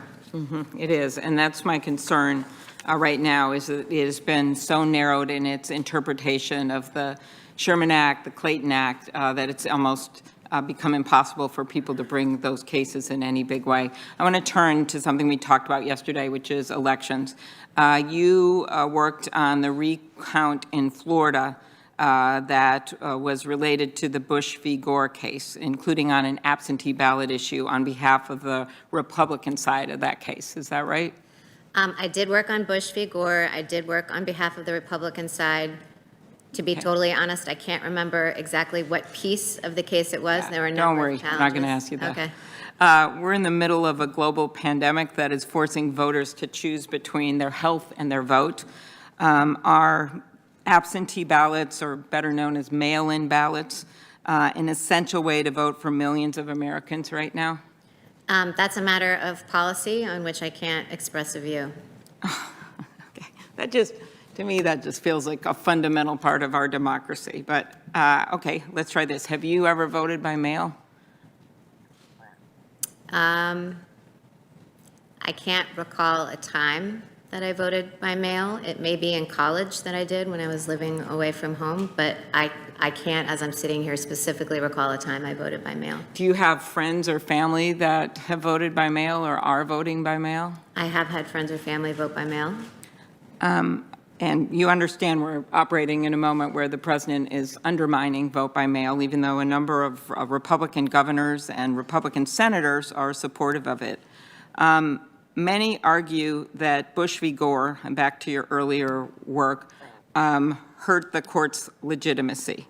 If you are confirmed, the Supreme Court will have not one, not two, but 3 justices, you, Justice Kavanaugh, and Chief Justice Roberts, who worked on behalf of the Republican Party in matters related to the Bush v. Gore case. Do you think that that's a coincidence? Senator Klobuchar, if you're asking me whether I was nominated for this seat because I worked on Bush versus Gore for a very brief period of time as a young associate, that doesn't make sense to me. I just think it's such a coincidence to me. I actually didn't know it until yesterday, but will having justices with this background, 2 of whom were appointed by the current president, decide any cases related to the upcoming election, do you think that will undermine the legitimacy of the court? Asking whether something would undermine the legitimacy of the court or not seems to be trying to elicit a question about whether it would be appropriate for justices who participated in that litigation to sit on the case rather than recuse. And I went down that road yesterday saying it's a legal question. You said you wouldn't recuse. That's why I thought it was That isn't what I said. I said I wouldn't commit. I wouldn't pre-commit. That you're right. You said you wouldn't announce your decision on recusal, and you wouldn't commit to recusing. But again, I think the public has a right to know that now 3 of these justices have worked on the Republican side on a major issue related to a presidential election. One thing I wanted to revisit quickly, Smiley v. Home. The reason I asked about that is that this would be unprecedented right now we're in an unprecedented time where we have a president who refuses to commit to a peaceful transfer of power, working to undermine the integrity of this election. And yesterday you wouldn't commit to recuse yourself from the case we just talked about. But now we're considering your confirmation to the highest court in the land in the midst of this election. And in Smiley v. Home, where the Supreme Court held that a governor is part of the legislative process, and therefore a legislature cannot unilaterally change election rules, that could be very important because we have a number of swing states where we have a legislature of one party, governor of the other. And we have this precedent that has been on the books for nearly 90 years. Do you think that that is established Supreme Court precedent? It said that a governor is part of the legislative process. I actually am not familiar with that case, but it is precedent. Obviously, it's a precedent of the court. Okay. I wanted to turn to one last issue, and that is First Amendment and freedom of the press, near and dear to my heart. My dad was a journalist. He would go everywhere for a good story and cared a lot about freedom of the press. And regrettably, our right to a free and independent press is under assault. We have witnessed unprecedented attacks on journalists and journalism in the past several years. Our president frequently uses his Twitter account to attack news organizations. He has accused the media of being fake news and called them the enemy of the people. Obviously, we also have journalists overseas that are under attack by dictators. I want to pay special tribute to those brave journalists whose dogged pursuit of the truth never wavered despite threats of imprisonment, violence, and even death. Journalists like Jamal Khashoggi and the men and women of the Capitol Gazette. Their legacy is proof that fear will not silence facts. The founders recognized that a free press is vital to a vibrant and strong democracy, and that's why we need Supreme Court justices who understand the importance of protecting the right of journalists. First Time v. Sullivan, you know that's a landmark ruling and with the support of the First Amendment protections for the press and protecting journalists unless they say something untrue with actual malice. Justice Thomas has expressed skepticism with that case, writing in his concurrence in McGee v. Cosby that if the Constitution does not require public figures to satisfy an actual malice standard in state law defamation suits, then neither should we. Do you agree with Justice Thomas that the court should reconsider the actual malice standard because it is inconsistent with the original meaning of the Constitution? Well, Senator Klobuchar, I can't really express a view on either New York Times v. Solomon or Justice Thomas's critique of it without violating the principle that I've repeatedly stated, that all nominees follow, that, I can't comment on matters of litigation or grade precedents that the court has already decided. I also want to ask you about how journalists have been deterred from doing their jobs under the threat of jail time. After the Supreme Court's 1972 decision in Brandsburg v. Hayes, many federal courts of appeals have recognized what's called the reporter's privilege, which protects a reporter's First Amendment right to protect his or her sources from disclosure in certain circumstances. The Seventh Circuit, by the way, on which you serve, has rejected a constitutional basis for a reporter's privilege. Under its original public meaning, does the First Amendment protect a reporter's decision to protect a confidential source?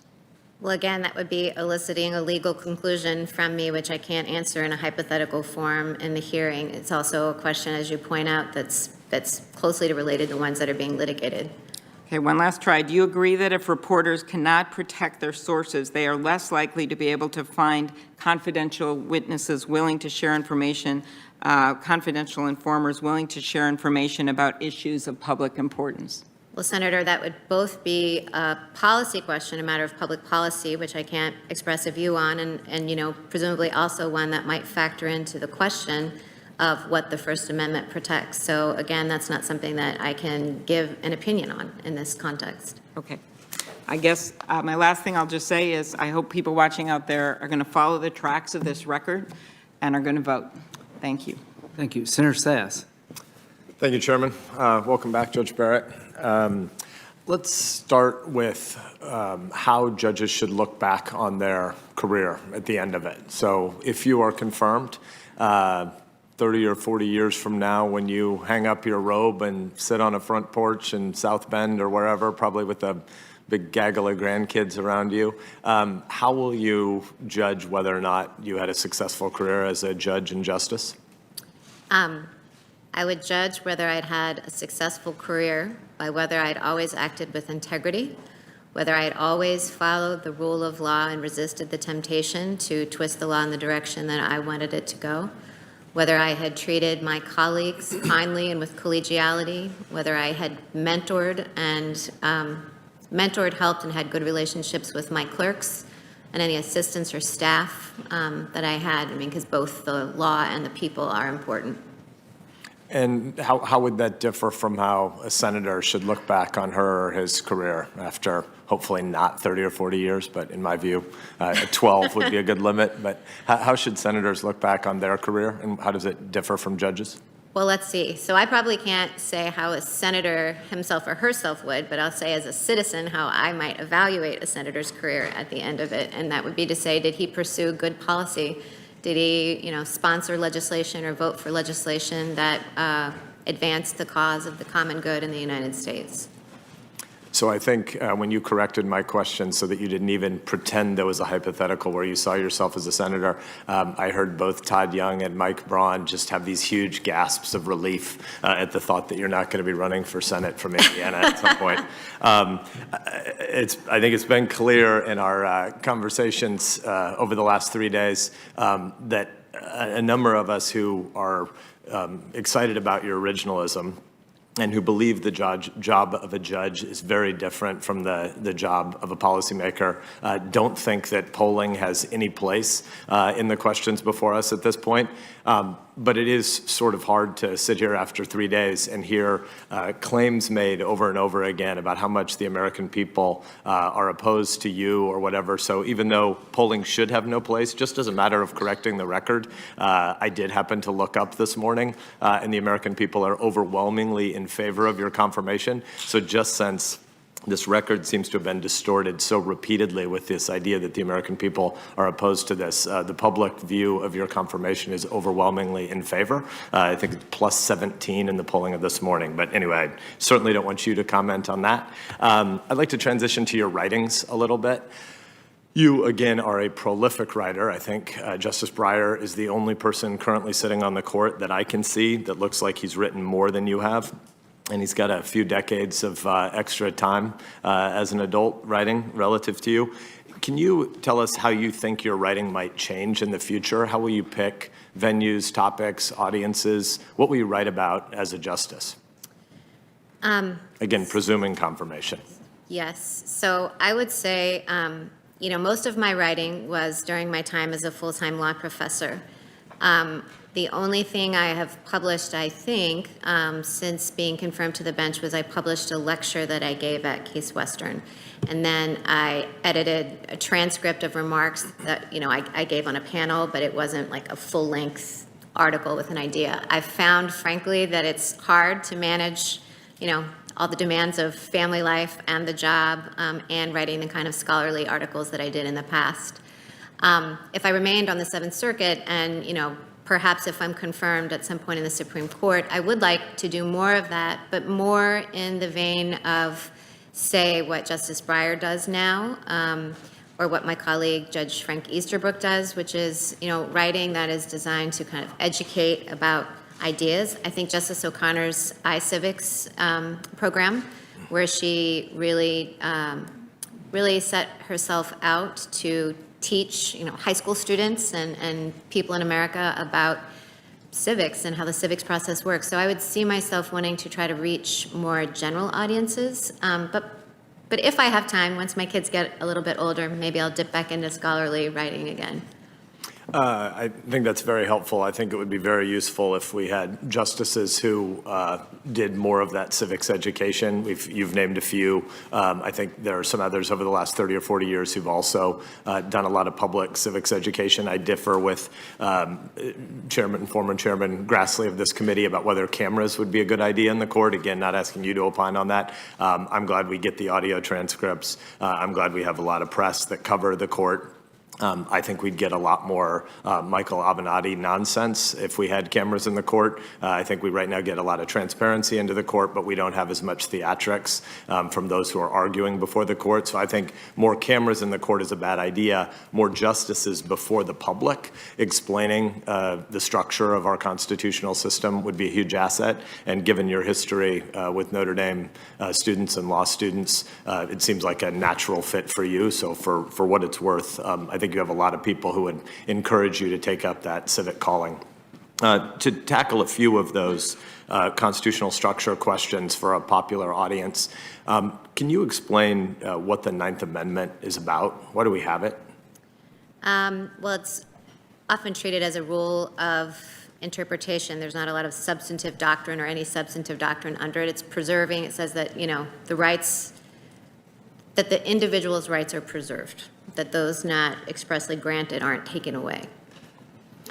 And if we maybe broaden it from just the Ninth Amendment to the Bill of Rights in general, why do we have one, and what would be different in our constitutional structure if we didn't have the Bill of Rights?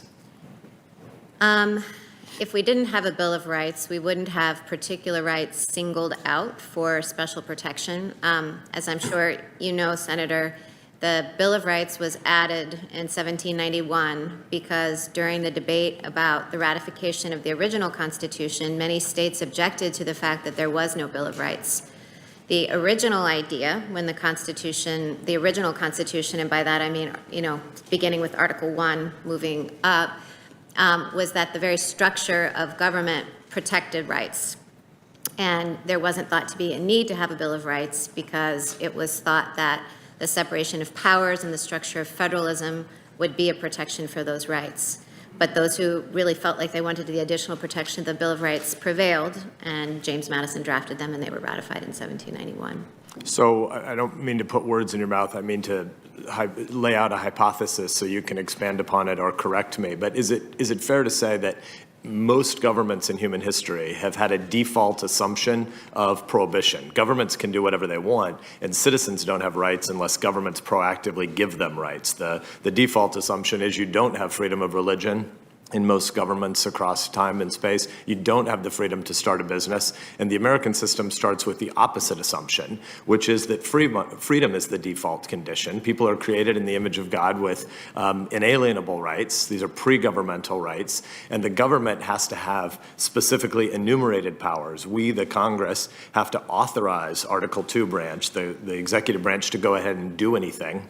And if they don't have those authorities, they in the executive branch and the administrative agencies, they can't do anything unless Congress gives them the freedom, and the people's default assumption is freedom. And so our system is to flip the historic prohibition assumption, and we have a freedom assumption on people and a prohibition assumption on government. And so prior to the Bill of Rights, the structure of the Constitution was saying that we don't need to enumerate rights because the assumption is you have a right unless a prohibition has been created. Is that a fair way to think about it? And how would you expand upon it more eloquently since you teach this stuff? You are far more eloquent than I, Senator Sass. No, I think that is an accurate description of how of the assumptions underlying our Constitution. That the assumption was that if Congress had limited power, it wouldn't have the ability to infringe rights in the first place. And of course, at the time the Constitution was ratified, the states were thought to have, because the people are closer to their state governments, states, well, there's just, that's the point of federalism, right? That citizens can have different policies in states and more influence over their state governments and their state legislatures than the federal government. What role does the Declaration of Independence play in interpreting the Constitution, or what's the relationship between the two documents? Well, the Declaration of Independence is an expression of our ideals, expression of, our desire to be free of England. It's not law, however. The Constitution is law. So the Constitution is our foundational law and a governing document. And, while the Declaration of Independence tells us a lot about history and about the roots of our republic, it isn't binding law. What are the 5 freedoms of the First Amendment? Speech, religion, press, assembly, speech, press, religion, assembly. I don't know, what am I missing? Redress or protest. Okay. Why is there one amendment that has these 5 freedoms clustered? Why do they hang together? I don't know what you're getting at on that one. You mean what is the common denominator? Yeah, I mean, why I'm getting back to the same idea that the Bill of Rights was sort of an attempt to do public catechesis. It was an attempt to say, we already believe in limited government, we the founders. That's the brilliance of the miracle at Philadelphia, despite all the failures to live up to our ideals. But the 1787, 1788 conversation was to say, we believe in limited government because we believe in the limitless rights of people. And so they didn't have a Bill of Rights, but later when they started spelling it out, it's sort of like they got jazzed up trying to work this out for the American people. This is amazing stuff. And so I'm just wanting to hear you reflect a little bit on the glories of the First Amendment, even though it wasn't needed as a part of the structure at the beginning. Once they added it, why 5 of them in the same amendment? I don't know why, actually, as a historical matter, those were grouped. I'm sure there's a story that I don't know there about why those appeared in the First Amendment altogether rather than being split up in different amendments. I mean, assembly and protest and speech bear more relation to one another than necessarily free exercise, say. But I think, they are in the First Amendment, and I think that reflects that those were core values, that reflects that the states who ratified the Constitution, the original Constitution, on the understanding that a Bill of Rights would be added, wanted protections like that to be included because they were really core to what the new Americans thought was going to be America. Thank you. I agree with you, and I think that some of why it's so useful to think about the five together in my mind is because you don't really have freedom of religion if you don't also have freedom of assembly. If you can't gather with your co-religionists, you don't really have freedom of speech if you can't also publish your beliefs and advocate for them. You don't really have any of those freedoms if you can't protest times and seek the redress of grievances in times when government oversteps and tries to curtail any of those freedoms. And I think some of the important questions about judicial modesty in some of the last 3 days of hearings are very relevant and prudent to have had. But I also think there are times when there's been questioning that you've been put through that has implied that because you have free assembly rights as an individual, when you were a faculty member or as a wife and mom and neighbor in South Bend, when you signed something walking out of church, that sort of implied that there was something inappropriate, when the default assumption in our system is that we all have these freedoms because the civil society associations that we have are where we actually find happiness, meaning, joy, and love. I mean, one of the things that not just judges wearing robes need to have to demonstrate humility, but all of us in our day callings as public servants for a time, but who are eventually going to go back home to, the Cincinnatus language of George Washington's farewell address, to go back and sit under the tree at Mount Vernon, is that this is not the center of the world. This is not, the institutions of power are not where meaning is found. The institutions of power are about serving the people by trying to maintain a framework for ordered liberty so that the places where the 330 million Americans actually live can be the center of life and meaning and association and religion and speech and press. That the heart of our system is actually voluntarism, entrepreneurship, community, neighborliness, and love, and power is just in service of that. Washington and later Lincoln's expansion upon it was the idea of the silver frame, but the golden apple. The silver frame that is the constitutional structure is just to maintain the structure of ordered liberty so that people can pursue the good, the true, and the beautiful, the happy and the neighborly in the center of the picture, because that's where love and community is found.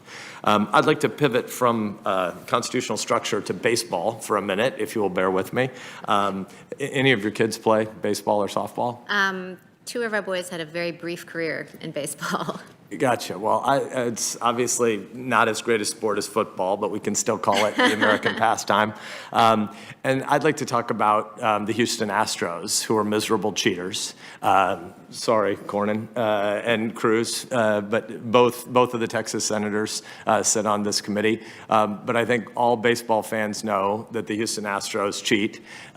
They steal signs. They bang on cans. They've done a whole bunch of miserable things historically, and they deserve to be punished probably more than they have been. But tonight is Game 4. Thank goodness the First Amendment protects that right, for him to express that erroneous opinion. If you want to defend cheating, that is certainly the prerogative of the senior senator. And the junior senator from Texas now rushes into the room to do some homerism. It was going so well. I noticed that Ted is wearing a Lone Star State flag, but not an Astros mask.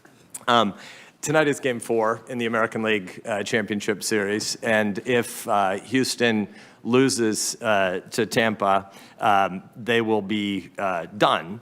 And that leads people to feel kind of desperate at times, right? There are times when you have a game that's your elimination game. You can imagine people wanting to sort of reconsider anything they can reconsider. The ends might justify the means. And you could imagine that the Houston Astros, who've cheated in lots of ways in the past with sign stealing, might try to go to the umpire and try to persuade somebody to expand the strike zone just for Houston in the game tonight. That would obviously be inappropriate, right? Right. We can't have two sets of rules. Well, I think that an umpire is obviously supposed to apply rules fairly to both teams. I think we can all agree on that as rules of fair play. And I think some of what we've seen in the questions over the last 3 days are trying to get an umpire to commit to a different set of rules for different teams. And so for what it's worth, just to reiterate what I think so many of us have been trying to argue for in these hearings is the alleged equivalency between Republican and Democratic questioning here implies that Republicans have been trying to get you to pre-commit to certain policy outcomes, and I just don't think that that's actually what's been happening in this hearing. I think that the originalism that you've defended and that a lot of us have been advocating for in advance of and during this hearing is not a request for Republican policy positions to be advocated through the courts. It is rather a plea, not just to you and to future nominees, but to our Democratic colleagues as well, to embrace a system where we again distinguish for the American people between the two political branches and the apolitical branch. The fact that you were before us to be confirmed to a lifetime appointment where you will put on a black robe is a liturgical act where you're cloaking your policy preferences in humility. It is obviously the case that we're all shaped by life experiences. It is obviously the case that people have lived in communities in the past, and most people who end up as extraordinary jurists have been connected to or around the political process at different points in their career. But that is not to undermine the ideals we have in the American system, that judges should not see themselves as super legislators. They should not see themselves as policy advocates, and they do have to take up this new oath to a greater humility, and it means that you lay down certain freedoms that are inalienably and innately yours prior to becoming a judge, so that you don't have the appearance of bias and impropriety in the future. And so I want to reassert the idea that we should be trying to excise from our language this idea of conservative and liberal blocs on the court, Republican and Democrat justices. What we want, and I want this to not just be a Republican aspiration, but I want it to be a Democratic aspiration as well again. What we want are people on the court who understand with humility and modesty, the judicial role, because it is a limited role. It is not a role to right all wrongs in society. It is not a role to be a policy advocate. And I think you've comported yourself extraordinarily well over the last 3 days, as you've been repeatedly asked to be an umpire who prejudges certain cases, and it isn't your job to do that until the reactive moment when you're actually on the court. So thank you for the civics lesson that you've offered Americans over the last 3 days. Thank you, Chairman. Thank you, Senator. Thank you. Mr. Chairman? Yes, here we go. Mr. Chairman, I was tempted to make a parliamentary inquiry if the unjustified broadside from the senator from Nebraska violates Rule 19 of this body. But I decided not to when I came to the realization that Nebraska lacks a professional baseball team and at times doesn't always have a winning football team either. And so I view it more as a plea for help than a substantive point. And I will say the remainder of the senator from Nebraska's questions and exchange with Judge Barrett I thought was excellent and a wonderful civic education for all Americans. Yeah. The scurrilous lies about the Astros, I think, should be stricken from the record and forgotten by all. Thank you. Mr. Chairman, I will later be asking unanimous consent to submit to the record a little bit of historical information about the Houston Astros, but we will wait for now. Thank you. Can't wait. Will you include a photograph of the World Series trophy? There you go. I think there's an asterisk hanging over the trophy. Well, number one, I want to thank Judge Barrett for not interrupting us during your hearing. Senator Coons. Thank you, Mr. Chairman. Thank you, Judge. Good to be talking with you again. These questions of fairness and who follows the rules and who are the umpires and do we win at all costs or do we respect the traditions of the game are centrally what's before us. So let's get to it with the 20 minutes we have. And thank you again to your family and everyone who's traveled with you today. Judge Barrett, in accepting President Trump's nomination to the Supreme Court, you stated you share the judicial philosophy of Justice Scalia, your mentor, the justice for whom you clerked. His philosophy is, of course, originalism.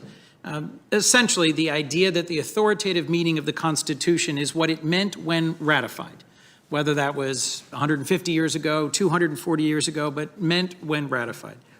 And I think the American people need to better understand what that originalist philosophy could really mean for their everyday lives, because I think it means our entire modern understanding of certain constitutional commitments around liberty, privacy, and equality under the law could in fact be rolled back to 19th or even 18th century understandings in a way unrecognizable to most Americans. Many of these modern notions are rooted in a landmark case decided in 1965, Griswold versus Connecticut, where the Supreme Court held married couples have the right to use contraceptives in the privacy of their own home. In an interview just 8 years ago in 2012 on Fox News, Justice Scalia said this decision was wrong because under his originalist philosophy, there's no such thing as a general right to privacy in the Constitution. This is a question most currently serving justices have answered. When we spoke on the phone last week, you said you couldn't think of any specific issue of law where you disagreed with Justice Scalia. Do you agree with him that Griswold was wrongly decided, and thus states should be able to make it illegal to use contraceptives if they so chose? Well, Senator, as I've said a number of times, I can't express a view, yes or no, A+ or F. In my other capacity, I get to grade, but not in this particular capacity with respect to precedent. I think that Griswold is very, very, very, very, very, very unlikely to go anywhere. In order for Griswold to be overruled, you or a state legislature would have to pass a law prohibiting the use of birth control, which seems, shockingly unlikely. Right. And then a lower court would have to buck Supreme Court precedent and say, we're not following Griswold. Again, seems very unlikely. So I think that it's an academic question that wouldn't arise, but it's something that I can't opine on, particularly because it does lie at the base of substantive due process doctrine, which is something that continues to be litigated in courts today. Well, just for the benefit of those watching, Judge Barrett, as I think you well know, your predecessors talked about Griswold in detail. Chief Justice Roberts said he agreed with the Griswold court's conclusion. He shared your view that he's comfortable commenting because it doesn't appear to be an area that would ever come before the court. Justice Alito, Justice Kavanaugh said essentially the same thing, that they'd agreed. In fact, Justice Kagan, who you've been citing on the no grading, said, I do, that she's willing to speak to it. And as every nominee has, I do support the result in Griswold. I understand that you're saying to us you're going to be your own justice and that you're very hesitant to talk about this case because it is an anchor to substantive due process. But let me just one more time say, are you unwilling to say, as so many currently serving justices have, that at least Griswold is not wrong? I think Griswold isn't going anywhere unless you plan to pass a law prohibiting couples or all people from using birth control. And I think the question, because it's entirely academic, because it seems unthinkable that any legislature would pass such a law, I think the only reason that it's even worth asking that question is to lay a predicate for whether Roe was rightly decided, because Griswold does lie at the foundation of that line of precedent. Right. So because Griswold involves substantive due process, an area that remains one subject to litigation all over the country, I don't think it's an issue, a case that I can opine on, but nor do I think Griswold is in danger of going anywhere. Well, and to be clear about what it underlies, it's not just that Griswold was a landmark case, as you well know. It anchors a lot of modern liberty interests in personal and family autonomy. It was extended to unmarried couples in Eisenstadt. It was extended to the right for women to control the reproductive choices in Roe and in Casey. But it was also extended to support same-sex couple intimacy in Lawrence v. Texas, and ultimately that same-sex couples have an equal right to marry in Obergefell. The reason I'm taking a few minutes with this is that Justice Scalia publicly disagreed with or dissented in each and every one of these cases. He wrote in one of these decisions that it reflected the court adopting the so-called homosexual agenda. And just last week, Justices Thomas and Alito issued an opinion stating the Supreme Court needs to fix problems from its holding in Obergefell. So I understand you'll be your own justice, and Justice Scalia's philosophy is significant, but I also think you've made it clear that it's largely your philosophy, and I'm trying to help viewers understand what it means to replace a Justice Ginsburg with someone who may more closely follow Justice Scalia's approach. If Justice Scalia had had his way, we'd be in a very different country with regards to gender discrimination. In one of Justice Ginsburg's most celebrated decisions in 1996, in the case involving Virginia Military Institute, she struck down their male-only admissions policy. Decades later, VMI honored Justice Ginsburg in recognition of the contributions its female alumni have made. Justice Scalia was the sole dissenter in that case and even accused the court of destroying VMI, which remains standing and strong to this day. Now, I'm just getting at how closely you would ally yourself with Justice Scalia's jurisprudence. Would you agree with Justice Scalia that Justice Ginsburg's decision in VMI was wrong? Well, Senator Coons, to be clear, as I said, I think in response to this question yesterday, I do share Justice Scalia's approach to text, originalism and textualism.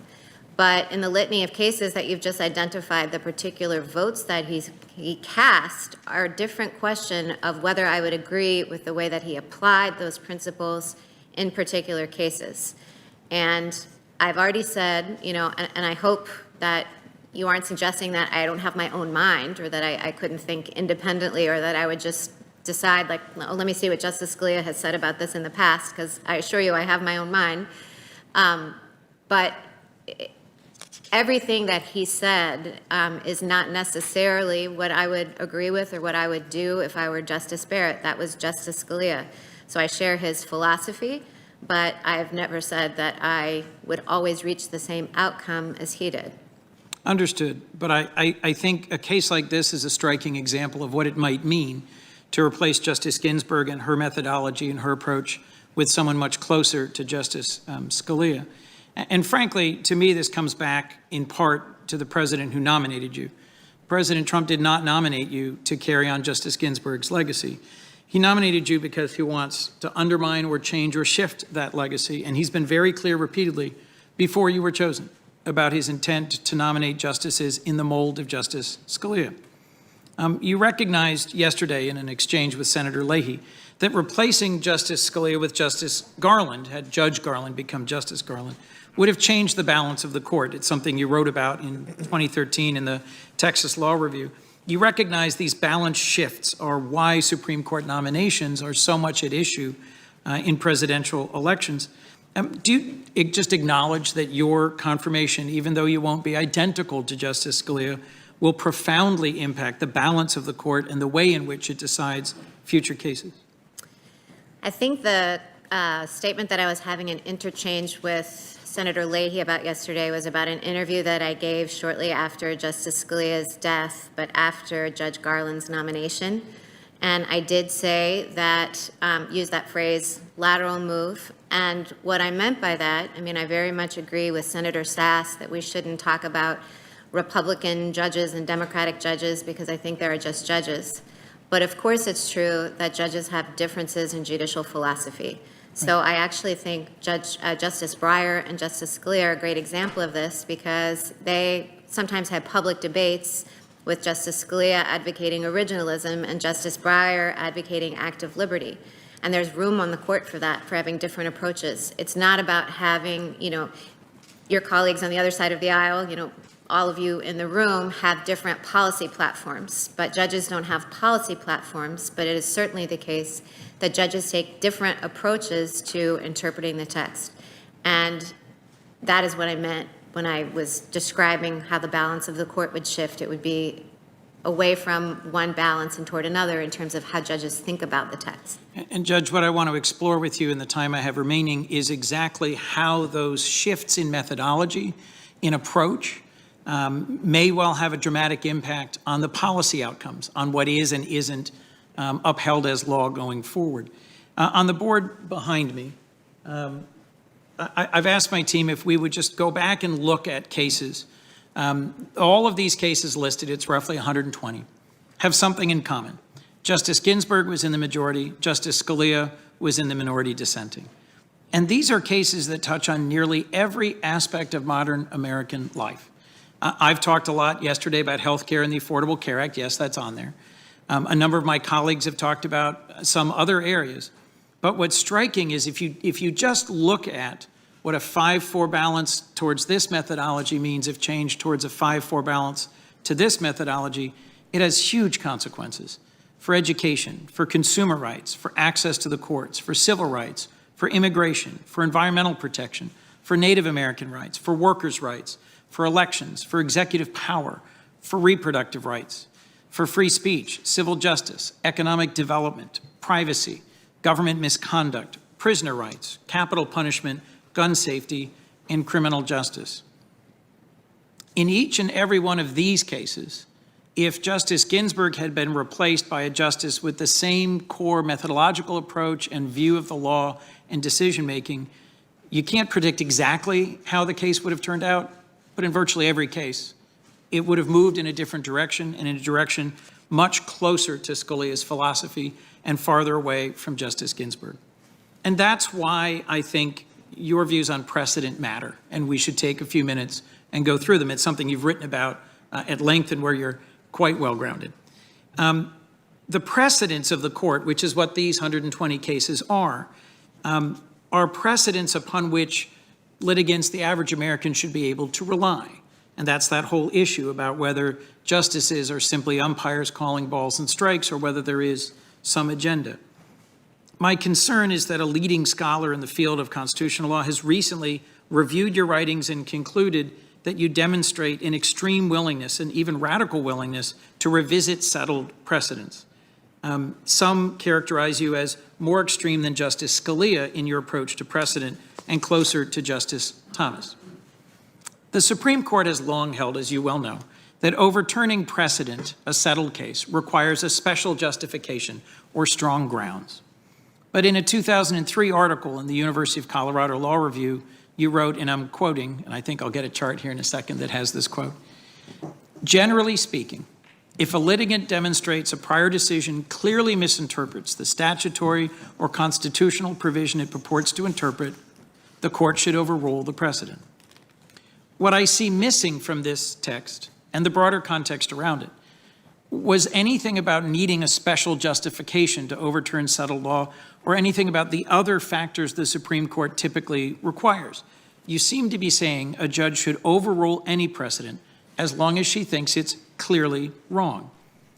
If that's your view, and I think from this text it is, it basically means any precedent is at risk where your originalist view of the Constitution or textualist view of the statute says it's clearly wrong.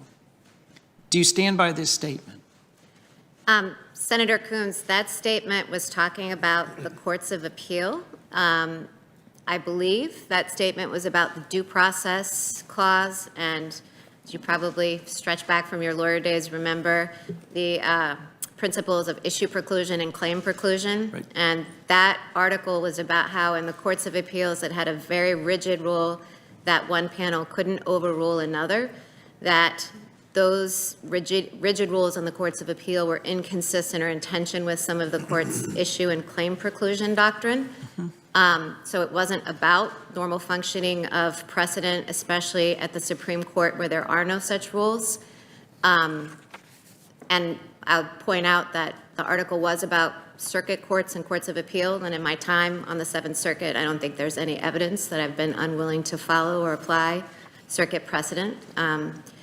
As for the scholar criticizing me as a radical on stare decisis, I'm not sure who it was or the substance of the criticism, but I'm very surprised because I think it was my conversation with Senator Feinstein earlier. I explained that the article, which many people have plucked a sentence from, the Texas Law Review article, was a defense of the Supreme Court's approach to constitutional stare decisis.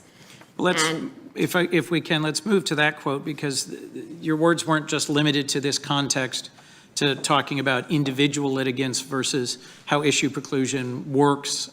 It was a novel analysis, the 2003 article, something I hadn't thought of about how stare decisis impacts an individual litigant. But in this 2013 University of Texas Law Review article, which has also been referenced today, you wrote, and I'm quoting, "It's more legitimate for a justice to enforce her best understanding of the Constitution rather than a precedent she thinks clearly in conflict with it." Again, you're saying that if a Supreme Court justice thinks a prior ruling was clearly wrong, she should disregard precedent with which she disagrees regardless of the typical balancing factors.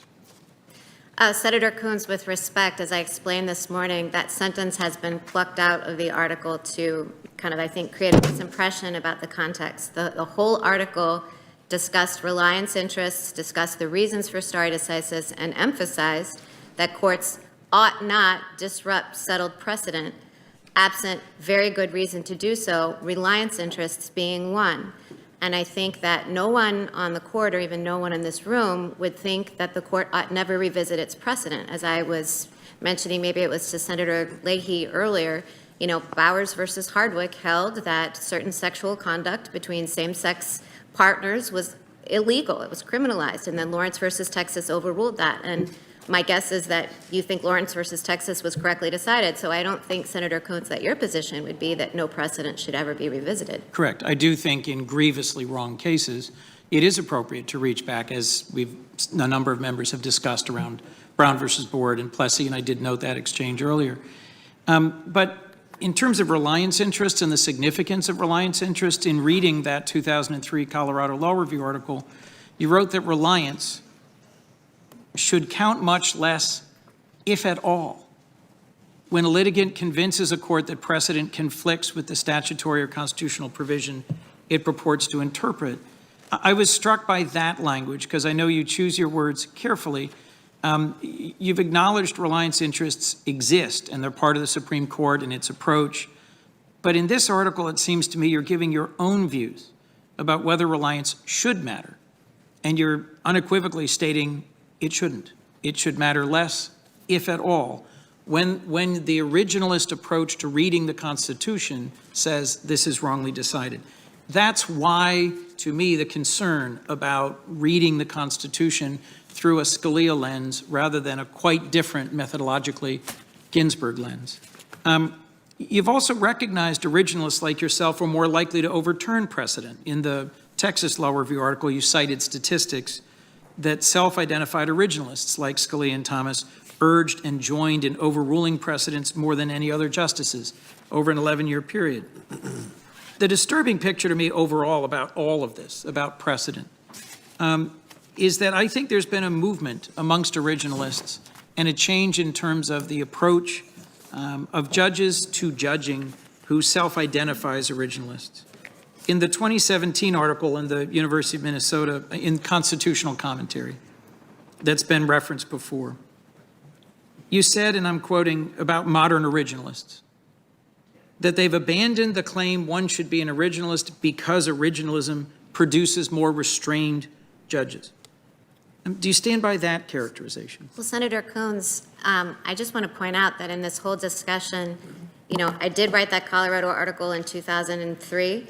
I don't recall that sentence or its context, but in my full body of work, including everything that's come before, including the 2013 Texas Law Review article, I've written at great length about the virtues of stare decisis and the stability interests it serves. And in my scholarship, I've also talked about other features of the judicial system. Right. And also, I'd like to point out that nothing in my record in the Seventh Circuit shows disrespect for stare decisis. And also, Justice Scalia did observe and follow precedent. It's not like Justice Scalia ever advocated an overthrow of stare decisis. So I just don't think there's any evidence to suggest that I'm in there trying to burn up the 600 volumes of the United States reports that are on the shelf. I don't have an agenda in that regard. Well, that's so exactly what caused me concern as I looked at Thomas versus Scalia, and which may be more the role model you follow in terms of the application of stare decisis. These quotes jumped off the page. I haven't made a practice of reading 50-page law reviews recently. I don't mean to suggest. I don't recommend it. They were compelling and well-written. But these quotes struck me as clear statements of a view or an intent.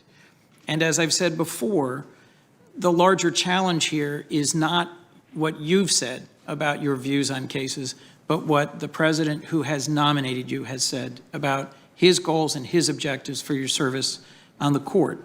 And frankly, my concern about originalism and an activist willingness to reconsider precedent is that in combination, Justice Scalia's views, often expressed in sharply worded, memorable dissents, may make for great academic reading, but I think most Americans don't expect them to become the law of the land. And in a long line of cases, they would overturn well-settled precedent that I think we have all come to expect. So My core concern here, Your Honor, is that your confirmation may launch a new chapter of conservative judicial activism, unlike anything we've seen in decades. And the point of the chart was to just show we've mostly been talking about the Affordable Care Act and privacy-related cases. But if that's true, it could touch virtually every aspect of modern American life. I pray that I'm wrong. I hope that I am. But in my reading of your work, nothing has alleviated my grave concerns that rather than building on Justice Ginsburg's legacy of advancing privacy and equality and justice, I'm concerned, in fact, you will take the court in a very different direction. And so with all due respect, I will be voting against your confirmation, Your Honor. Thank you, Mr. Chairman. One brief comment. The 6 super precedent cases, how many were there? 5, 6? I don't know. Oh, let's see, this is going to be just like when Senator Sass asked Well, me we how know many where they're freedoms were. There was Marbury, there's Brown, there's Mapp versus Ohio, there's the civil rights cases. So just very briefly for the public, and the reason those cases were picked by you, nobody is suggesting in today's world that it's not the Supreme Court's decision to interpret the Constitution, Marbury versus Madison. That's correct. And to be clear, that list was formulated by other scholars. Right. I was referring to it. But Not yes, just your list. Nobody thinks that Marbury versus Madison and the court's Yeah, authority right. to interpret the Constitution. And nobody in America is wanting to go back to segregation. No No. legislative body is attempting to do that for a good reason. America does not want that. Nobody in their right mind wants that. The rest of these cases that have been listed as super precedent have that commonality, overwhelming acceptance. Is that correct? Yes, that is correct. As to Roe and Casey and to Heller and to United Citizens, active litigation going on right now today. Is that correct? That is correct. Senator Hawley. Thank you, Mr. Chairman. Judge Barrett, good to see you again. Are you aware of any active litigation challenging the constitutionality of Griswold versus Connecticut? I am not. Are you aware of any litigation in recent decades challenging the constitutionality of Griswold versus Connecticut? I am not. Are you aware of any legal movement out there to challenge the constitutionality of Griswold versus Connecticut? I am not, although Senator Hawley, as I said to Senator Coons, I'm certainly not aware of anybody trying to make the argument that a legislature should prohibit the use of birth control. But as you know, Griswold does lie at the base of the doctrine that very much is challenged in federal court. Here's my point. I was 7 years old when Judge Robert Bork came before this body. I don't remember any of that. I wasn't watching it as a 7-year-old. But what we saw, I think the legacy of the Bork hearings continue to reverberate. His name has become a verb, the Borking of nominees. I think what we've seen today is an attempted Borking of Judge Amy Barrett. The problem is they don't have anything in your record that they could use to so badly misconstrue, to suggest that you're somehow going to fundamentally change America, that now they have to attribute to you the worst readings and most draconian misinterpretations of Justice Scalia. So we take Scalia's record, we distort that, and then we attribute it to you. So let me just come back to your relationship with Justice Scalia. I was under the impression that you were a different person than Justice Scalia and that you had, in your own words, your own mind. Is that fair to say? That is fair to say. Is it fair to say that you are an independent woman and an independent jurist and an independent professional and also, by the way, a pretty darn good lawyer, and you'll make up your own mind on the decisions, cases, controversies that come before you to the Supreme Court of the United States? Is that fair to say? Yes. I think maybe then we can put to rest this attempt to constantly leverage the worst interpretations of Justice Scalia's philosophy, misrepresentations, and attribute them all to you as if you are the same person. Frankly, I think it is demeaning and insulting. And I'm glad that you pointed that out in response about your independence to the last question. Let me ask you about another set of questions, just briefly, you had this morning. Senator Leahy asked you about the Foreign Emoluments Clause, which is in Article 1, Section 9, Paragraph 8.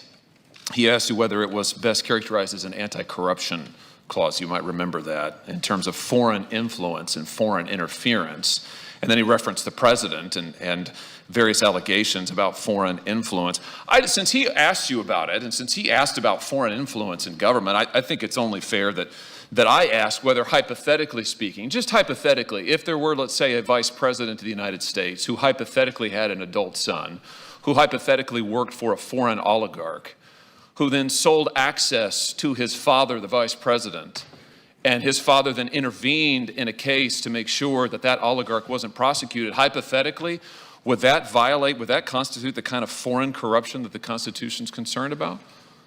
I can't answer hypotheticals. Well, I thought you might say that, and I'm glad you don't and won't, because who knows, that case may come before you, but I think it's a fair set of questions to ask. Let me ask you about something different.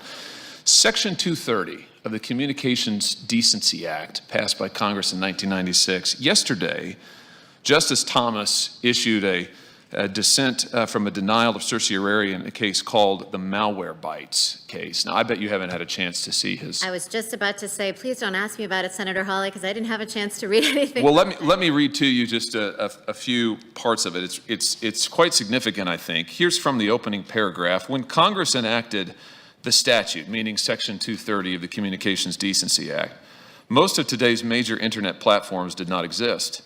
And in the 24 years since, we have never interpreted this provision, we meaning the Supreme Court.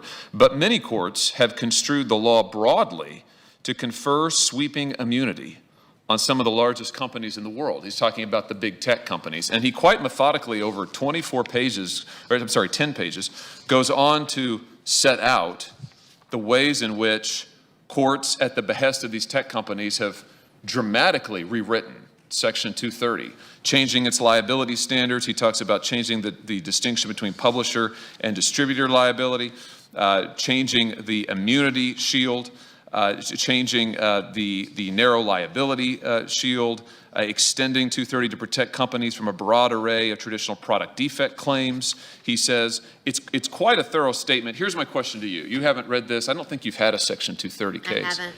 So in general, not about his dissent from denial, but in general, what are the dangers of the Supreme Court or any court rewriting a statute, departing from the text that Congress or a legislature, a lawmaking body, departing from the text they have written, that has been adopted, presented and adopted? What are the dangers in that if a court departs from that and substitutes its own judgment, whether it's done in one opinion over a series of years?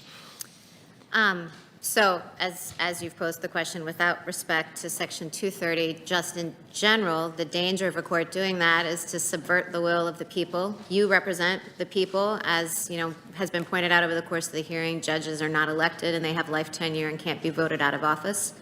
So if judges misconstrue statutes or bend them to the judge's idea of what would be good public policy, then it deprives the people of the chance to express the policies that they want through the democratic process. And the effect can be cumulative, can it? I mean, you can start with a change to the statute, a rewrite of one provision of the statute that then becomes precedent, and then when the court revisits this case later, revisits the issue later, then they expand that and do a little more rewriting, and pretty soon, 5 or 10 or 15 years later, you're with something that has been so heavily blue-penciled, so to speak, that it doesn't bear much resemblance at all to the original statute. I mean, that's a danger of courts continuously substituting their own judgment. Is that fair to say? That can happen.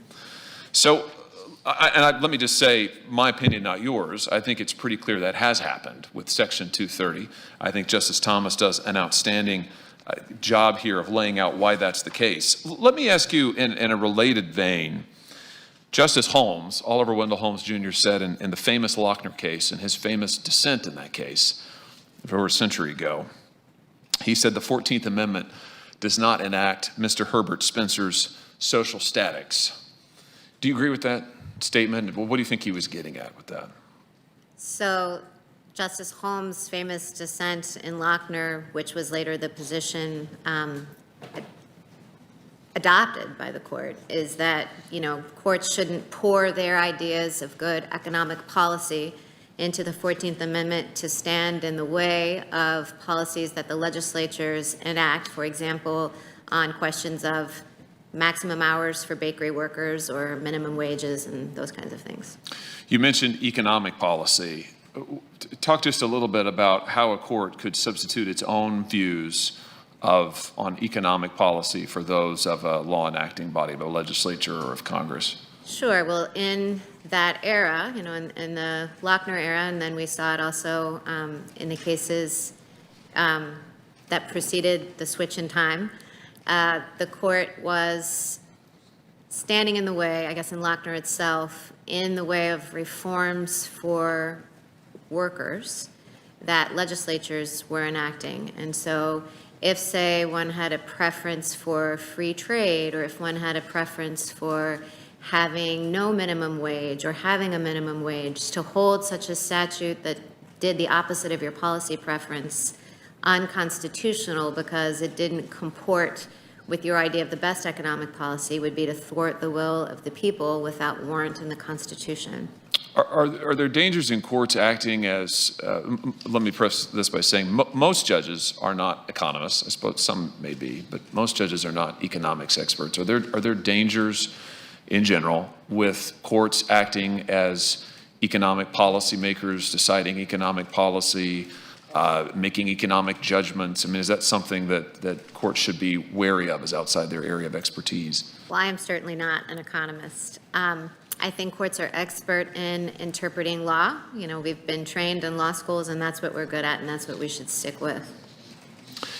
I raise these concerns, and I raise them in conjunction with Section 230, because it seems to me that in the closely related antitrust context, we have seen over a period of many years courts substitute their economic judgment in many cases for what the words of statutes actually say and what perhaps the fairest interpretation of statutes might actually be.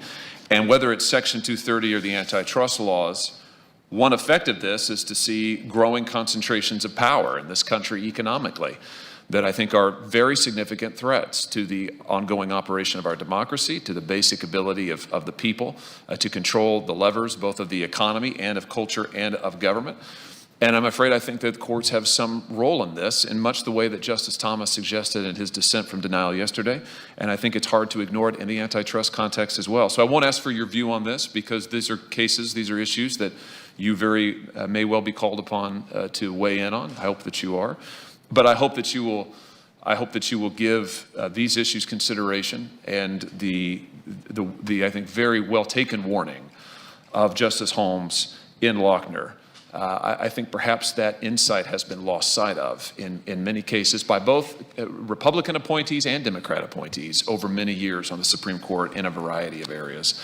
Let me transition to one other area of law that's very important, back to the First Amendment and to the free exercise of religion. You had an interesting free exercise case recently. You were on the panel. You didn't write the decision. This is the Pritzker case. Illinois Republican Party versus Pritzker, decided on September 3rd of this year. So it's quite recent. It was just last month. This is a case in which the governor of the state was sued because, in the words now of the opinion I'm quoting, his executive order relating to COVID lockdowns, quote now, exhibits special solicitude for the free exercise of religion. And the case, in a roundabout way, challenged that special solicitude for churches and religious organizations. You joined the opinion in full. You didn't dissent. Right. Can you say why you joined the opinion and why you think that the content here is right, why the holding is correct? Sure. So in that case, the Illinois Republican Party said that because the executive order in Illinois had given an exception for the free exercise of religion, for example, so that people could gather at churches or synagogues or mosques, that same special protection had to extend to the Illinois Republican Party and indeed, by logical extension, to everyone, so that the whole order would fall, because religion couldn't be singled out for special treatment, and that right to free speech, free assembly, et cetera, that it was, under First Amendment doctrine, a content-based distinction that could not survive.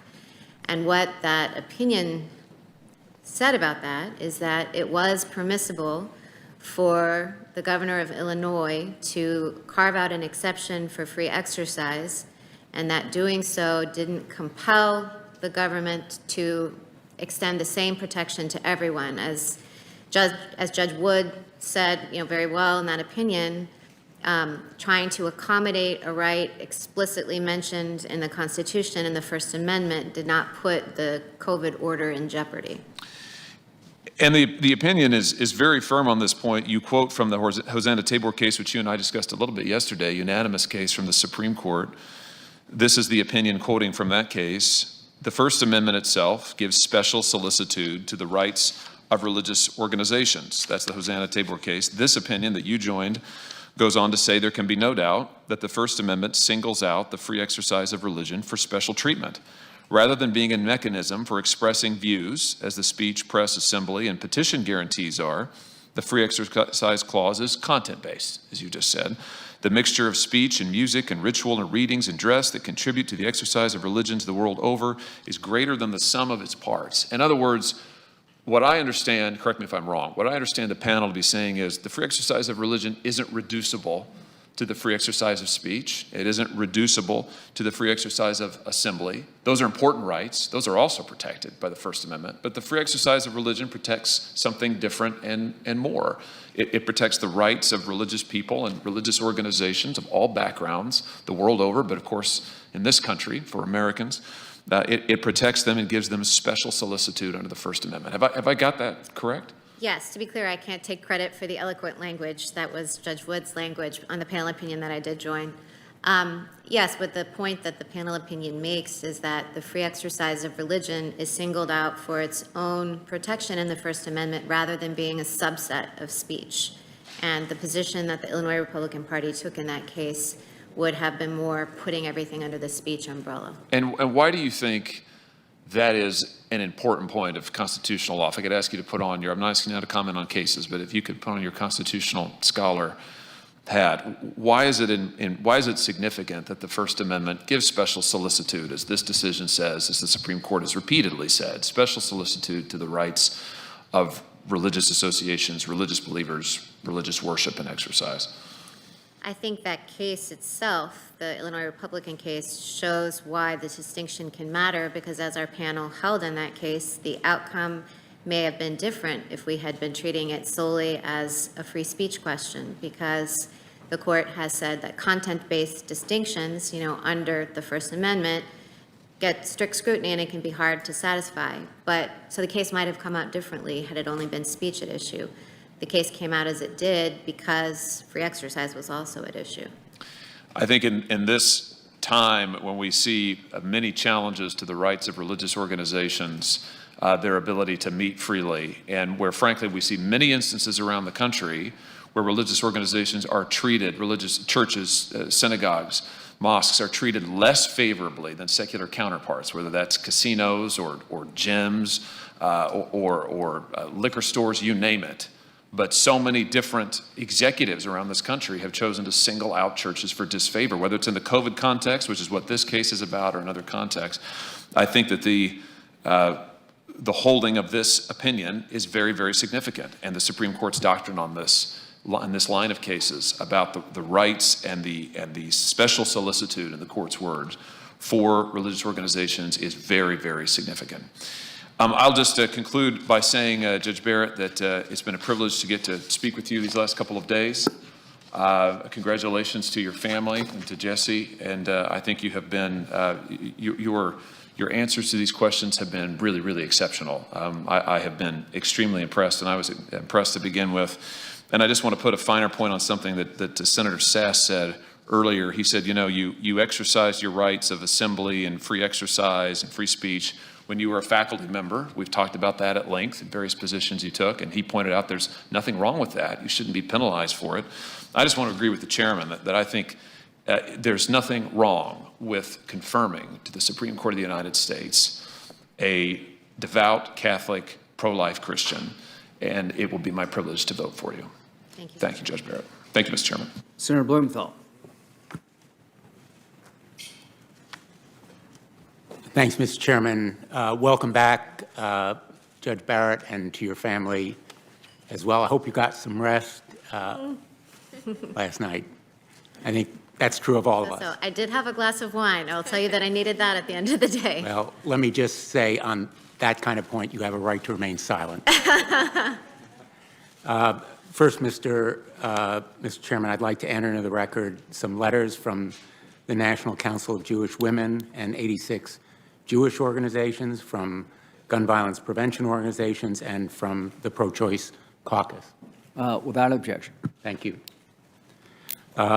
are a couple of loose ends that I'd like to clarify from our conversation of yesterday. First of all, in our discussion of the Second Amendment, we both made reference to the Third Circuit and its ruling on whether or not individuals convicted of a crime could possess a firearm.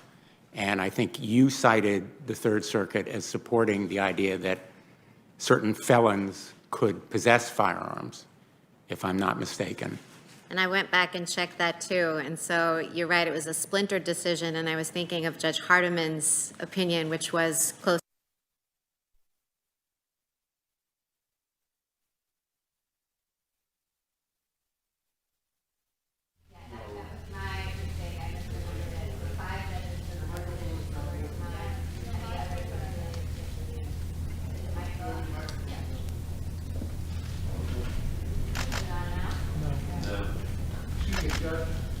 Let's try to correct the sound system. Okay. I hope my time is restored. We will protect all of your time.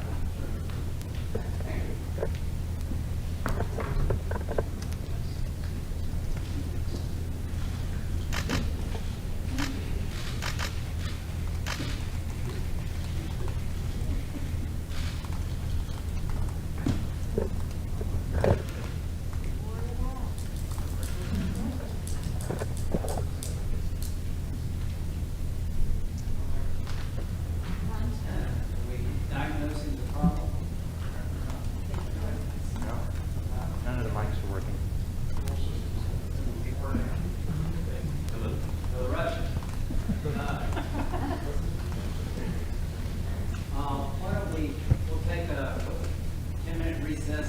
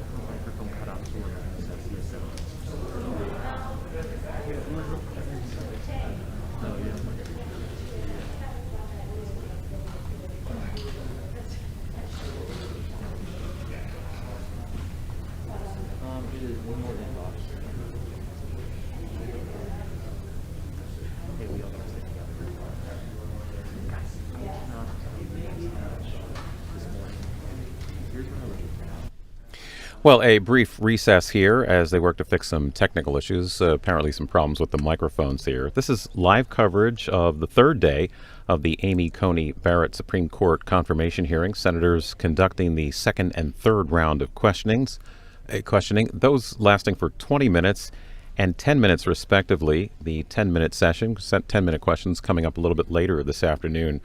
This is live coverage on C-SPAN.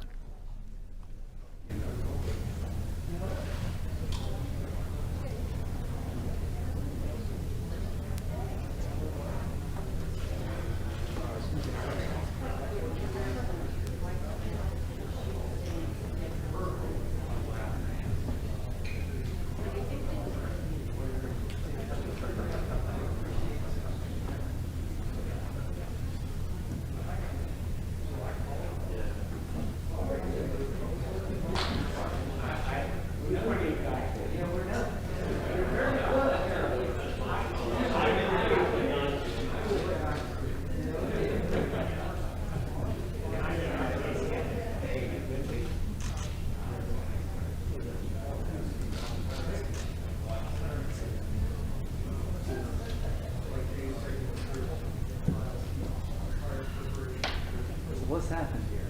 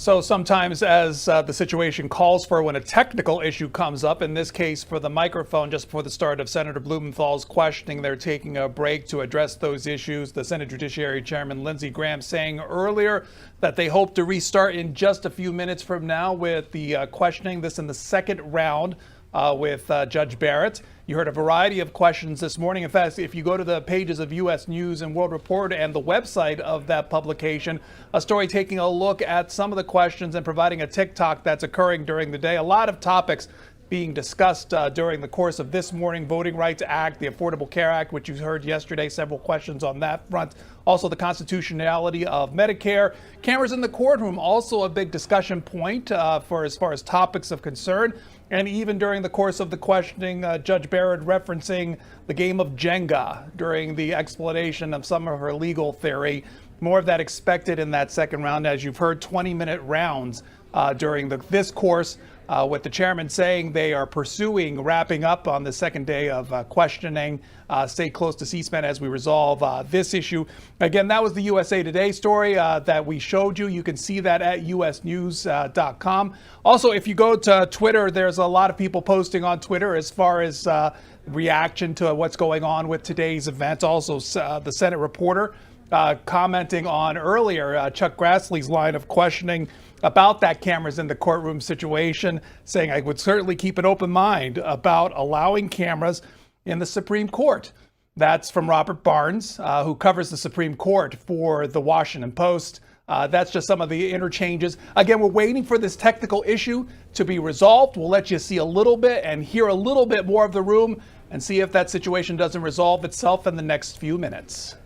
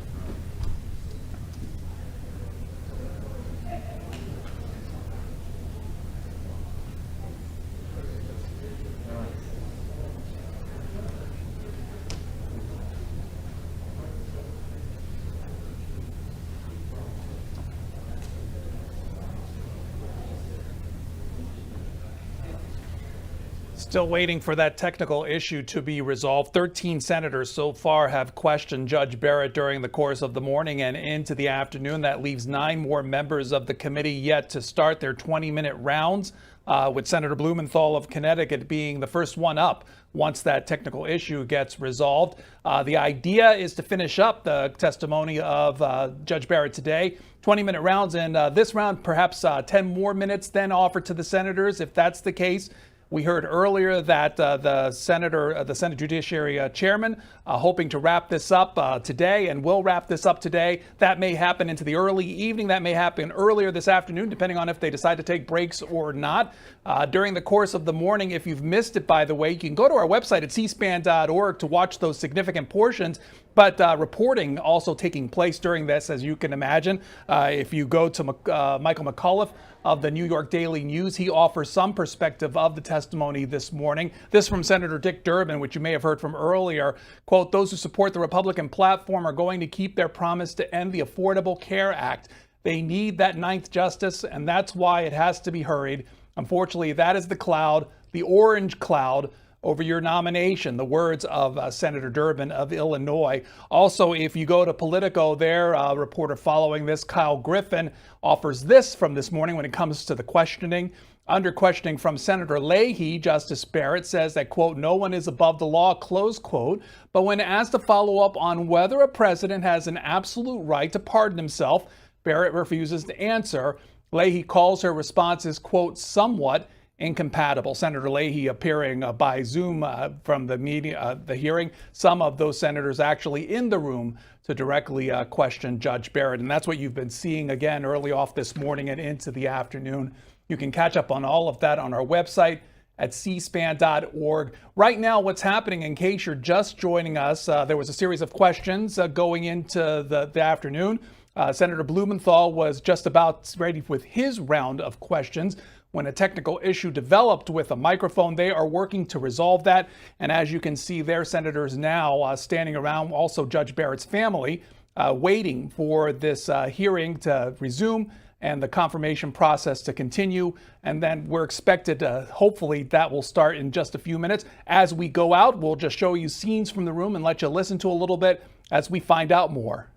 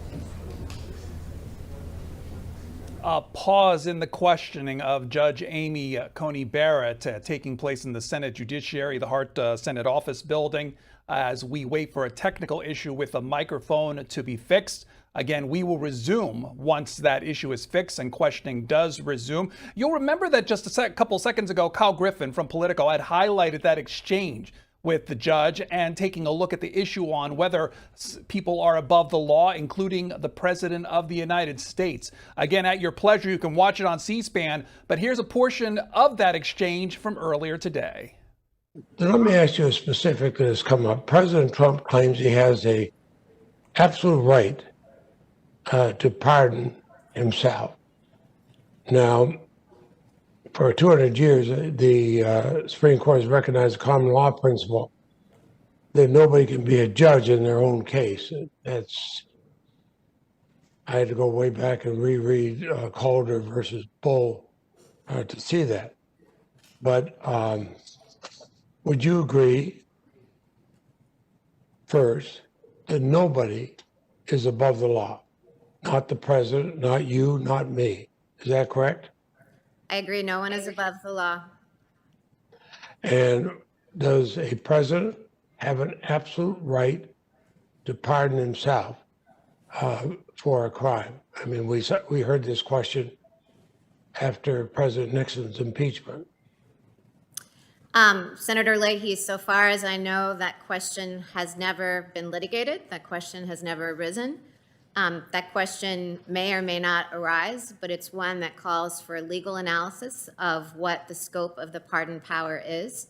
So because it would be opining on an open question when I haven't gone through the judicial process to decide it, it's not one on which I can offer a view. Okay, and so, but you were willing to say that no person, not you, not me, not a president, is above the law.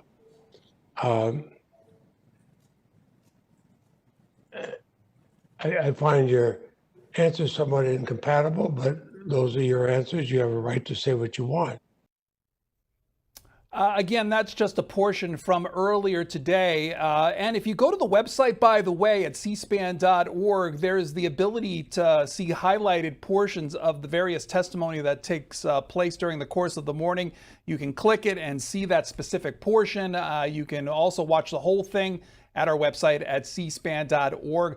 That exchange you saw earlier with Senator Leahy, starting off the morning, it was the chairman, Lindsey Graham, who you're seeing there, talking to Judge Barrett, highlighting the importance of her work, highlighting her accomplishments, particularly historical, as he described it, as she potentially is set to become the next sitting justice on the United States Supreme Court.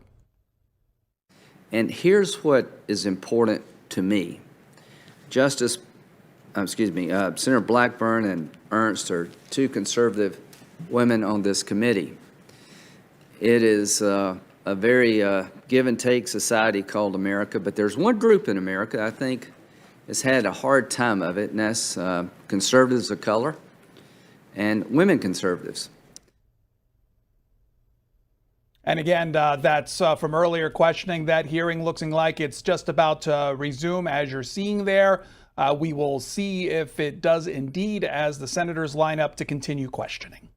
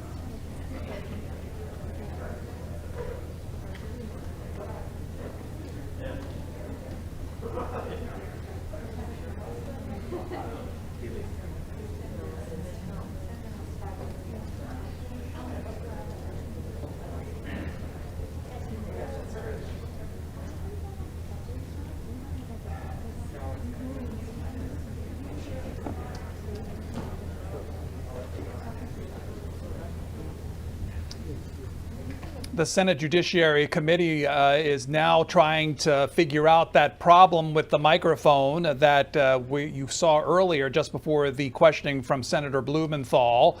Where we're at right now is several members of the committee in the room, including the chairman, who is still remaining in the room to see what is happening and when questioning can return. As for the person being questioned, Judge Amy Coney Barrett, she has left the room according with her family. So that signifies to what extent these issues still have to be resolved. Again, we will continue on showing you scenes from the room as we try to get a sense of when this hearing will resume. Stay close to C-SPAN for that.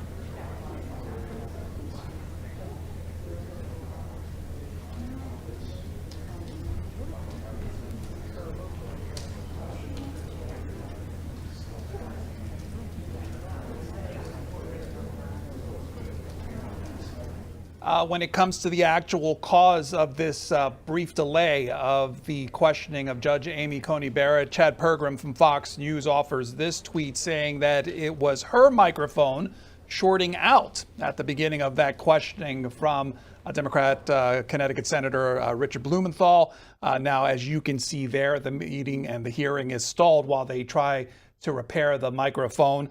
Again, we will take you back to that hearing when it resumes. We showed you a bit of the exchange that the judge had with Senator Pat Leahy of Vermont, talking on one issue, but we'll show you an expanded interview, or at least an expanded part of that interview with Senator Leahy, this taking place earlier this morning.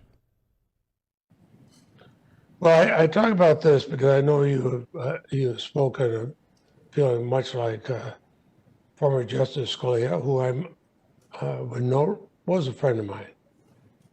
But I disagreed on many things.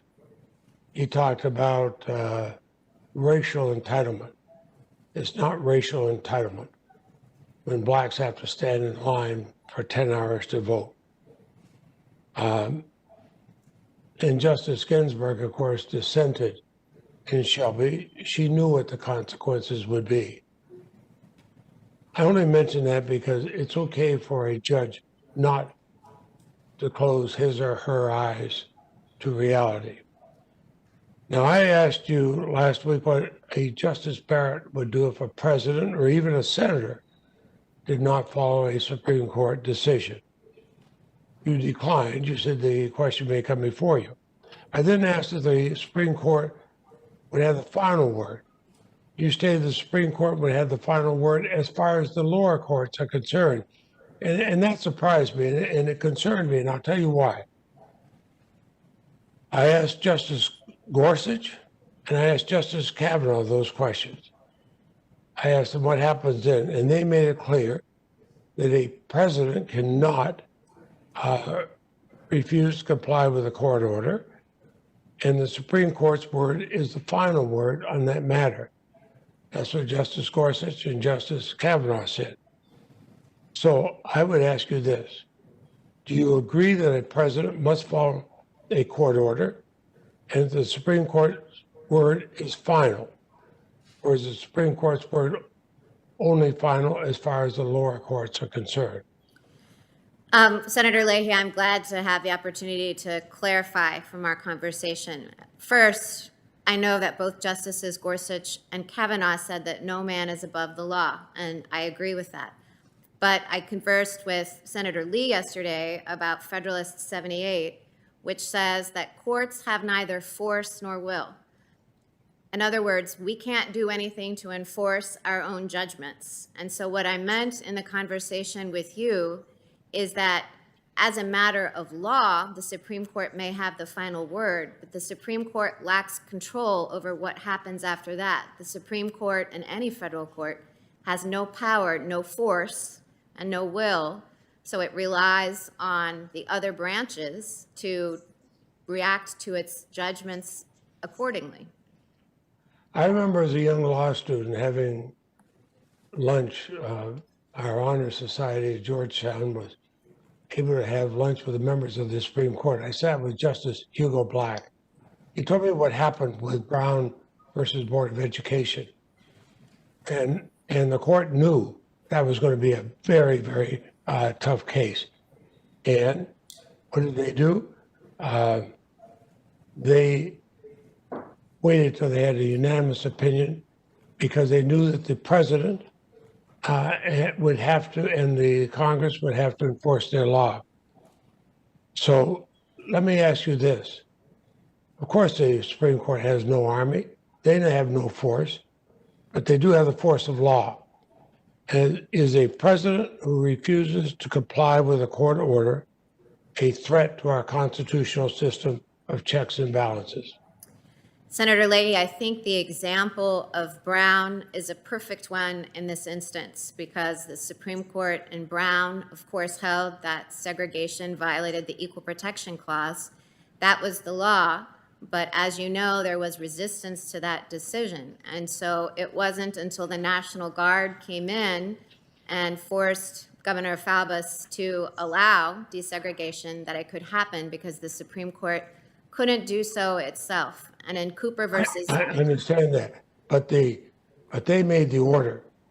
And could a president, if a president refused to follow what they had said, would that be a threat to our constitutional form of government?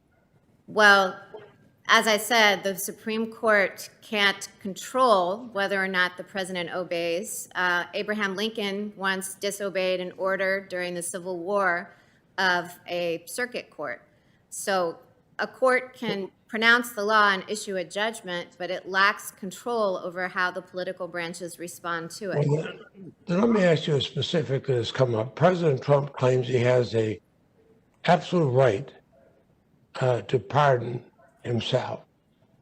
Now, for 200 years, the Supreme Court has recognized the common law principle that nobody can be a judge in their own case. I had to go way back and reread Calder versus Bull to see that. But would you agree, first, that nobody is above the law? Not the president, not you, not me. Is that correct? I agree, no one is above the law.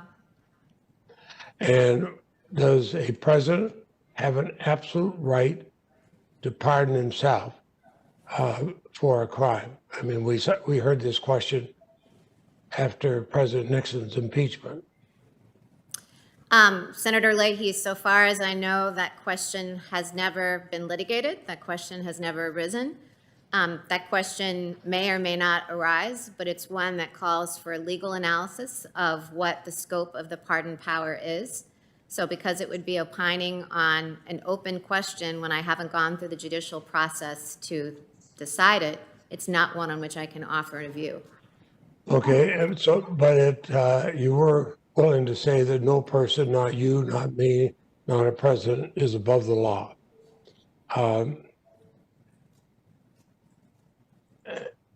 I find your answers somewhat incompatible, but those are your answers. You have a right to say what you want. Now, you're an originalist. Can you explain why the framers include the Foreign and Domestic Emoluments Clause in the Constitution?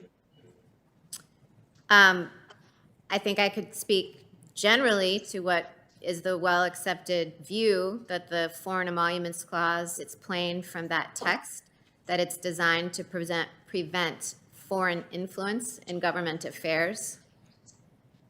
It's sort of the anti-corruption clause of the Constitution, isn't it? I'm sorry, could you repeat that question? It is sort of what you would say that it's the anti-corruption clause in the Constitution. I don't know if I would characterize it as an anti-corruption clause. I think I would characterize it just as I did, which one, from its very text, you can see is designed to prevent foreign countries from having influence. I was thinking of what at the Constitutional Convention, Governor Edmund Randolph said the clause was thought proper in order to exclude corruption and foreign influence, prohibit anyone in office from receiving or holding any emoluments from foreign states. And now we find that 200 companies and foreign governments have patronized Trump properties.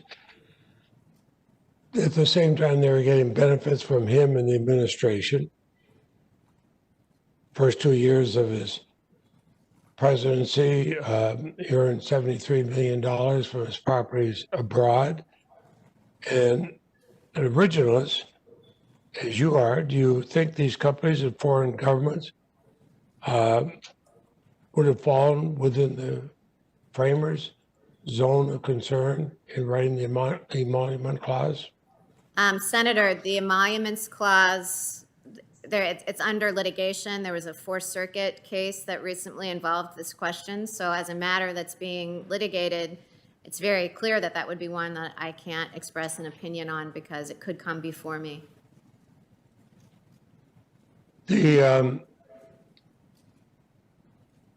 found it interesting what you've written about stare decisis and precedent, and it seems that you're willing to depart from it, and that's as a justice, I suppose you could do what you want, but in the June medical services, Chief Justice Roberts joined the majority, struck down a Louisiana law restricting access to reproductive services, even though he had dissented in a previous case, striking down a very similar Texas law. And he said the legal doctrine of stare decisis requires us, absent special circumstances, to treat cases alike.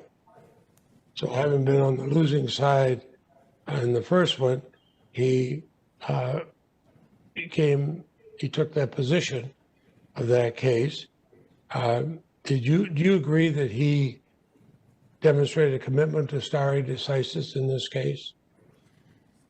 Well, Senator, no justice that I'm aware of throughout history has ever maintained the position that overruling a case is never appropriate. As you probably know, there's a Supreme Court case that said that states could criminalize sexual conduct between same-sex couples, and Lawrence versus Texas overruled that case.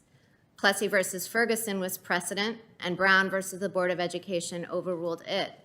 So the Supreme Court has always...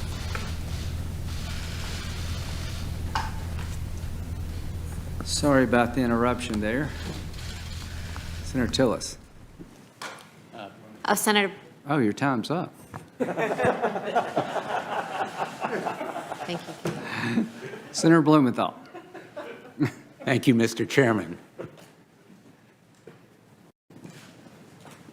That was almost the shortest questioning session you ever had. I was getting ready to defend you and say, oh, no, it's Senator Blumenthal's turn. Hard to keep track of us. I entered some letters into the record, Mr. Chairman, I believe, before we broke. Yes, sir, without objection. And I began my questioning about the Third Circuit opinion in Binderup. I believe that you would agree that decision applied to misdemeanor Yes. offenses, correct? Not to Yes. felons. Yes, I was thinking of the separate opinion that Judge Hardiman wrote, I think for 5, and it was a splintered decision, but the holding, I agree. So it is really doesn't misdemeanors. support the dissent that you wrote in. Judge Hardiman's position does for the 5, but you're right, I had misremembered the common judgment holding for the plurality. Thank you. I want to ask you also, or clarify, the quote that I read to you was from a speech that you gave to the Hillsdale College, May 21, 2019, and it was, quote, about your opinion, dissenting opinion in Cantor, quote, "It sounds kind of radical to say felons can have firearms," end quote. So I just want to clarify that was the source of the quote Yes. that I read I to too you. had- Thank you. I too had looked at that because I was pretty sure I hadn't written the opinion. So I think, yes, it was in the course of explaining the opinion to that audience. I was saying it sounds kind of radical, but then going on to explain why it wasn't and the reasoning. But yes, thank you for correcting that, Senator. Thank you. I also want to go back to another aspect of our conversation because Senator Graham asked about it this morning. I showed you a letter that you signed from 2013 by the Notre Dame Faculty for Life, and specifically a sentence, the unborn to be protected. We renew our call for the unborn to be protected in law and welcomed in life. And then I asked you about the IVF procedure, whether it could be banned criminally under the Constitution. And you said to me that you couldn't answer that question in the abstract. You said, we can't answer questions in the abstract. I asked you about your legal opinion and position, not your personal beliefs or religious views. You understand that point? Yes, yes. And I am disappointed that evidently you can't tell us or the American people whether you believe or your legal position is that IVF can be constitutionally banned because so many Americans depend on this medical procedure for the ability to have children. I also want to ask you, should courts, specifically the Supreme Court, be deciding the next presidential election? So the presidential election, as with all elections, is a matter put to the voters to cast ballots. But the presumption should be against the courts deciding an election. It's the people and the voters who should decide, correct? Let's see, Senator Blumenthal. So I think that occasions on which courts adjudicate election disputes are designed to protect the voter's choice and the right to vote. So of course, the Supreme Court doesn't cast ballots. Voters cast ballots, and election law is designed to protect the right to vote. The courts should do everything possible to avoid embroiling themselves in elective politics. Russo versus Common Cause says that, for example, gerrymandering is a political question because it's difficult in many circumstances for courts to develop judicially manageable standards to. Presumption should be against courts getting involved. Let me ask you about some precedents, and I'm asking not about super precedents. Okay. And as you define super precedents, they are cases so well settled that no political actions, no people seriously push for their overturning. I'm not asking you about what other people may think about these cases or may do about them, and I'm not asking you hypotheticals. These are real cases. First, Brown versus Board of Education.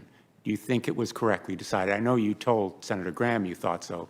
I'd like you just to clarify that point. Sure. So as I said to Senator Graham when he asked me that question, I have spoken on that before in the originalism lecture that I give. As you sit said here, yes. And correctly decided, right? correctly decided, and yes, I've said that. Thank you. Let me ask you about Loving versus the Loving case, do you think that was correctly decided? Well, Loving follows directly from Brown.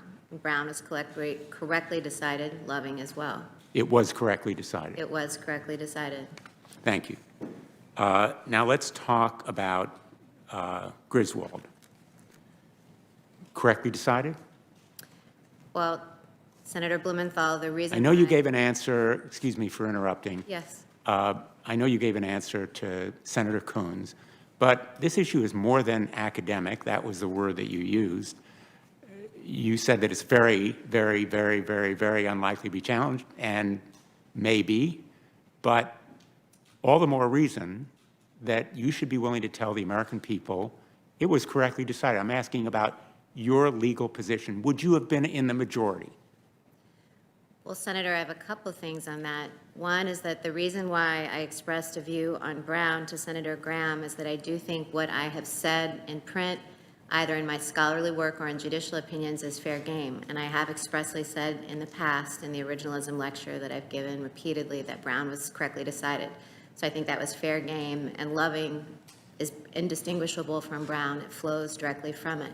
Loving involved interracial marriage, and Griswold involves a ban on contraception, criminal ban on the use of contraceptives, which in turn also involves Eisenstadt v. Baird. These are fundamental cases, and I'm asking your legal position. I want you to keep in mind how many people are listening and watching because they may take a message from what you say. They may see what you say and be deterred from using contraceptives, or may feel the fear that it could be banned. Well, Senator Blumenthal, the position that I've taken is whether a question is easy or hard, that I can't offer an answer to it. And I would be surprised if people were afraid that birth control was about to be criminalized, because I said to Senator Coons, You may I don't be see it. surprised, but Chief Justice Roberts said, quote, "I agree with the Griswold Court's conclusion that marital privacy extends to contraception. Justice Kennedy, if a hypothetical case were to be imagined that better fits within the privacy that I believe the Constitution protects, I couldn't think of a hypothetical better than Griswold." At his hearing, Justice Thomas said, "I believe the approach that Justice Harlan took in Poe v. Ullman and reaffirmed again in Griswold in determining the right to privacy was the appropriate way to go." And he reaffirmed Eisenstadt v. Baird. I'm stunned that you're not willing to say an unequivocal yes, it was correctly decided, I would have been in the majority.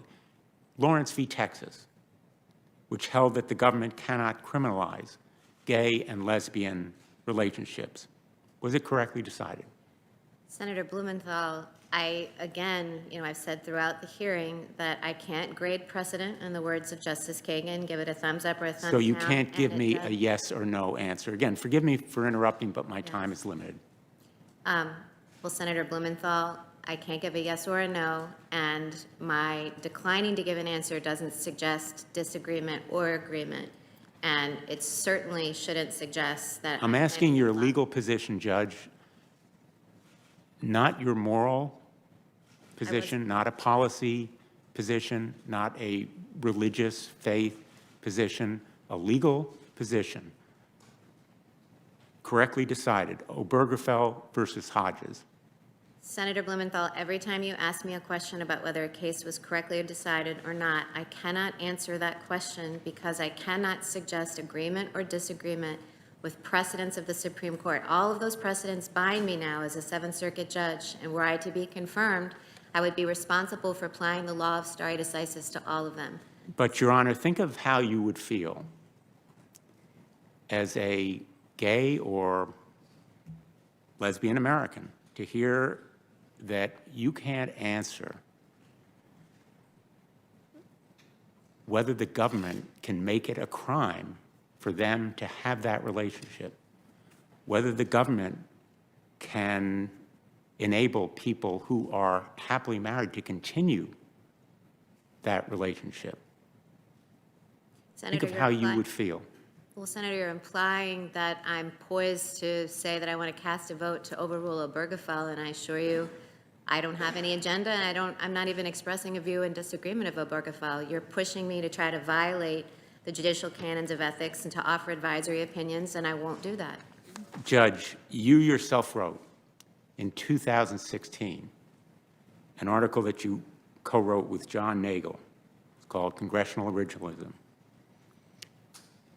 Quote, a confirmation hearing answering hypothetical questions about the soundness of particular precedents is par for the course, end quote.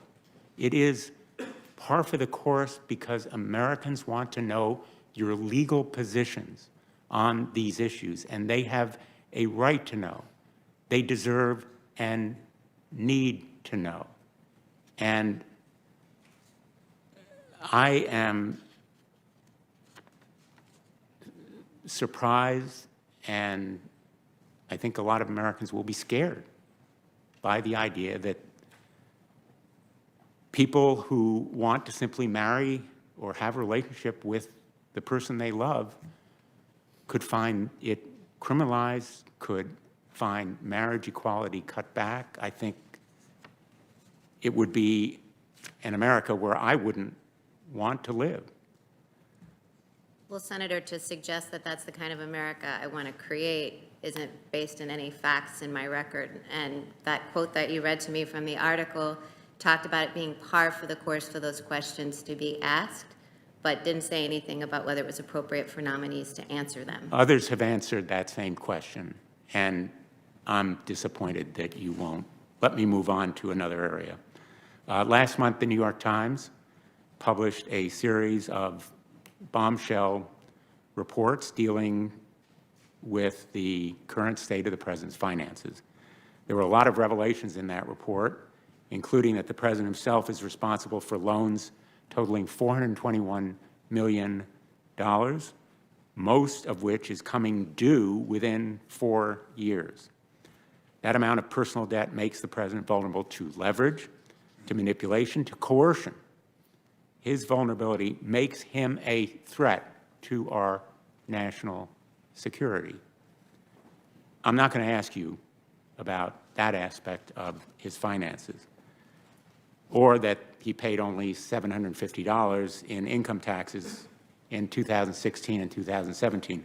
I want to ask you about a fact that is critical constitutionally. During his first 2 years in office, the president received $73 million from foreign sources. Now, in the interest of full disclosure, I just want to say I led a lawsuit involving 200 of my colleagues challenging the president's receipt of those foreign benefits and foreign payments as a violation of the Emoluments Clause. And we cited as well other payments and benefits that he received from India, Afghanistan, Kuwait, Qatar, Malaysia, Saudi Arabia, Slovakia, and Thailand, and more, in violation of the Emoluments Clause. And we've been talking a lot about originalism. The Emoluments Clause was the premier anti-corruption clause in the United States Constitution. As Edmund Randolph of Virginia said, specifically, the clause was intended to, quote, prevent corruption, end quote, by, quote, prohibiting anyone in office from receiving or holding any emoluments from foreign states, end quote. The lawsuit that I led was denied certiorari yesterday by the United States Supreme Court. The D.C. Circuit Court of Appeals ruled against us on the limited technical issue of standing. It didn't deal with the merits. I hope that you will keep in mind the danger of corruption and the need to give citizens standing to enforce laws that prohibit corruption. Nobody is above the law. You've stated that position very well. And enforcement of laws that prevent corruption is vital. And my view is that the president, any president, must be held accountable. Do you agree? No man is above the law. I agree with that, as I've stated very clearly before. And I also want to assure you, Senator Blumenthal, that I will apply all laws and come to an open mind with all laws, including laws dealing with anti-corruption. Let me ask you about a topic that really hasn't arisen much here. Okay. Climate change. One of my colleagues, Senator Kennedy, asked you about it late in the hearing yesterday, and your answer was, quote, "You know, I'm not a scientist. I have read things about climate change. I would not say I have firm views on it." Do you believe that human beings cause global warming? Well, Senator Blumenthal, I don't think I am competent to opine on what causes global warming or not. So I Well, we all have really views on it. offer- I'm Yeah, asking but for your opinion. I don't think that my views on global warming or climate change are relevant to the job I would do as a judge, nor do I feel like I have views that are informed enough, and I haven't studied scientific data. I'm not really in a position to offer any kind of informed opinion on what I think causes. I understand. Global- And again, I apologize for interrupting. Do you agree with the president on his views of climate change? I don't know that I have seen the president's expression of his views on climate change. Okay. Let me ask you on another area. Are you aware of the Supreme Court, as it's called, shadow docket? I am. Essentially, this docket consists of cases that are decided, often stays or extension of orders, without an opinion, correct? Correct. And as a matter of fact, in the denial of certiorari in Blumenthal versus Trump yesterday, there was no opinion providing the reasons why they did so. We don't even know how many justices supported the decision, except that there must have been at least 5. And despite detailed reasoning from lower courts, which we challenge, about the issues, there was no opinion. And the same was true of the census decision, as you know. So don't you think there should be transparency on the part of the Supreme Court? I think that the court, in the practice of denying cert petitions routinely, and you know, the shadow docket has become a hot topic in the last couple of years, but you know, even when I was clerking on the court in 1998, it was not typical for the court to issue opinions explaining why cert was denied, although sometimes there are dissents from the denial of certiorari which have opinions. But as far as I know, it's never been the routine practice of the court to have opinions. My time is limited, but I just want to leave you with the very strong message, because increasingly the court has turned to this shadow docket. In fact, it's growing larger. It's up to 6,000 cases every year where it rules without an opinion and without disclosing who voted which way. That strikes me as anti-democratic with a small d. It decides only about 80 cases on its merits docket every year, which is smaller than when I was a law clerk on the court, and probably when you were a law clerk as well. So fewer cases, accountable, and less transparency. I am going to conclude here. I just want to say we tried to bring into this room real people who are going to be affected by your decisions. Some of them will lose their coverage. In fact, millions of Americans, including Connor Curran, will lose his coverage under the Affordable Care Act if he's denied the protection to people with pre-existing conditions. legislative activism from the bench and the kind of activism that I fear you will bring to the bench is one of the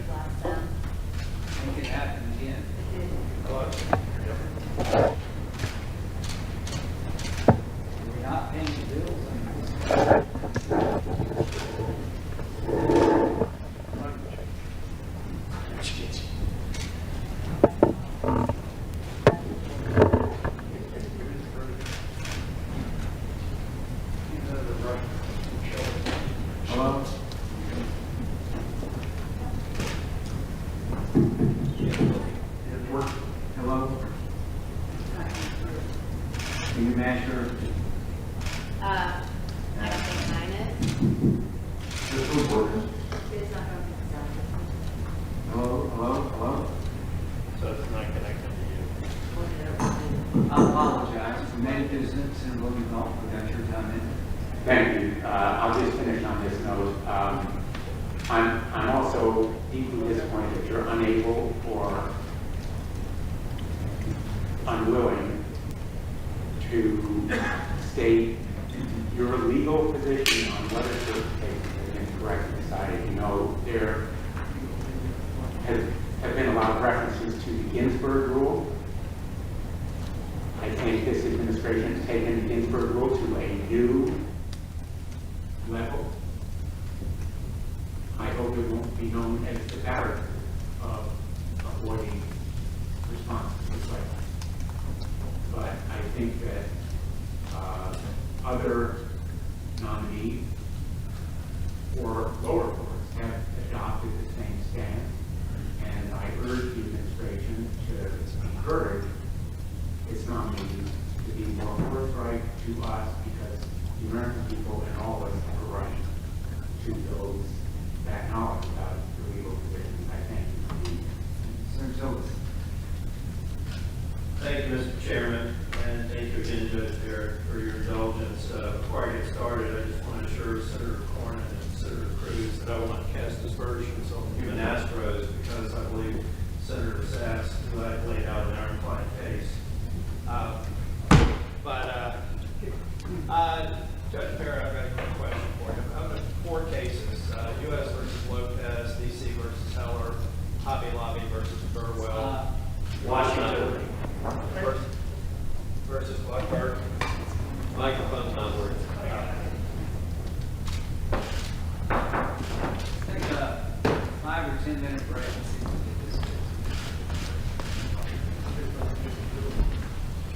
I did not cast aspersions.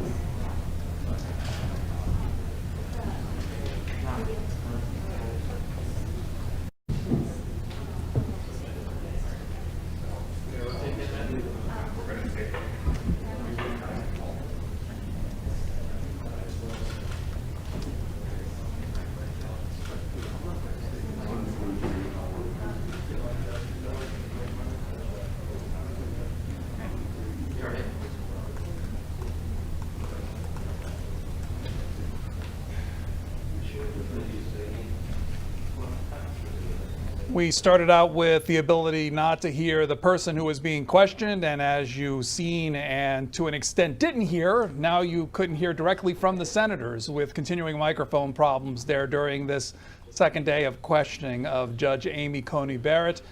They are starting to look and suss out those technical problems. So we are trying to see where that is. They may resume at any moment. And when they do, that we'll go back to them. Let's see a little bit if they decide to come back in.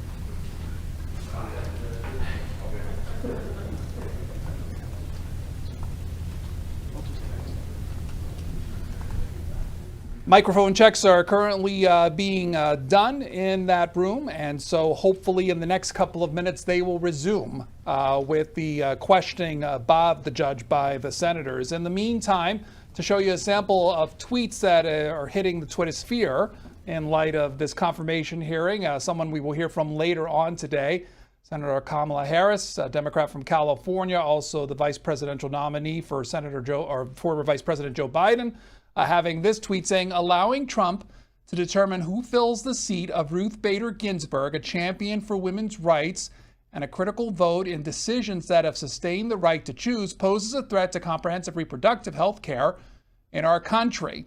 Also, this from Senator Marsha Blackburn. You'll remember that it was yesterday and even a portion of today that Senator Whitehouse had showed several charts charting dark money, as he calls it, of certain groups relating it to the confirmation process of Judge Barrett. Today's chart being shown, the tweet from Senator Blackburn saying, "Not again, Sheldon," again referencing several of those charts that he showed yesterday. When it comes to reporting on this, Michael McAuliffe of New York Daily News adding this. Again, the words of Senator Dick Durbin, Democrat from Illinois, those who support the Republican platform are going to keep their promise to end the Affordable Care Act. They need that ninth justice, and that's why it had to be hurried. Unfortunately, that is the cloud, the orange cloud over your nomination. And then from the Washington Post this morning, James Hohmann, actually this afternoon, James Hohmann, as adding this, when it comes to the exchange of questioning, responding to a softball, Amy Barrett could only remember 4 of the 5 freedoms enumerated in the First Amendment. She forgot the right to protest. Again, you can read these tweets about these events that are taking place, but you can also see them as well. If you go to our website at cspan.org, you can see key portions of today's hearing. You can watch it all in total if you want. All of that available at cspan.org. The second full day of questioning of the judge, another day tomorrow. This will feature panels of invited guests by both sides of the committee. And one of the people that you will hear from tomorrow, at least invited by the Democrats on the panel, Kristen Clark, the president and the executive director of the Lawyers Committee for Civil Rights Under Law, talking about the importance of voting rights and other civil rights protected by the Constitution and federal law. Again, she's just one of several people that will appear on panels tomorrow on the final process. Also a meeting set tomorrow as far as the markups and the next steps when it comes to this portion of the confirmation process. Again, we'll let you see a little bit again back to the room and see where they're at, and we'll take you to that now.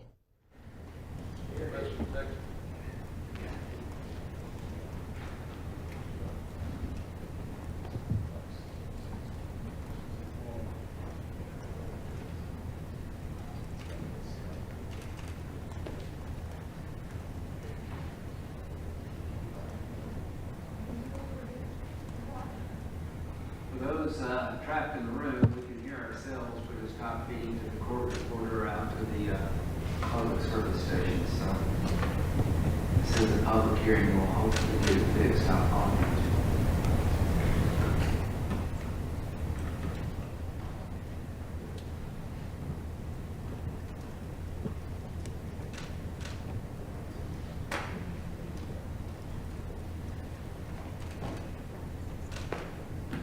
As we wait for these technical issues to be resolved there in the Senate, we will show you a portion of the exchanges from earlier today. This one between the judge and Senator Mike Lee, Republican of Utah. Some of the topics that are coming up in this exchange, that of this idea of personal connections to actions done by judges, also the idea of buffer zone laws outside of abortion clinics. Here's a portion. Thank you, Mr. Chairman. Mr. Chairman, I'd like to submit to the record a letter from the American Legislative Exchange Council. Without objection. Judge Barrett, I want to talk about religious freedom for a moment. As I mentioned the other day, I think you and I share something in common on this, an enthusiasm for religious freedom.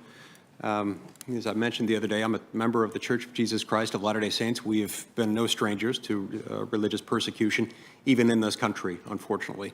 On October 27, 1838, the governor of Missouri ordered us exterminated. It wasn't nice, but, you know, I assume he had his reasons. He believed we were heretics, and I'm sure we are heretics in the eyes of many, but we try to be really nice heretics. And it wasn't until the late 70s that the governor of Missouri actually lifted that ban. I'm sure Josh Hawley, as Attorney General, would have lifted it for us had it not been lifted by then. Religious liberty has always been interesting to me for that reason, and also just as a lawyer. My late father, who was also a lawyer, worked on and advised Congress regarding the Religious Freedom Restoration Act. And my longtime professional mentor and former boss, Gene Scher, was someone who I worked with in establishing a first-of-its-kind religious institutions practice group a couple of decades ago. Catholics, like members of my faith, have also been subjected to religious persecution from time to time. And in many cases were directly targeted through so-called Blaine amendments, provisions worked into a number of state constitutions, really for, in many cases, blatantly anti-Catholic purposes. These Blaine amendments had, of course, as their purpose the restricting of public funds going to certain religious institutions, including schools. Thankfully, earlier this year, the Supreme Court in Espinosa versus Montana Department of Revenue struck another blow against Blaine amendments by reinforcing their earlier decision in the Trinity Lutheran case. Would you discuss briefly with us the Supreme Court's recent jurisprudence on this issue regarding Blaine amendments and how they intersect with religious freedom? Sure. So the Supreme Court's recent decisions get at the principle that while, you know, we have to be careful about the Establishment Clause, right? So there's a line of cases saying, you know, a state or federal government clearly can't establish a church, and so we have a line of cases about what that means.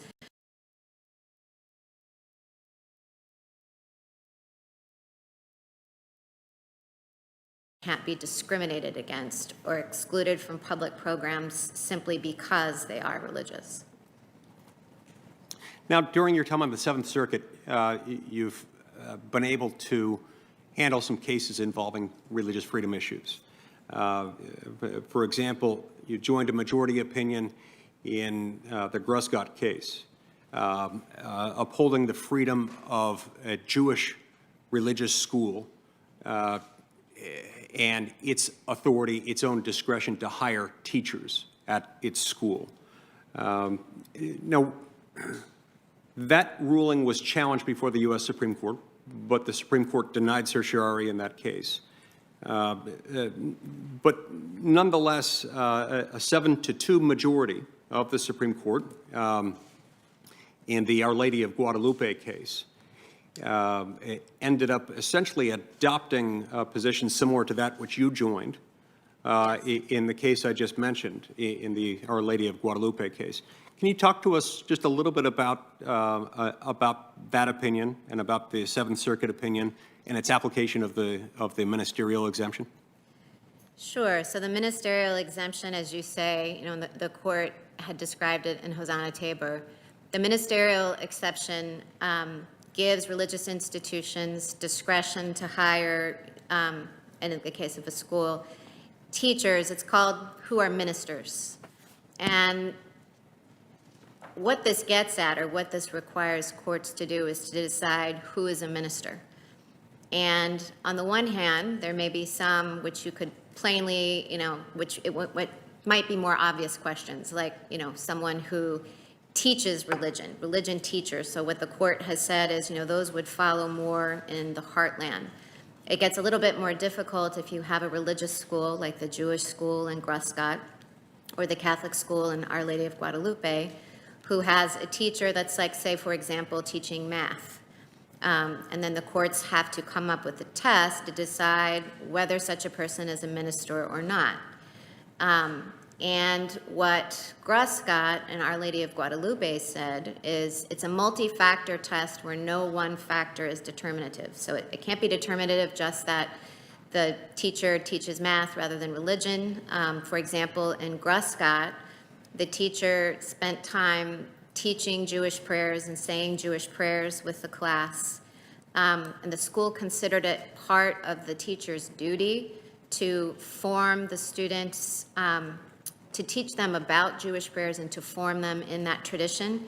So even though she spent other time in the curriculum teaching other matters, it viewed that as part of her job, and the school viewed her as a minister. And so Our Lady of Guadalupe gives a lot of deference to the school's characterization of whether someone is a minister or not to encourage discrimination, of course, but simply to protect religious freedom. So at a Catholic school, the teacher may teach math, but also prays with the students in the morning, attends Mass with them during the week, and is considered by the school, say in Our Lady of Guadalupe. We can press on. Senator Tillis. Judge Barrett, thank you again. 4 cases: U.S. versus Lopez, D.C. versus Heller, Hobby Lobby versus Burwell, Washington versus Glucksberg. Were they correctly decided? Got to put your mic on. Is it working now? Yeah. Okay, good. Senator Tillis, I can't express a view on the correctness of any precedent. So I think it's pretty clear that it's not just cases favored by my Democratic friends. You're taking a very consistent position, and I think the American people should understand that. Thank you. I had a sheriff in Wake County. In North Carolina, you have to apply for a permit to purchase a handgun in North Carolina. And for a period of time, the sheriff of Wake County refused to process handgun permits. He has subsequently reversed that policy, so it's no longer an active case. But, it would seem to me that sheriff was making a decision that wades into, I think, a Second Amendment right. How would you evaluate a case like that if it came before you? So if a case like that matured into litigation and went up the appellate process, I would look at the law, and obviously the Second Amendment would be relevant there. So I would, read all applicable precedents, including Heller, to determine whether what the sheriff had done violated the Second Amendment right or not. Well, I think in that case it did, but I would leave it to somebody far more qualified than you to take it forward. And I suspect it will if the sheriff reimposes the same imposition on lawful gun owners. I thought about this when Senator Hawley was asking a similar question. I've finished my 68th telephone town hall since the first case was reported in North Carolina. And about a month into it, everybody understood that we had to shut things down, try to understand how COVID was affecting us.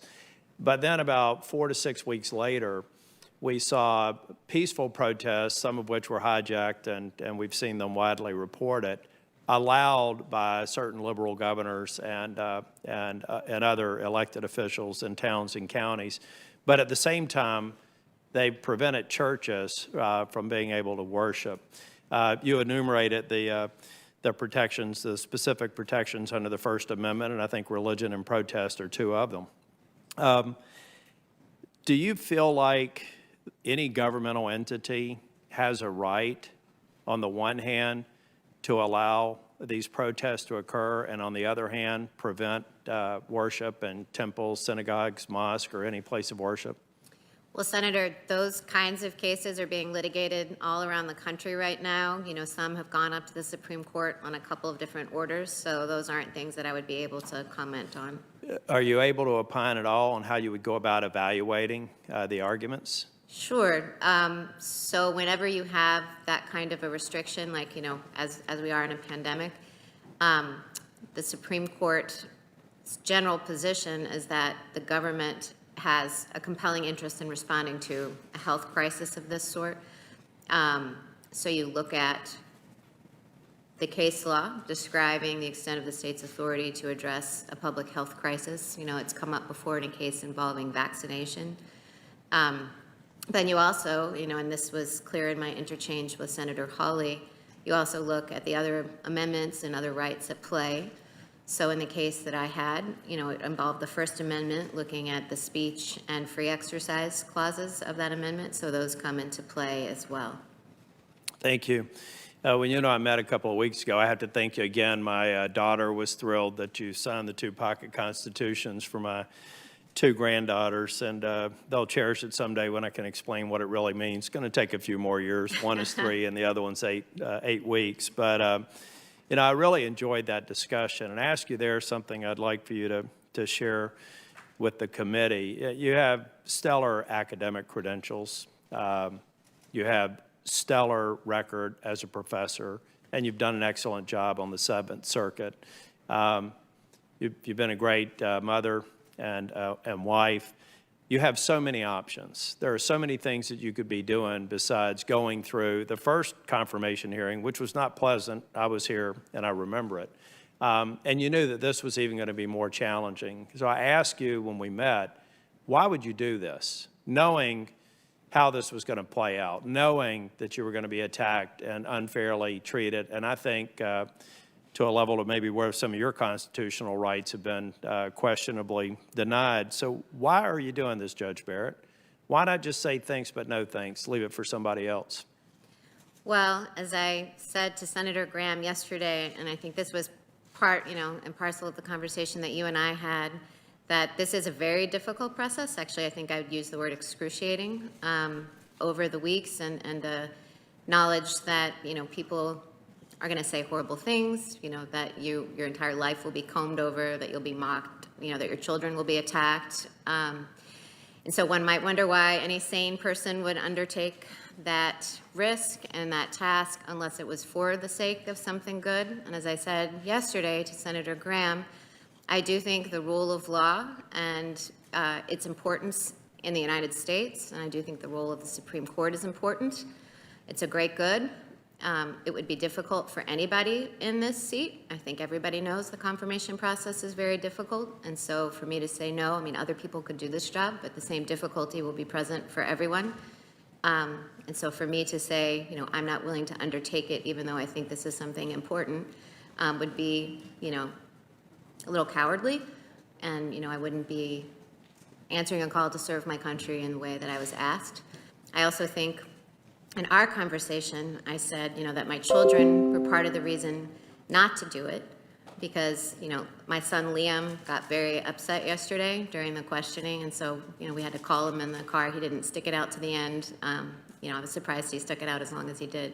But Liam got very upset at the questioning, and Senator Kennedy referenced some of the other things that have happened to the children in the process, and so I said to you before any of that happened that in many ways the children are the reason not to do it, but they're also the reason to do it, because if we are to protect our institutions and protect the freedoms and protect the rule of law that's the basis for the society and the freedom that we all enjoy, if we want that for our children and our children's children, then we need to participate in that work.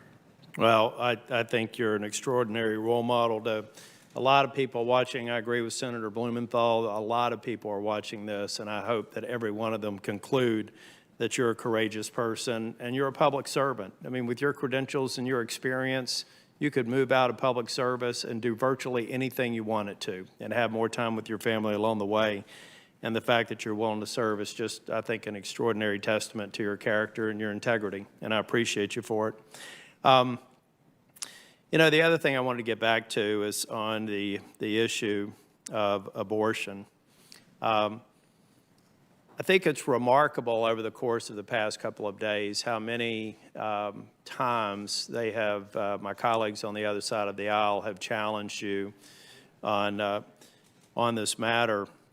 And in the same breath, they're advocating for activism. In one breath, they want to secure certain Supreme Court precedent. On the other breath, they want your commitment to potentially overturn it. But I want to talk specifically about a policy in Gonzalez versus Carhart. I mentioned yesterday late-term abortions, partial birth abortions. I've thought were horrific all of my life, but especially since I held that premature granddaughter of mine who was born 3 weeks premature. How would you, if a case as a matter of state law or federal law, let's say Senator Graham's bill, how would you go about evaluating maybe some laws that would prevent late-term abortions, partial birth abortions? How would you go about evaluating that in light of Gonzalez versus Carhart? Well, I would look at all the precedents. Casey, as we discussed yesterday, sets out the undue burden standard, which is the test, and then Gonzalez versus Carhart, as you say, upheld a restriction on partial birth abortion. You know, Whole Women's Health and June Medical are the most recent cases in the abortion line. So if I were to have to decide a case involving a bill like the one that Senator Graham has referred to, it would involve looking at all of those precedents and their application to the particular contours of the law that was before me. Thank you. Now I'm going to go in a slightly different direction. I was talking with Senator Coons, who is the ranking member on a committee that I chair, a subcommittee here on intellectual property.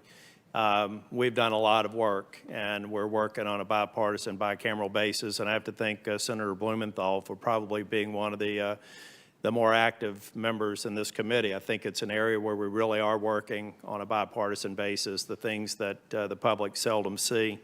But I want to ask you first on antitrust. I know a district court opinion sided with Federal Trade Commission that found that Qualcomm violated antitrust law. And the Ninth Circuit overruled that district court decision. I don't know if you followed it, but in the Ninth Court opinion, they said that Qualcomm was a company just asserting its economic muscle with vigor, imagination, devotion, and ingenuity. I know you can't speak to that case, but I'm interested in your thoughts generally on antitrust law. Where do you think the court should draw the line on federal antitrust limits between where a company violates an antitrust law or, as Qualcomm was characterized, of just asserting its economic muscle with vigor, imagination, devotion, and ingenuity?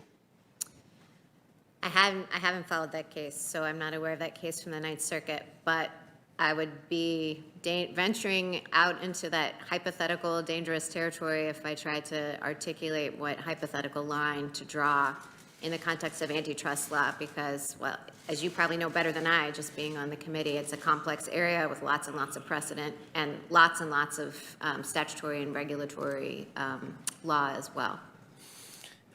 Moving to another area that's been addressed on the Committee on Intellectual Property and Patent Law Eligibility. As judge, I should say, as chairman of the subcommittee, I'm really interested in protecting the intellectual property of the American innovation economy. There's no question that we're the leader in the world.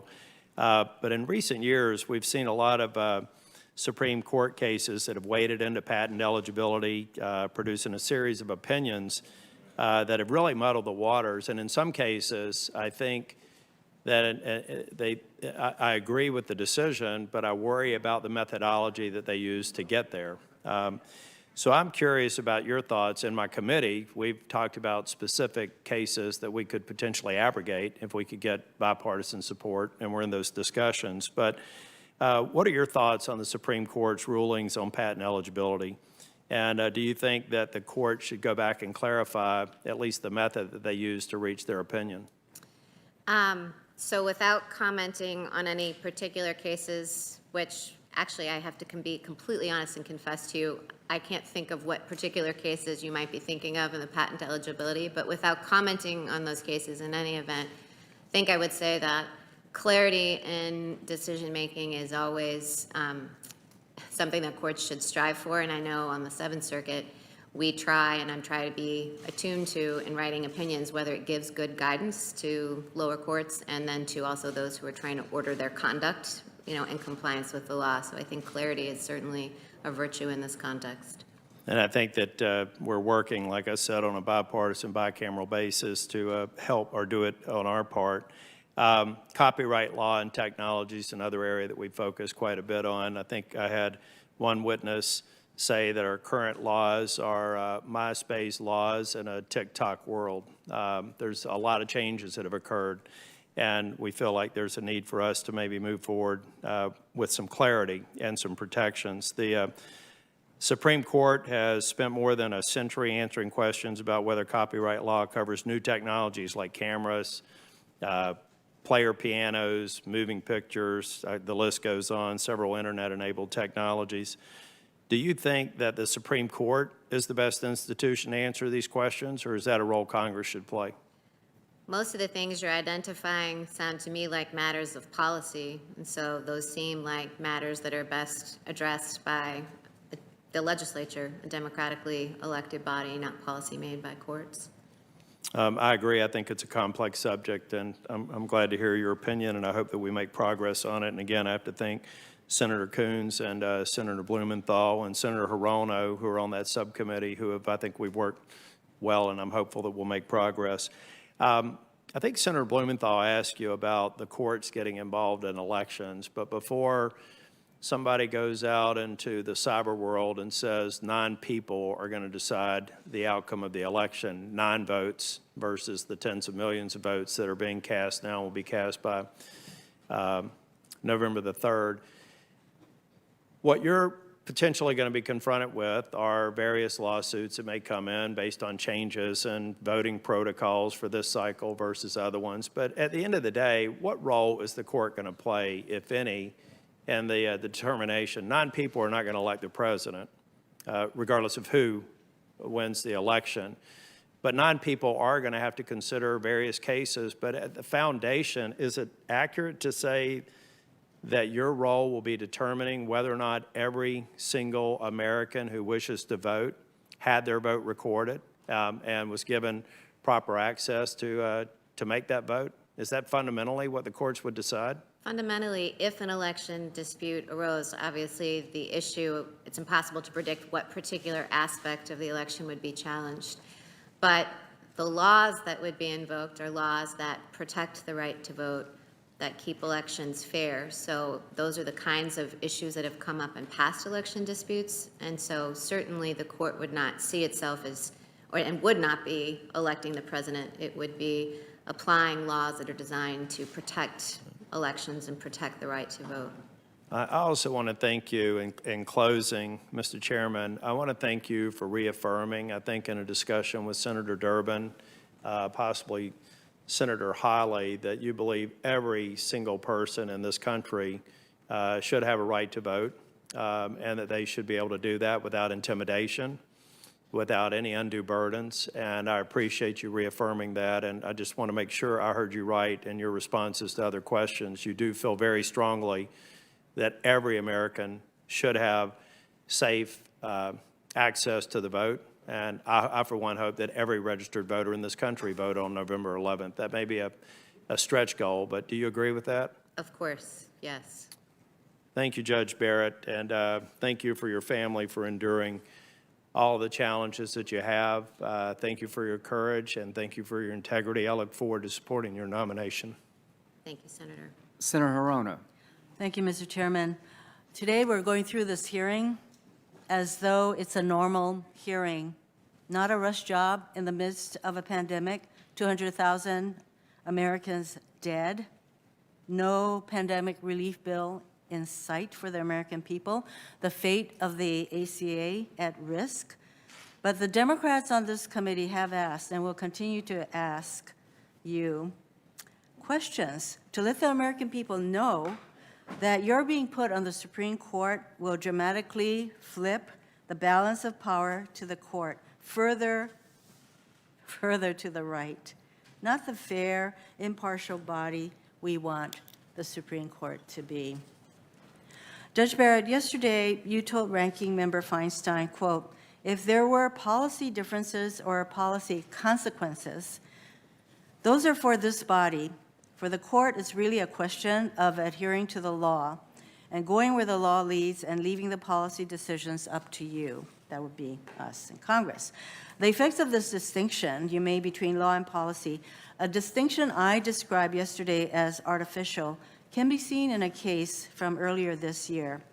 In Cook County v. Wolf, you considered the Trump administration's dramatic change to the public charge definition, a wealth test to prevent low-income immigrants from entering the United States or becoming permanent residents. The majority found the rule had, quote, numerous unexplained serious flaws and barred its imposition.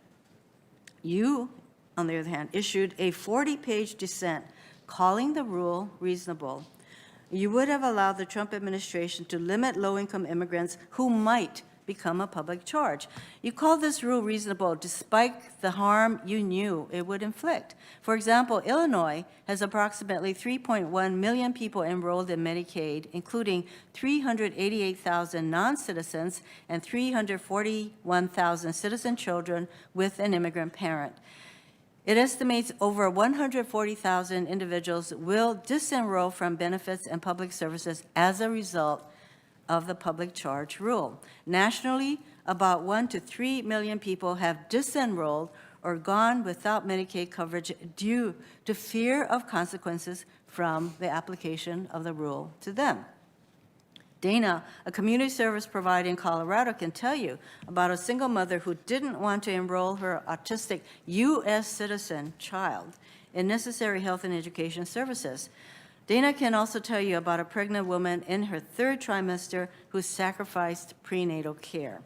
The effect of the public charge rule has intensified as people forego testing and treatment for COVID-19, ensuring people will be sicker, more likely to die, and more likely to inadvertently spread the virus. Sarah, who helps provide legal assistance in New York, works to lessen the devastating, impact of the rule. This includes working with one immigrant living in a shelter seriously ill with COVID-19 symptoms and unwilling to get tested or treated out of fear for her status. And while the Trump administration admitted the rule's connection to a reduction in public benefit enrollment and food insecurity, housing scarcity, and increased costs for states and localities, it brushed off the impacts and refused to alter the rule. Similarly, in your dissent, you also acknowledged that people are disenrolling from health and other programs out of fear. You not only admitted to the disenrollments, you found it unsurprising. Disenrollments reportedly affect nearly one-third of all low-income immigrant families with children. Judge Barrett, just to be clear, do you believe these disenrollments are policy consequences that are the job of Congress to fix, not the courts to consider? Senator Hirono, the dissent that I wrote in Cook County went through the public charge rule and the statute to explain that those who are currently receiving benefits were not affected by the public charge rule. It was a prospective screen.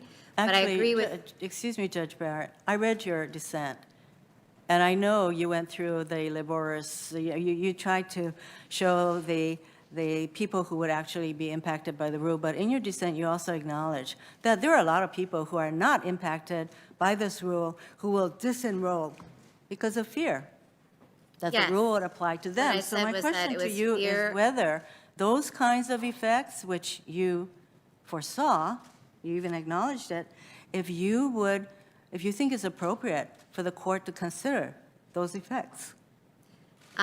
So Senator Hirono, as I was trying to answer before, yes, I said that there was fear and there was disenrollment, but that in fact the rule did not apply to anyone who is currently eligible for benefits.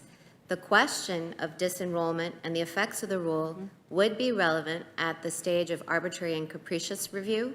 I was just analyzing the first step, which was the interpretation of the statute.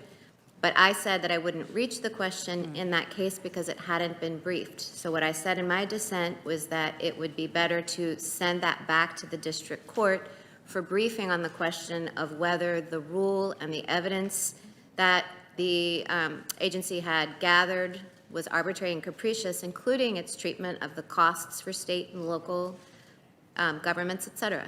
Judge Barrett, you deem the rule to be reasonable, so I take it you stand by your dissent in that case. I stand by my dissent, but Senator Hirono, there is a difference between reasonable under the Chevron doctrine and arbitrary and capricious under the Administrative Procedure Act. So just what I'm clarifying is I did not. But as you noted in your dissent, the APA was not even brought up, so that was not an issue.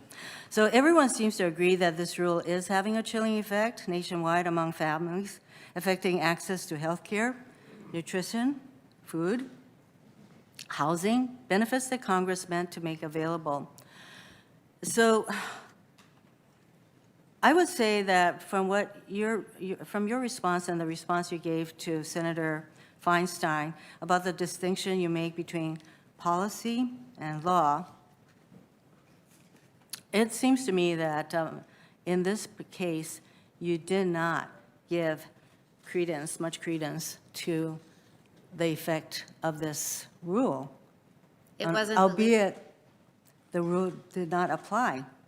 It would have been the question at the arbitrary and capricious stage because that's one of the relevant factors. But, you know, the laborious study that I did in the public charge case responded to the arguments the parties made and the complex statutes that Congress has passed in this area, including the welfare reform. Judge Barrett. Yes? I'm sorry too, I don't think you even mentioned arbitrary and capricious standard. So let me move on. Yesterday, Senator Graham asked you about how unlikely it would be to overturn Supreme Court precedent on a range of issues. And you said, quote, judges can't just wake up one day and say, I have an agenda. I like guns. I hate guns. I like abortion. I hate abortion. And walk in like a royal queen and impose, their will on the world. You have to wait for cases and controversies. But I don't think that's an entirely accurate picture, because certain justices have been using their opinions to signal interest in addressing various issues, particularly those undermining workers' rights, civil rights, even inviting challenges to longstanding precedent. In fact, as Senator Whitehouse explained this morning, just 2 years ago, the Supreme Court overturned a 41-year-old precedent. Talk about reliance on a precedent. This precedent was called Abood, which protected public sector unions, and Justice Alito engaged in a six-year campaign. And I just have this chart to show you that he was very persistent in signaling that he wanted to revisit Abood. So in 2012, Justice Alito first signaled that he wanted conservative anti-union groups to challenge Abood in his decision in Knox v. SEIU. These groups brought case after case to meet the criteria Justice Alito laid out. Although they came close in 2016, his plan was thwarted by Justice Scalia's death, which left the court stuck in a 4-4 decision, tie, and Fredericks. Justice Alito had to wait until Senator Mitch McConnell blocked Merrick Garland's nomination for nearly a year as President Trump, so that President Trump could appoint Neil Gorsuch. Pretty much the minute Justice Gorsuch got on the court finally overturned Abood in Janus. Now we're seeing that same kind of signaling to invite challenges to another precedent. I mentioned this yesterday, Obergefell, which recognized the right of same-sex couples to marry.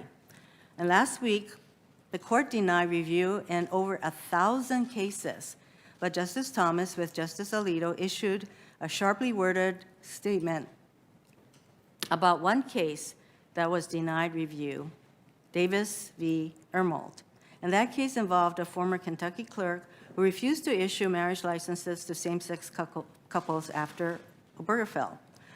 So like Justice Alito in 2012, Justice Thomas, joined by Justice Alito, signaled an eagerness to roll back a Supreme Court precedent that they believed conflicted with their understanding of the Constitution. They criticized Obergefell for, quote, reading a right to same-sex marriage into the 14th Amendment, even though that right is found nowhere in the text, and called it a problem that only the court can fix. Judge Barrett, you said judges have to wait for cases and can't say, I have an agenda. But here you have examples of justices who are sending out signals. Bring these cases to us because we want to take a look at precedent. I just want to cite one case where I think that you were also sending out a signal, and that is a circuit court case. Well, two circuit court cases. One that has, you've been asked about, Cantor v. Barr, where you wrote a dissent arguing that certain people with felony convictions should have the right to have a gun. And you went out of your way to raise the issue of whether their right to vote, about their right to vote, and raising concerns that you view their right to vote to be more limited than their right to own a gun. In another example, in Price v. City of Chicago, in that case, you joined a decision that upheld the so-called abortion clinic buffer zone law. As a circuit court judge, you had to apply the law under clear Supreme Court precedent. But the decision that you joined went even further. It signaled a strong disagreement with that precedent, the Supreme Court precedent, calling it, quote, incompatible with the First Amendment and imposing serious burdens, and directed the plaintiffs to seek relief in the Supreme Court. You are going to be, if confirmed, on that Supreme Court. Earlier today, Senator Coons showed you a chart of more than 100 cases where Justice Ginsburg was in the majority and Justice Scalia was in the dissent. And the chart showed the many rights at stake, including long-standing precedent with your nomination, and that includes workers' rights, civil rights, health care, campaign finance limits, and environmental protections. My Republican colleagues are well aware of this, and that's why they want you to be on the Supreme Court so badly. In 2016, after Justice Scalia died, you described him in a TV interview as the staunchest conservative on the court. Is that correct? I can imagine that I said that as I'm sitting here. I can't recall my exact words. Well, I'm quoting you, so Okay. yes, you said that. And you also recognize that replacing the staunchest conservative on the court with someone nominated by President Obama could dramatically flip the balance of power in the court. That's a quote from you. Could dramatically flip the balance of power in the court. You are now in a position that you described 4 years ago of dramatically flipping the power of the court. So your nomination would actually be more dramatic, a more dramatic shift. Law professors such as Professor Stephen Vladeck have pointed out that with your confirmation, the court would be transformed into the most conservative court since the 1930s, with a much more aggressive conservative agenda. In accepting your nomination, you described Justice Scalia as your mentor. That's been mentioned many times before. It appears that you may be even more to the right of Justice Scalia, whom you described as the staunchest conservative. I think it's important to look at what kind of impact you would have had on more recent Supreme Court decisions. When Justice Ginsburg served on the court, the Roberts Court issued numerous 5-4 partisan decisions. But what's notable are the more recent 5-4 decisions after Justice Kennedy, who was often in the middle of the ideological spectrum, was replaced by a much more conservative justice. The court shifted rightward as Chief Justice Roberts' conservative views was now in the middle of the ideological spectrum of the court. So, Judge Barrett, are you familiar with the recent 5-4 decisions where Chief Justice Roberts joined the 4 liberal justices to form a majority? What decisions are you referring to? Are you familiar? I don't know what decisions you're referring to. There are a number of them. I would just touch on 2, and I'll describe them. So these 5-4 cases touched on several issues that highlight what's at stake with your nomination. These issues include protections for DACA recipients, the integrity of the census, reproductive rights, digital privacy rights, right of criminal defendants, COVID-19 safety measures, protecting agency regulations, covers a wide range of protections from veterans' benefits to clean air and water. I'm just going to go to the DACA decision that I mentioned in June 2020. Justice Ginsburg was part of a 5-4 majority with Chief Justice Roberts that blocked the Trump administration's efforts to end the DACA program. And replacing Justice Ginsburg with a conservative like Justice Scalia would have thrown the lives of 800,000 DACA recipients and their families into chaos. The DACA participants would be facing deportation. That includes the over 200,000 DACA recipients who are risking their lives on the front lines of the pandemic to protect the health and safety of us. And last year, Justice Ginsburg and Chief Justice Roberts issued a 5-4 decision that blocked the Trump administration's anti-immigrant policy of adding a citizenship question to the 2020 census, something very near and dear to President Trump. And replacing, in that case, Justice Ginsburg with someone like your mentor, Justice Scalia, would have resulted in excluding many immigrant families from the census. That would not only have decreased their representation in Congress, it would also have decreased their share in the distribution of $1.5 trillion in federal resources. And yesterday, we saw what the court looks like without Justice Ginsburg on it. It allowed the Trump administration to end the census data collection early, despite the ongoing pandemic, despite the fact that they will not get an accurate census count by ending the data collection early. So, of course, that would mean probably fewer federal resources for communities where there is not that accurate count.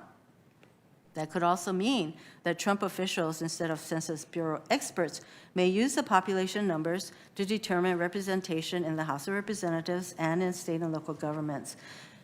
And we already know that Trump is demanding that those numbers exclude undocumented immigrants, even if the census requires everyone to be counted regardless of immigration status. So President Trump has repeatedly accused Chief Justice Roberts of betraying conservatives in the court's decisions on health care, DACA protections, and other rights. He's made it clear he has nominated you to do the job he thinks Chief Justice Roberts and Republicans failed to do: strike down the Affordable Care Act and roll back critical rights and protections. You've already been asked about the consequences of the Shelby County decision. It was totally foreseeable that you would have a lot of states passing voter restriction, suppression, basically laws. Do you believe, Judge Barrett, that voter suppression or discrimination in voting currently exists? Senator Hirono, we have the Voting Rights Act that offers protection, and Section 2 of the Voting Rights Act, which was not at issue in Shelby County, protects voters from any kind of measures that would discriminate on the basis of race, and so that gives protection. Do you think that the Justice Department is pursuing aggressively those sections of the law? Because we know that over a dozen states passed what I would characterize as voter suppression laws. So that is obviously happening. Now, in that case, Justice Thomas went even further because the majority in Shelby County left the framework for allowing Congress to come back with formulas that would enable pre-clearance to occur. But Justice Thomas went even further. He said, get rid of the entire framework. Congress, you're totally out of the picture.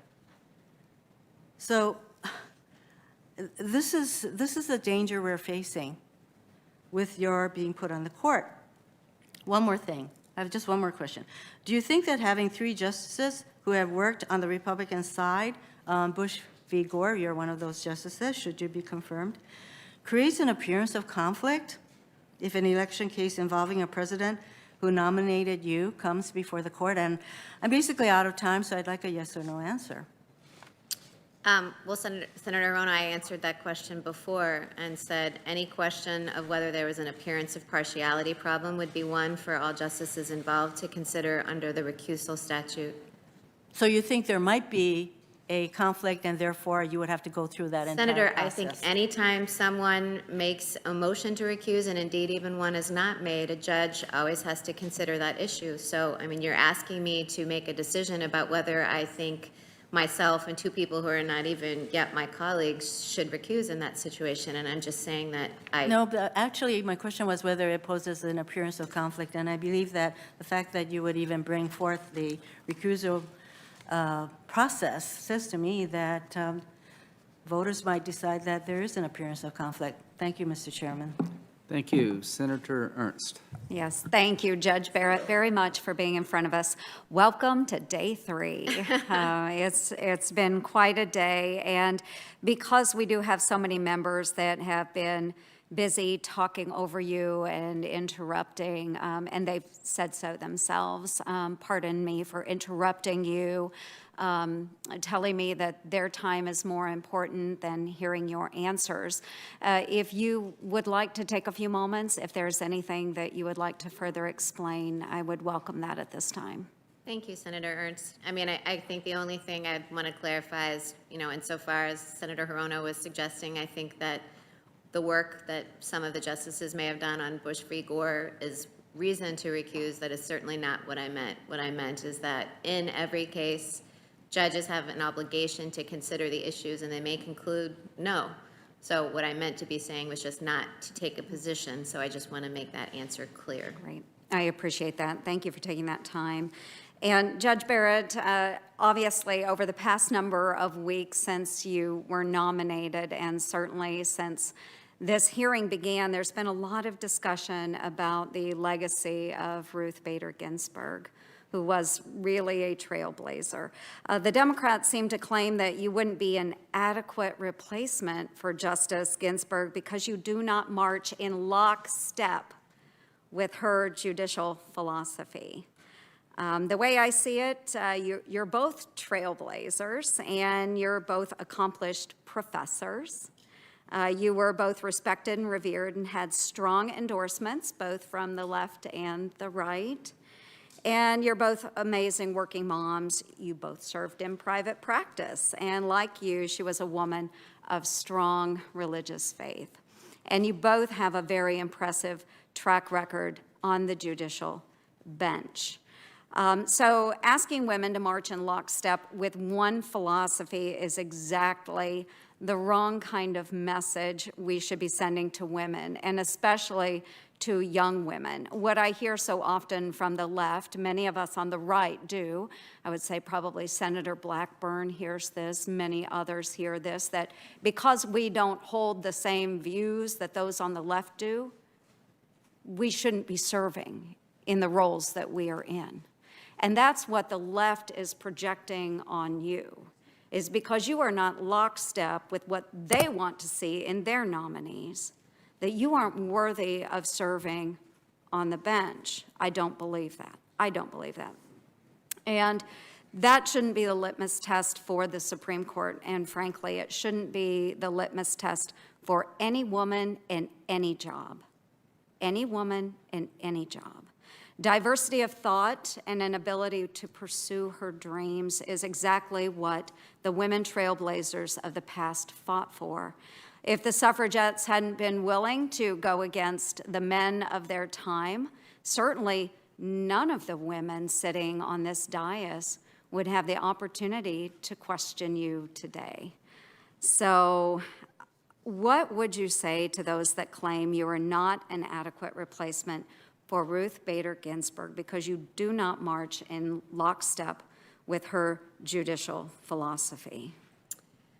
Well, I think that judicial philosophy is an appropriate and an important topic for this committee to explore at the hearing. And I think each of the senators has a responsibility when a nominee comes before you to ask what the judicial philosophy is. And I think disagreeing with the judicial philosophy that I or any other nominee had is perfectly admissible grounds for voting no, because you may have a different vision for what a justice or a judge is to do, and so I have no problem with that. I mean, I think that is how the senators on this committee have viewed their role, and so to, on philosophical or, jurisprudential grounds, I mean, I think that's part of what, or, a lot of what this hearing should be about.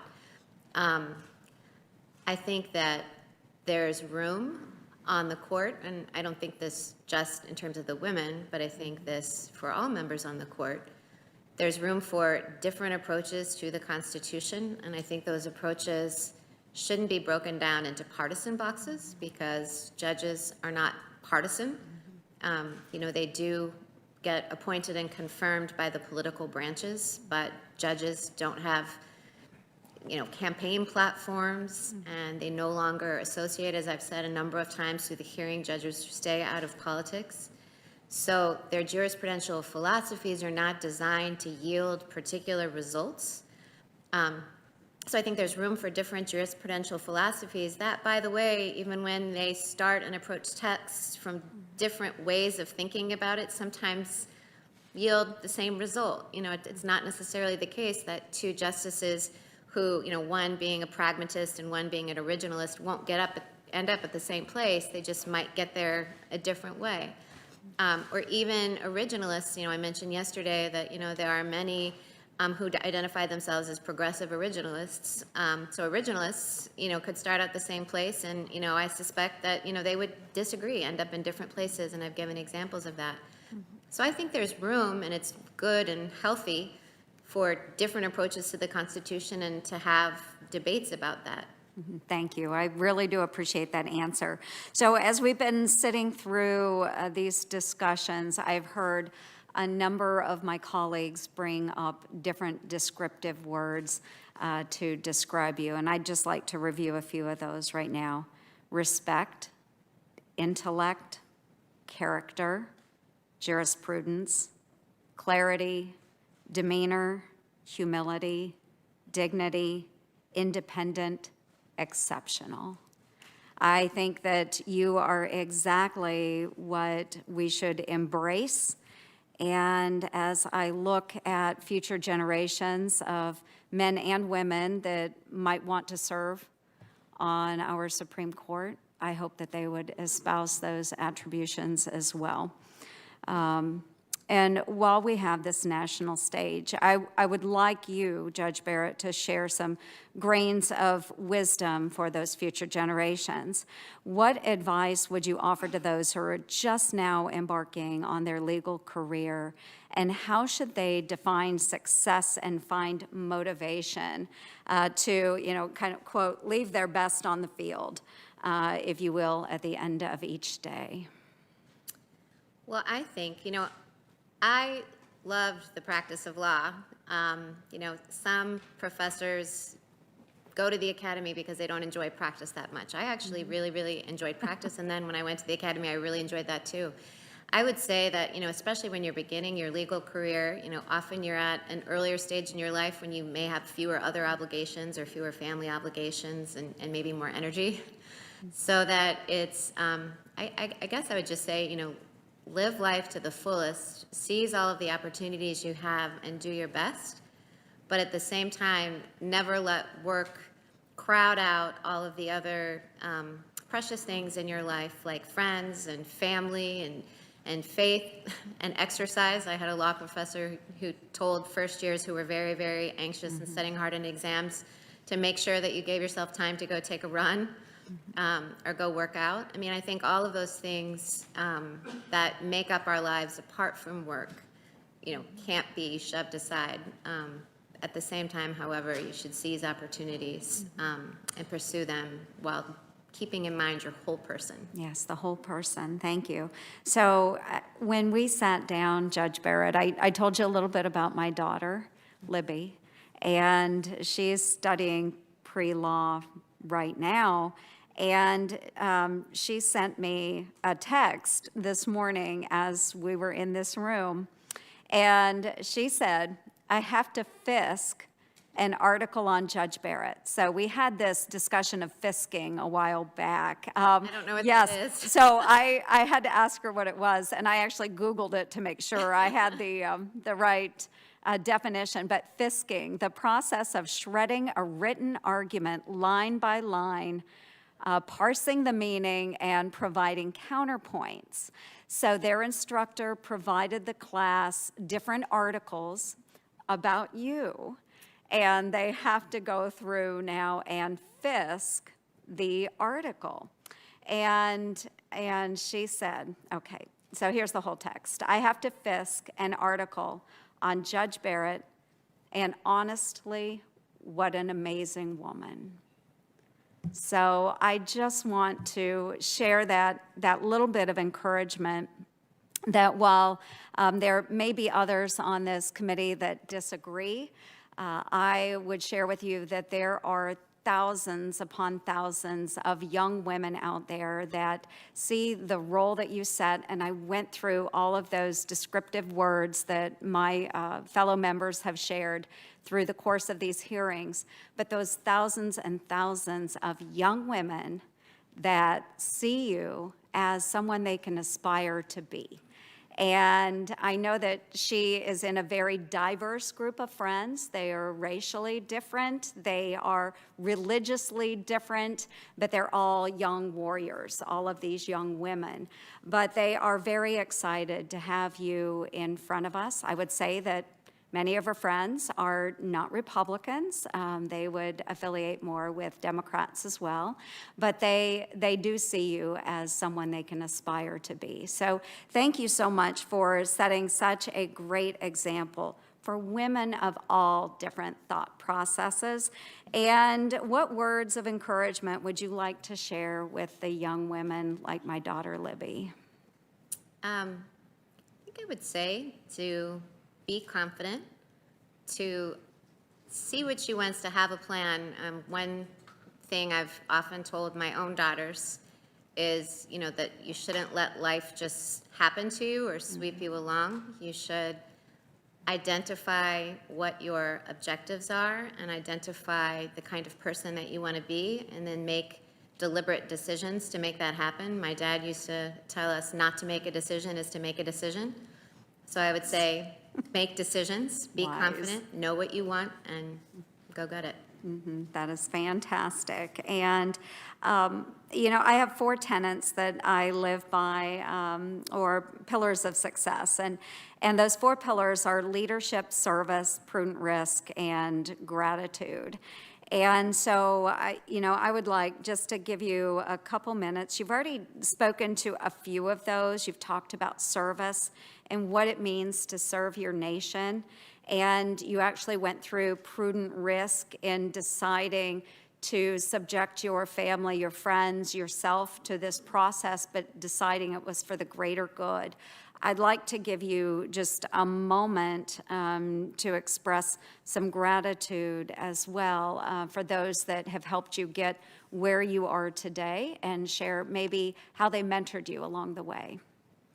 Sure. Well, I think, as for probably so many people, my parents are the ones who I would have to express the most gratitude for, because, they've, they encouraged me at every step of the way.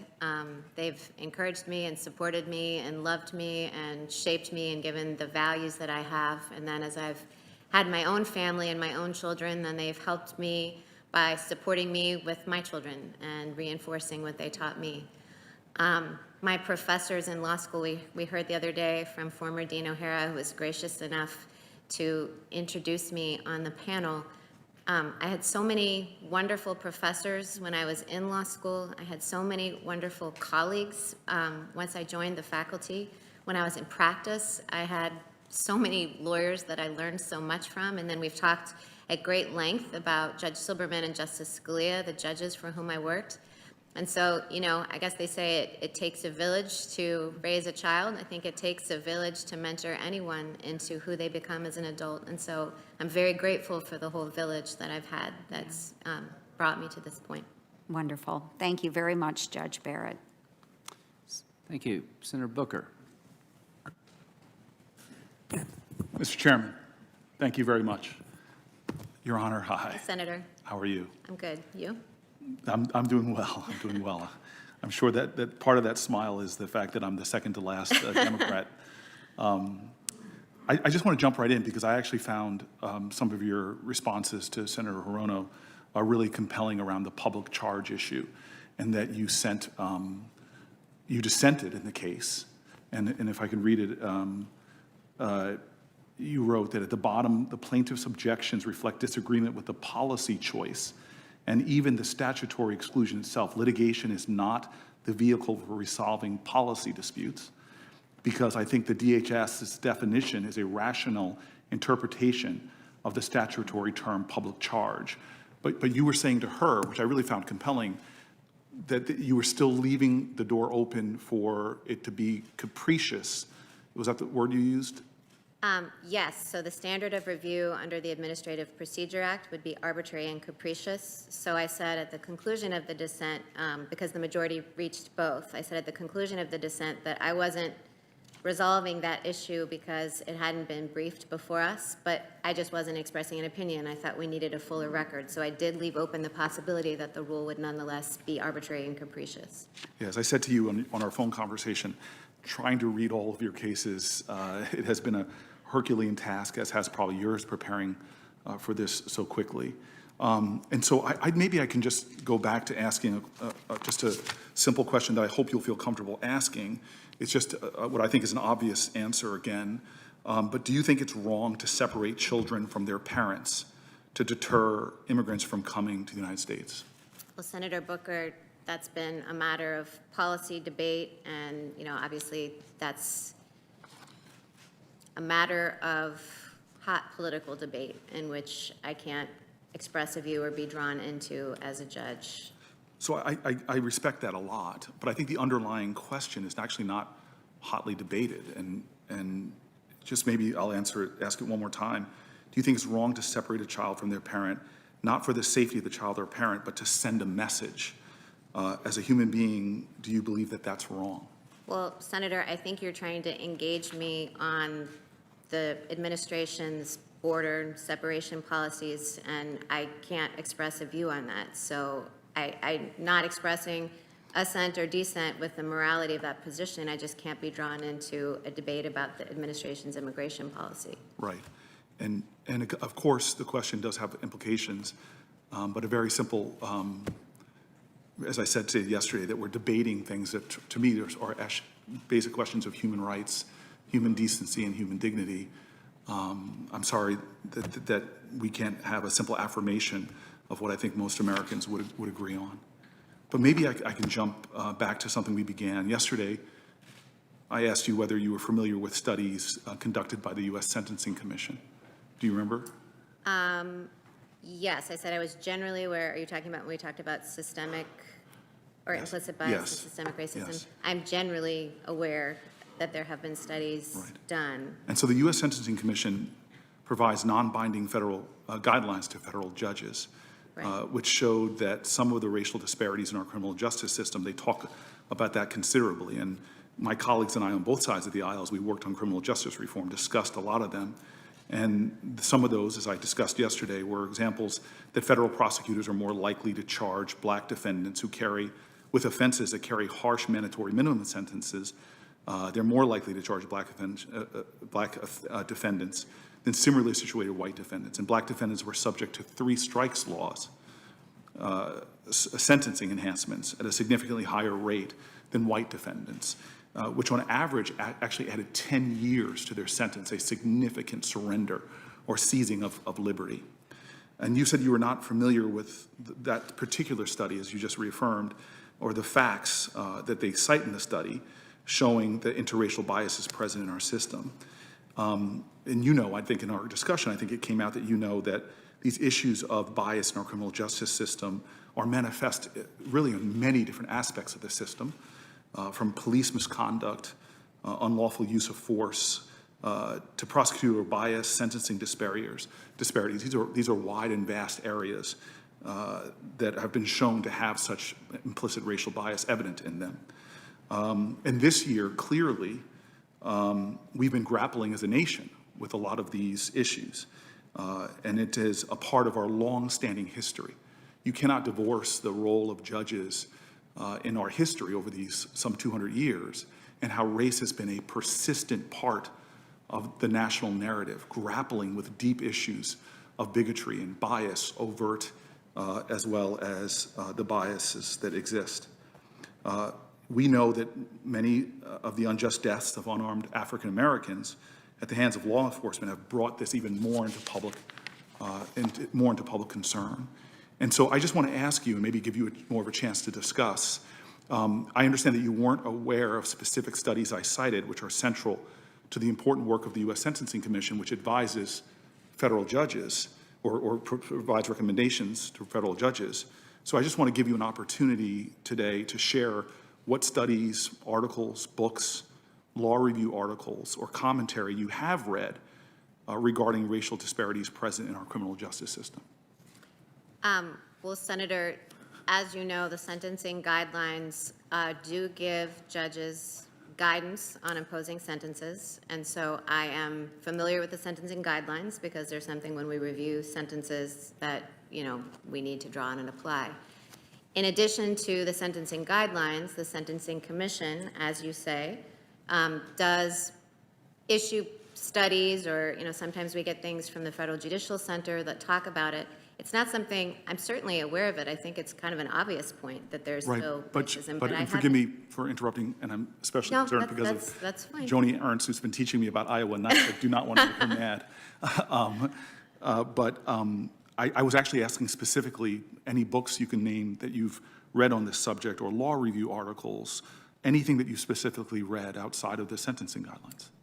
Well, Senator Booker, I would say that what I have learned about it has mostly been in conversations with people, and, you know, at Notre Dame, as at many other universities, it's a topic of conversation in classrooms, but it's not something that I can say, yes, I've done research on this and read X, Y, and Z. I respect that. You've answered the question.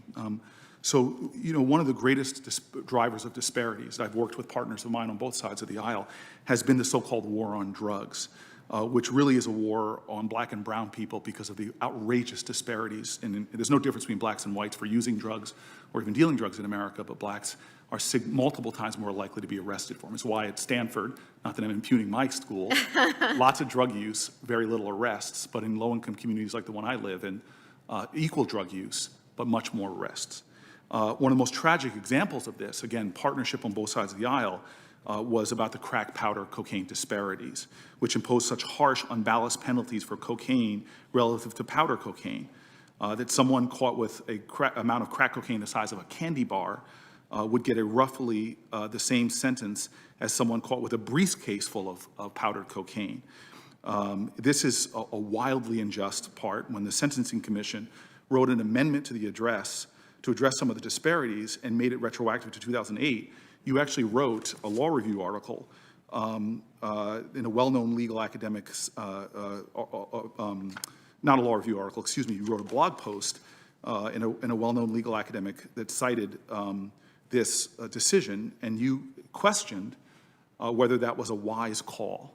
Now, in fairness, as I reread it today, you raised the administrative hurdles in retroactively reducing sentences, which would provide relief to actually an estimated 20,000 Americans who had their liberty, one of the most fundamental rights, taken away from them.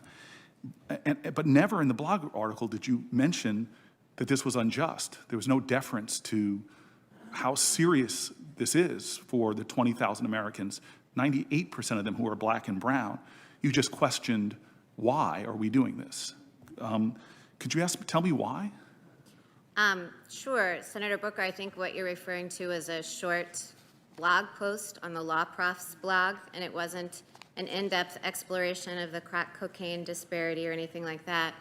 It was simply pointing out the administrative hurdles because my husband was an AUSA, a federal prosecutor at the time, and that had been table talk at our house, just kind of the complexities of retroactively going back. So it wasn't a policy statement, and it wasn't a statement meant to be just. I don't think it was probably more than a paragraph. And it was simply identifying the administrative hurdles because they're clearly, whenever you apply retroactive reform, there are administrative hurdles going forward.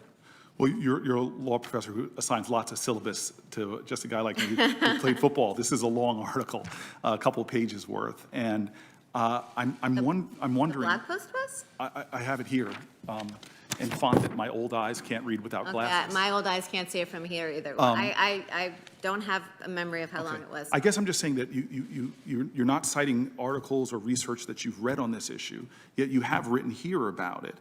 And to me, that speaks, it makes me wonder and want to talk to you a little bit about your preparedness and priorities, taking the highest office in the judicial world that deals with such long-standing issues of race and in a way that affects the totality of the lives of Americans in every aspect of their life, from their financial well-being to their rights to vote. And I'd like to go through as quickly as I can in my remaining 10 minutes a little bit about the vastness of this problem and why I'm very concerned that you haven't even cited anything that you've read that would speak to this, or the only writings I could find on it don't even talk to the injustice of it all.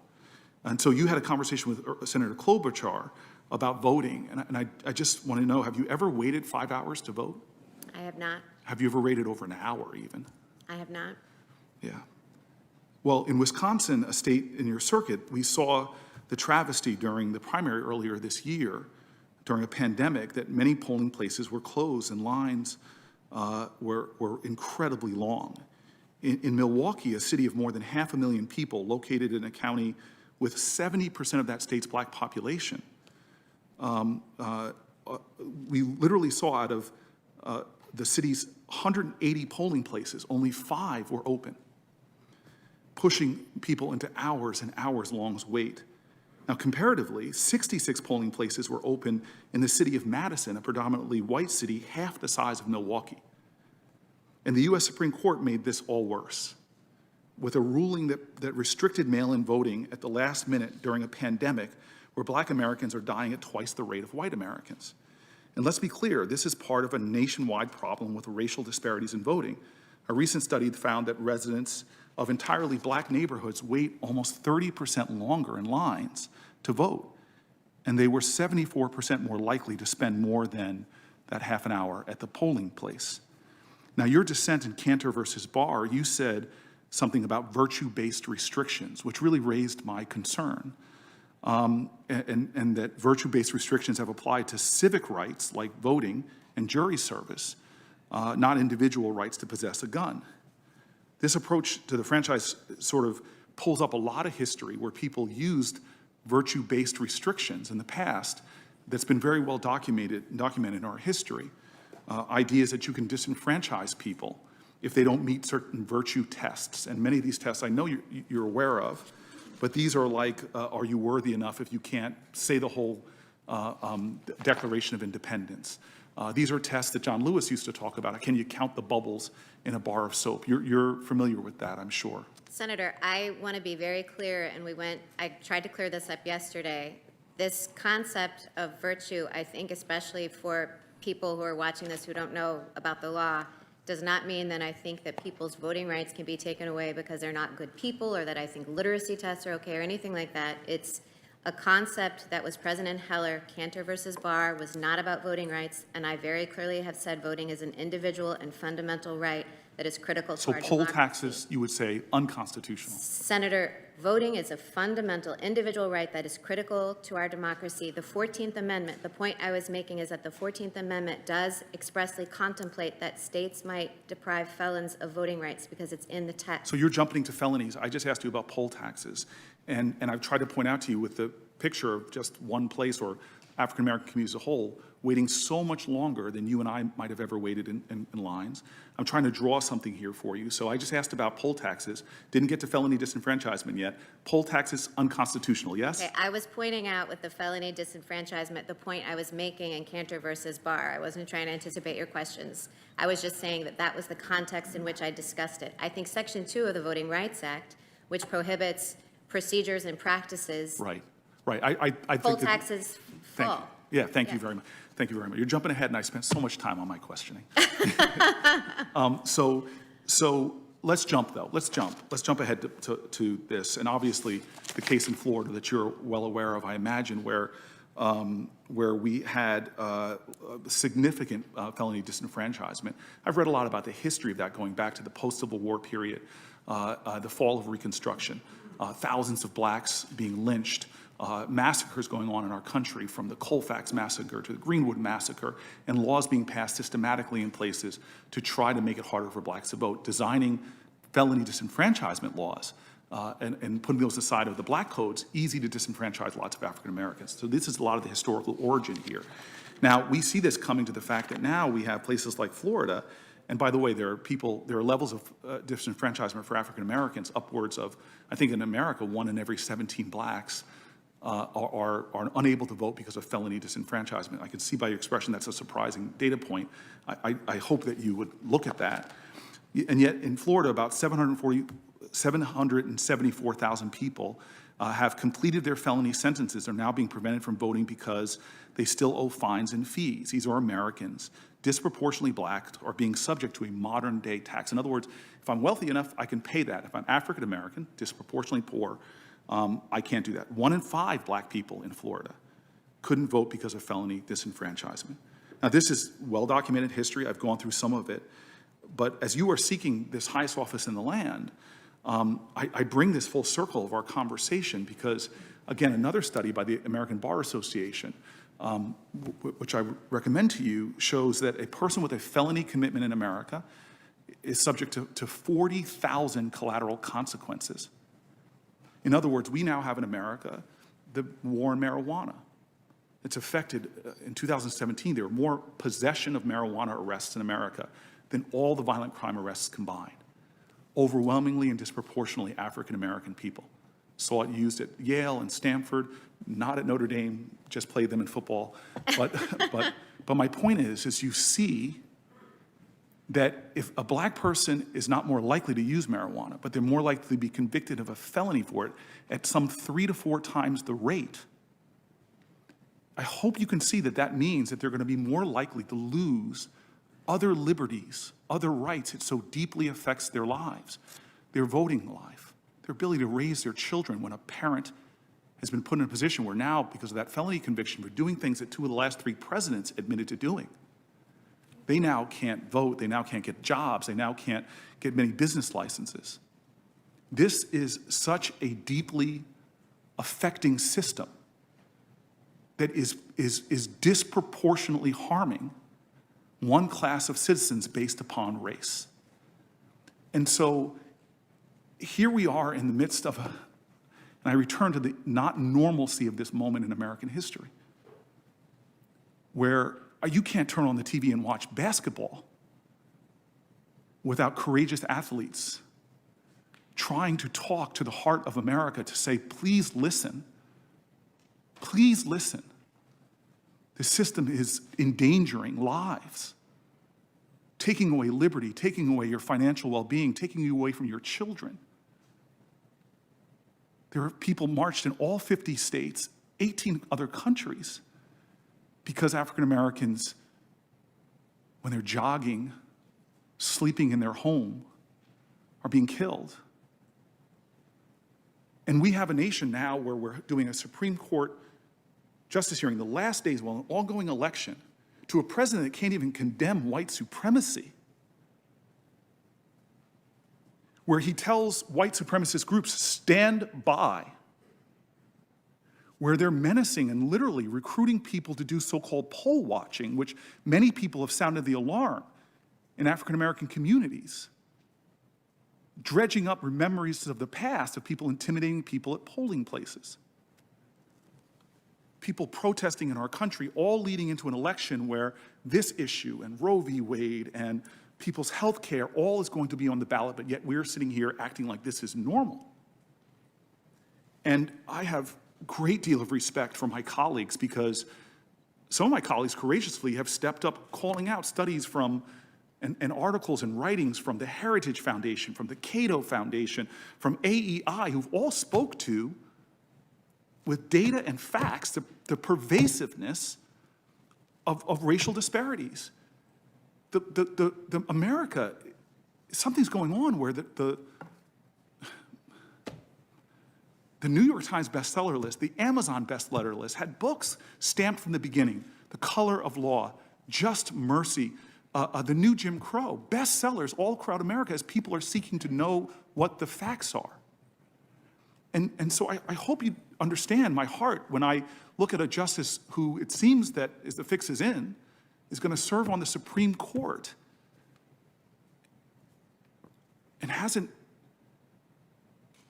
taken steps to understand the pervasiveness, the facts, the truth about cases of race that are going to come before you in a system right now that so many people feel like is unjust, that those words written on the building of the Supreme Court, equal justice under law, doesn't apply to them.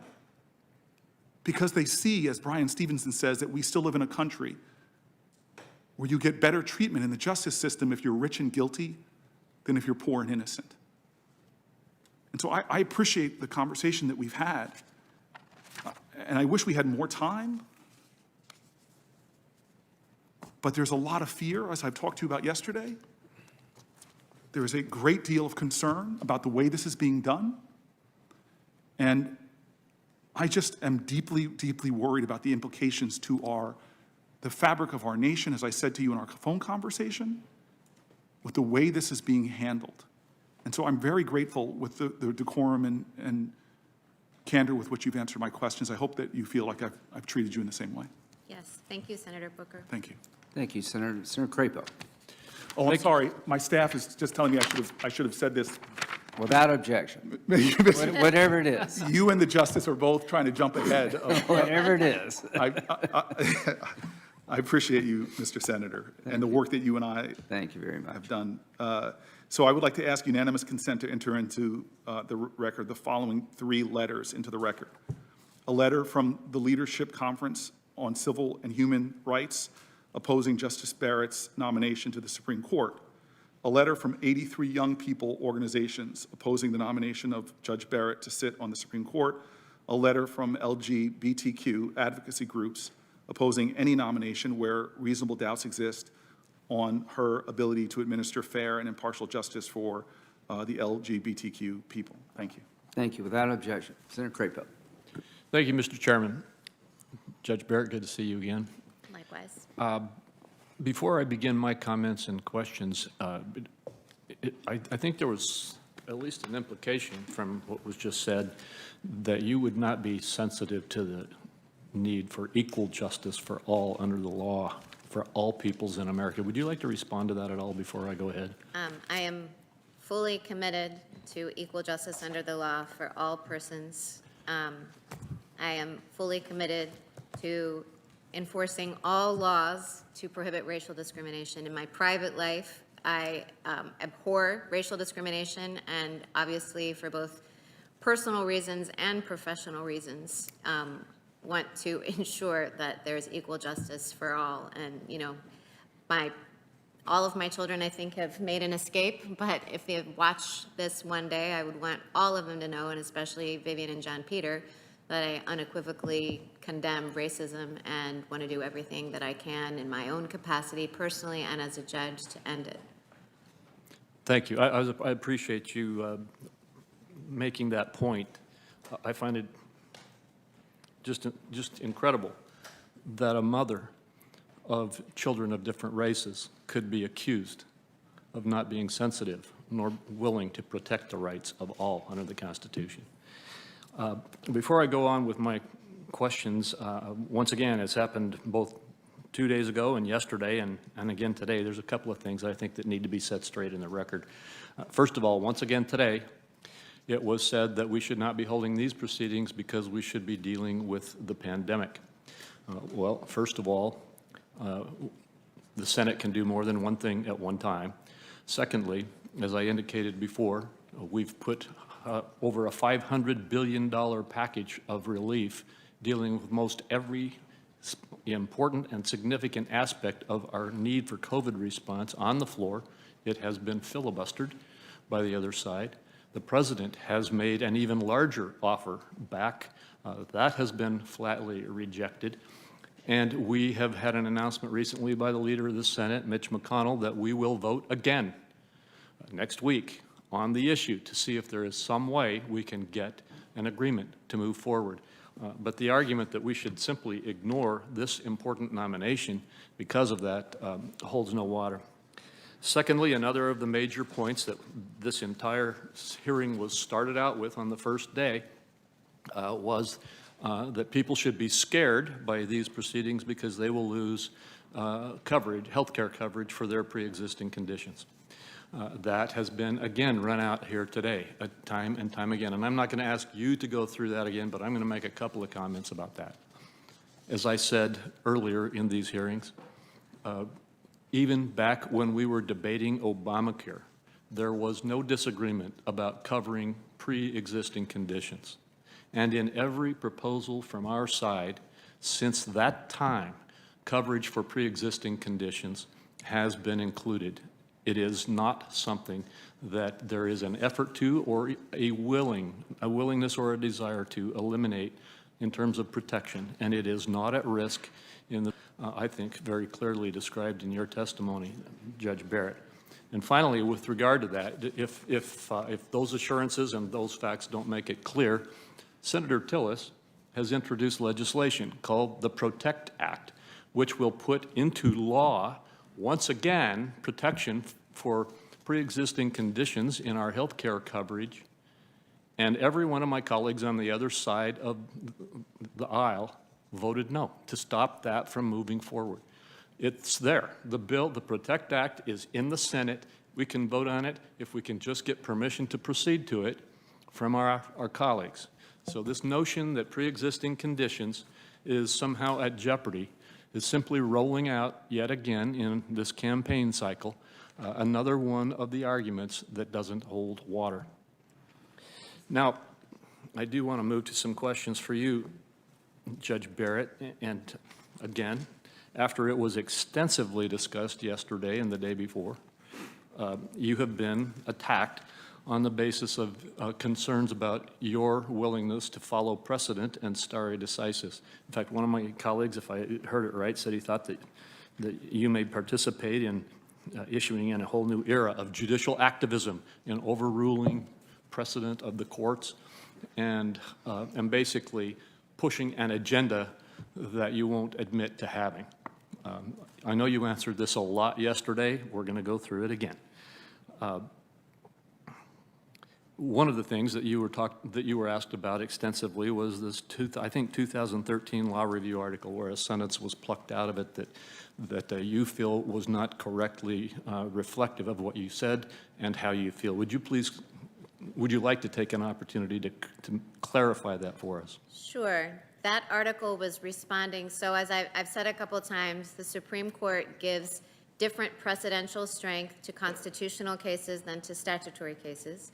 And that article was responding to arguments that either stare decisis should be eliminated altogether or that it should be absolute. And I was taking the Supreme Court doctrine as it exists, you know, where constitutional cases are not absolutely insulated from overruling, which is the position that every Supreme Court justice of whom I'm aware has had. Sometimes you do have to overrule cases, otherwise we don't have Brown versus the Board of Education.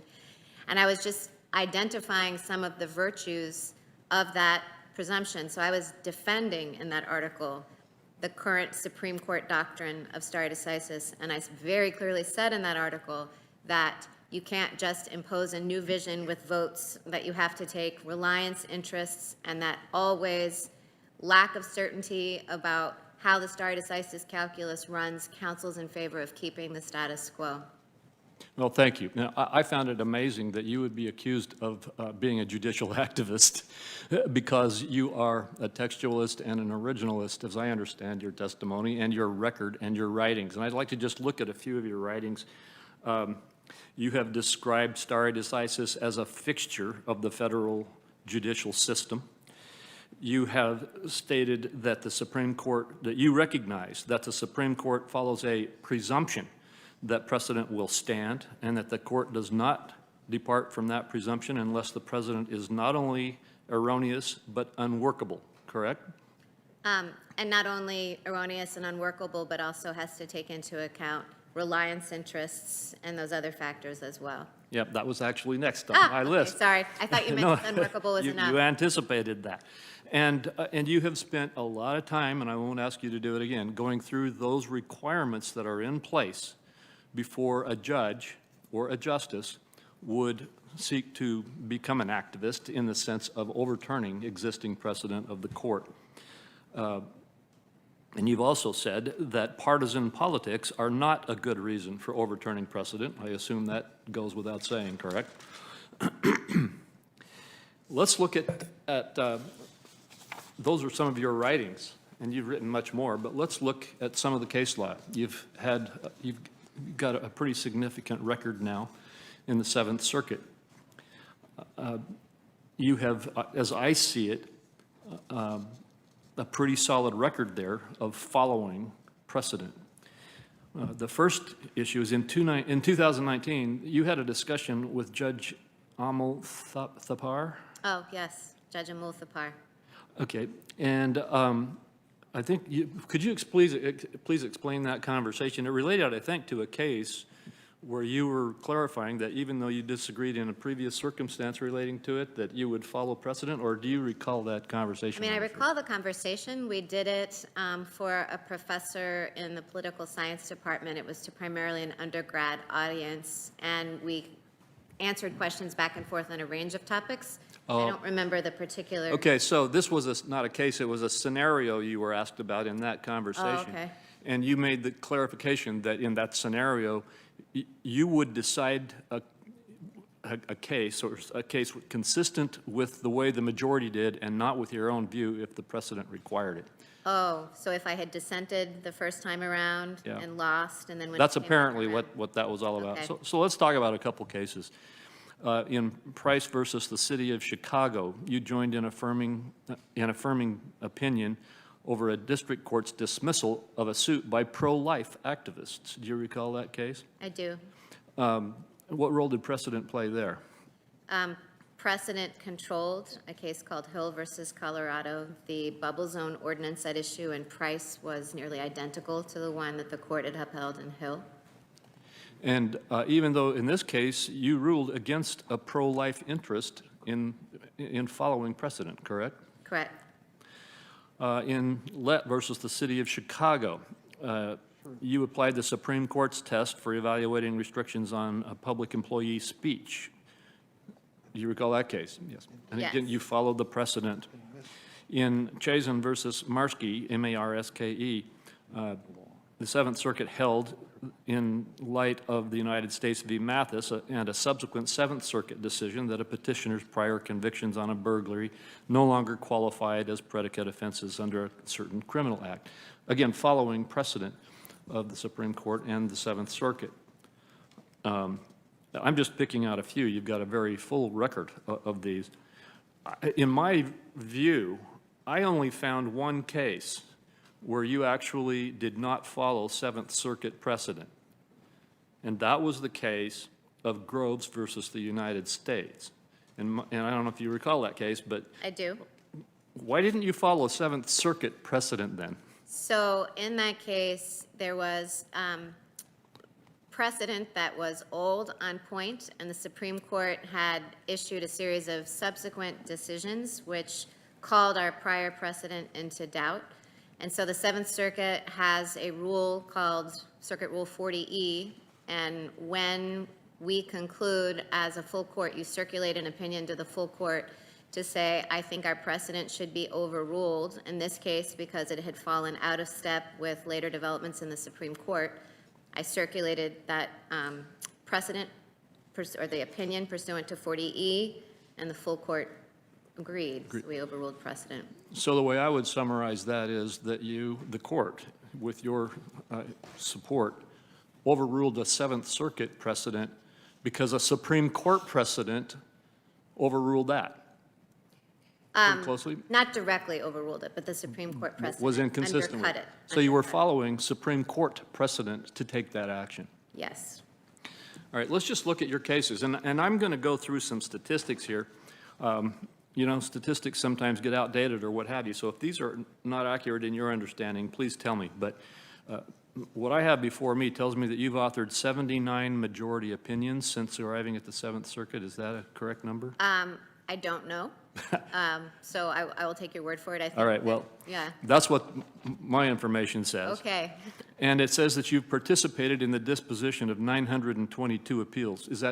Does that sound approximately accurate? I think I have, the numbers that I have looked at recently suggested that I've participated in 600 panels that were appellate, but close to 1,000 matters, which would include things like stay, certificates of appealability, stay applications, et cetera. All right.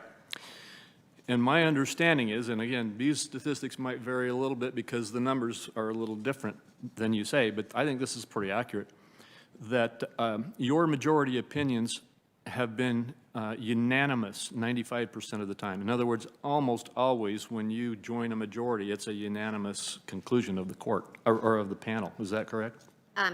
That's my understanding. I've seen that statistic. Well, the statistics I see say that it's 95% of the time that it's unanimous for the decisions of the panel. According to CRS, Congressional Research Service, in all the cases you heard resulting in a reported opinion, you've only dissented 1.84% of the time. That ranks you 6th among the 11 active judges of the Seventh Circuit, which is right about in the middle. This report also says that your reported majority opinions drew dissents 6.41% of the time, which ranks you 6th among the 11 panelists, or of the 11 active judges, right about in the middle. And it says that the reported majority opinions drew separate writings or concurrences or dissents 7.69% of the time. That ranks you 8th among the 11 active judges of the Seventh Circuit, which means your opinions were some of the least likely to draw a dissent or a concurrence. The point of all these statistics is this is not the record of someone who is an activist in overturning precedent. This is the record of someone who follows precedent. And I just want to thank you for being that kind of a judge, because that's one of the reasons I'm so glad to support you as we move forward.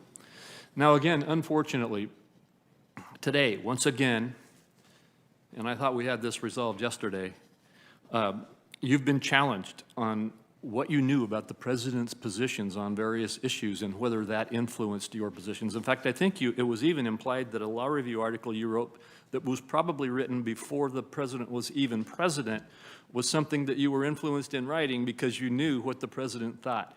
In any event, we're going to have to go back again and ask you these questions about, you've already said yesterday that the president didn't talk to you, his staff didn't talk to you, no one talked to you about Roe versus Wade, Obergefell, or California v. Texas, and you made no commitments on those 3 cases. I made no commitments on any of those cases or on any other case. That was my next question.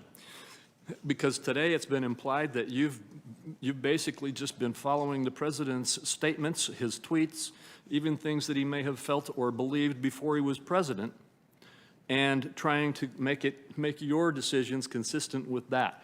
So once again, has the president or his team or anyone talked to you about any case or received a commitment from you about how you would rule on any case? No, Senator Crapo. All right. I hope that we can once again put that one to rest. And could you also once again restate, is anybody above the law in the United States? No one is above the law in the United States. All right. Thank you very much. I told you yesterday before I quit that I was going to ask you a few softballs. Sometimes softballs turn out not to be softballs. Go ahead. Well, I think this will. I just want to ask you, I'm going to go, these are some of my hard balls. I'm going to leave those because I've only got 3 minutes left. I just want to talk to you for a minute about academia. What led you to your decision to move out of practice into academia?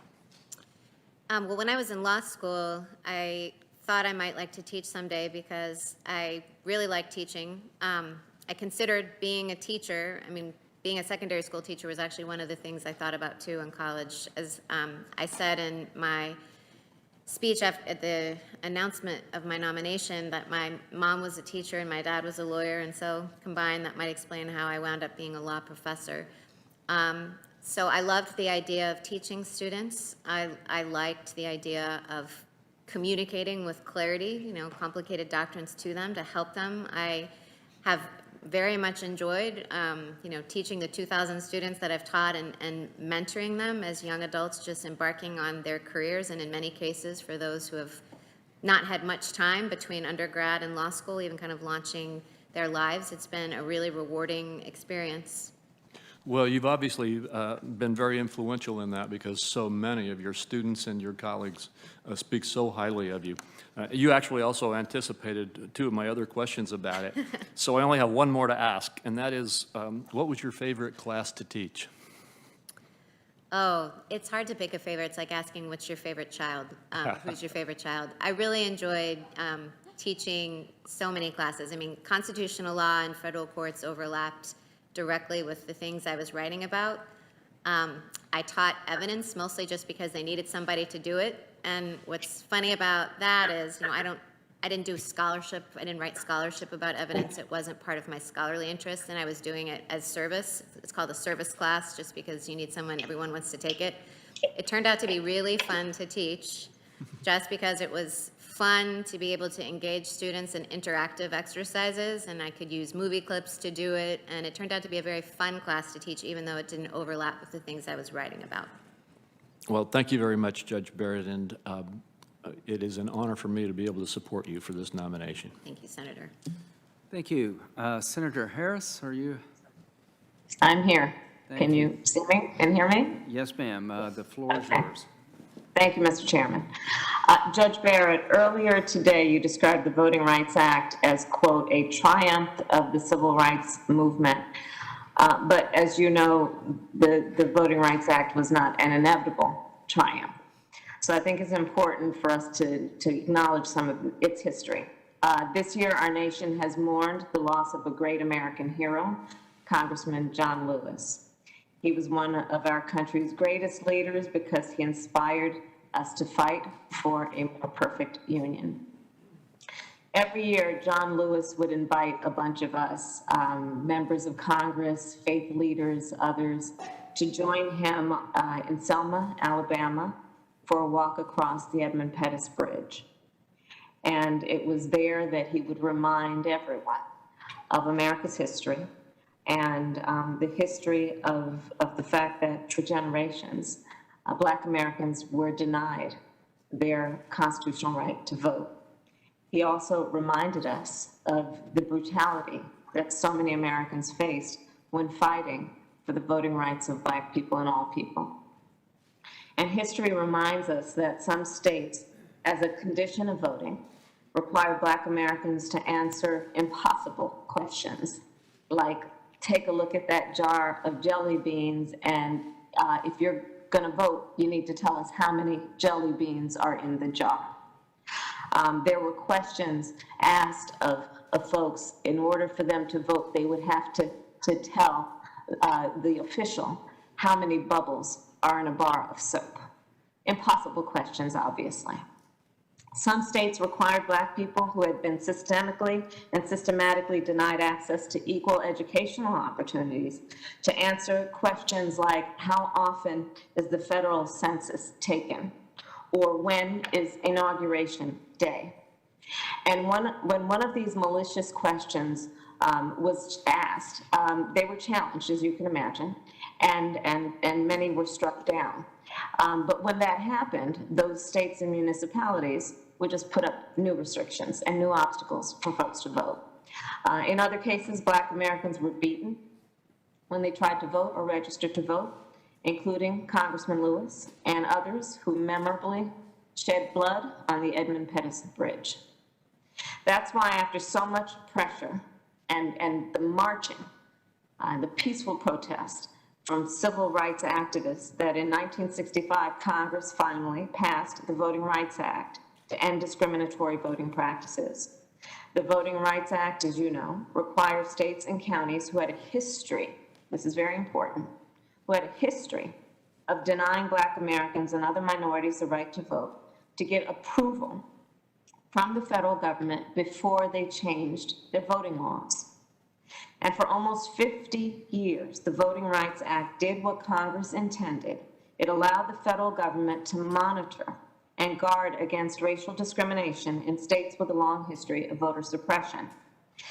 But as we all know, in 2013, in Shelby v. Holder, a county in Alabama sued to strike down Section 5 of the Voting Rights Act that required Alabama to seek approval from the federal government before a state could change its voting laws. And of course, Section 5 required that of a number of states that had a documented history of voter suppression. Now, Judge Barrett, I know many of my colleagues have asked you about this case, but I think it's important we revisit it. By a 5-4 vote, the court gutted the Voting Rights Act and ended the requirement that states and localities with a history of discrimination get federal approval before changing their voting laws. What the majority of the Supreme Court justices fail to understand is that the success in combating voter suppression directly was a function of our ability to enforce Section 5 of the Voting Rights Act. So the success was due to the brilliance of Section 5 of the Voting Rights Act, which gave us enforcement capabilities and monitoring capabilities.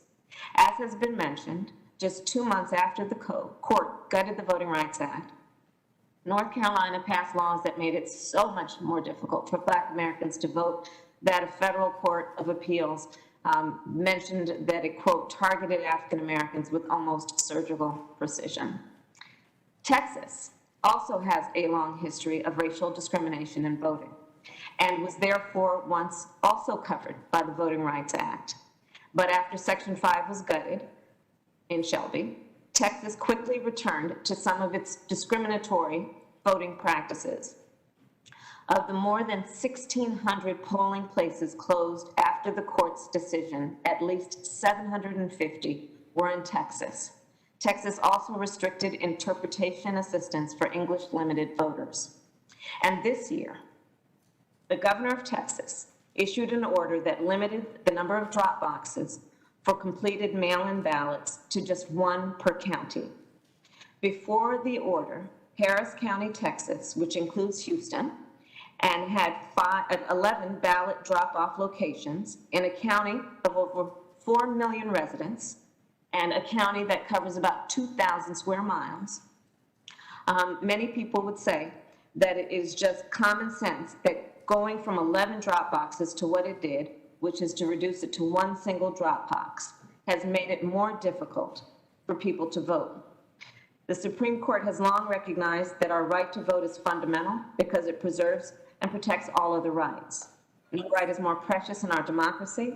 Any nominee to the Supreme Court must understand the effect and the fact of ongoing efforts to discriminate against Black Americans, Latino Americans, Native Americans, students, and other communities of color. Since the Supreme Court's decision in Shelby, at least 23 states have passed restrictive voting laws and have attempted to also close polling places, stop early voting, and take people's names off the voter rolls that should not have been removed. So Judge Barrett, in Shelby County, Chief Justice Roberts wrote, voting, and quote, voting discrimination still exists. No one doubts that. And my question to you is, do you agree with Justice Roberts' statement? Senator Harris, I want to just make sure that I understand, that my understanding of what remains of the Voting Rights Act, what happened in Shelby County, is consistent with what you're describing. The preclearance requirement, as I understand Shelby County, remains in place, and what the Supreme Court held unconstitutional was the coverage formula. So some states, which in 1965 had a history of discrimination, had to get preclearance whenever they changed anything having to do with their voting procedures, and other states didn't. And I think Shelby County said that Congress can still pass a new coverage formula now, articulating the criteria for jurisdictions that are discriminating and requiring preclearance. Judge Barrett, my question, however, is do you agree with Chief Justice Roberts, who said voting discrimination still exists, No one doubts that. Do you agree with that statement? Senator Harris, I will not comment on what any justice said in opinion, whether an opinion is right or wrong, or endorse that proposition. Well, I'm asking you, do you call it a proposition or a fact? Are you saying you do not agree with a fact?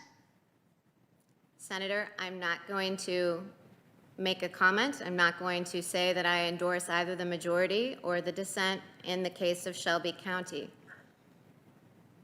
Well, I just want to understand, are you saying that you will, you refuse to dispute a known fact, or that you refuse to agree with a known fact? Senator, I'm not exactly sure what you're getting at with asking me to endorse the fact or whether any particular practice constitutes voter discrimination. I'm very happy to say that I think racial discrimination still exists in the United States, and I think we've seen evidence of that this summer. But as Do to you believe that engaging, voting discrimination exists based on race in America in any form? Senator Harris, there have been cases, we've talked in this hearing about the Wisconsin case that went up to the court involving voting. I think anything, any opinion that I would express, and I don't mean to signal that I disagree with the statement either. What I mean to say is I'm not going to express an opinion because these are very charged issues. They have been litigated in the courts, and so I will not engage on that question. During his confirmation hearing in 2005, Chief Justice Roberts was asked about the constitutionality of Section 2, which I think you were referring to earlier, of the Voting Rights Act. He testified, quote, "I have no basis for viewing Section 2 as constitutionally suspect, and I don't." Judge Barrett, do you agree that Section 2 of the Voting Rights Act is constitutional? I think that Chief Justice Roberts' statement, "I have no basis for viewing it as constitutionally suspect," would be the same as mine. I'm not aware of any constitutional law existing that would create a question about it. Thank you. As Senator Hirona mentioned yesterday, in a 2018 case before the Supreme Court, a group of workers were denied overtime pay and joined together to file a lawsuit against their employer. The corporation argued that workers didn't have a right to go to court as a group and could only raise disputes in arbitration individually. Unlike a court proceeding, arbitration is private. The process is hidden from the public and generally cannot be reviewed for fairness by a court. And in many cases, people are forced to agree to arbitration if they want to get the job. In 2018, because of a forced arbitration clause, the workers could not go to a court to fight for overtime and instead were forced to fight for overtime pay behind closed doors in a private arbitration. Justice Ginsburg in dissent noted that the workers faced, quote, "a Hobson's choice, accept arbitration or on their employer's terms or give up their jobs." She went on to explain that, quote, "employees must have the capacity to act collectively in order to match their employer's clout in setting terms and conditions of employment." She urged the court to consider the, quote, "extreme imbalance," unquote, "of power in our nation's workplaces and avoid further undermining Congress's passage of labor laws to protect workers and place them on equal footing. Do you recognize Justice Ginsburg's point that there is, quote, "extreme imbalance of power between large corporations and individual workers"? Senator Harris, I'm going to give you the same answer that I gave you with respect to the sentence that you quoted me from Chief Justice Roberts' opinion in Shelby County, that I'm not going to engage in critiquing or embracing portions of opinions, especially opinions that have been recently decided and are contentious from the court. And, you know, you've been on the bench a short time, but I'm going to just point out that I do believe, and commentators have noted, a pattern that you've had of ruling against workers and in favor of corporations. For example, in Berlocka v. Contact Transportation Services, you ruled against long-haul truckers seeking overtime pay for additional work. In Wallace v. Grubhub Holdings, you ruled against delivery drivers seeking overtime pay, forcing them out of court and into private arbitration.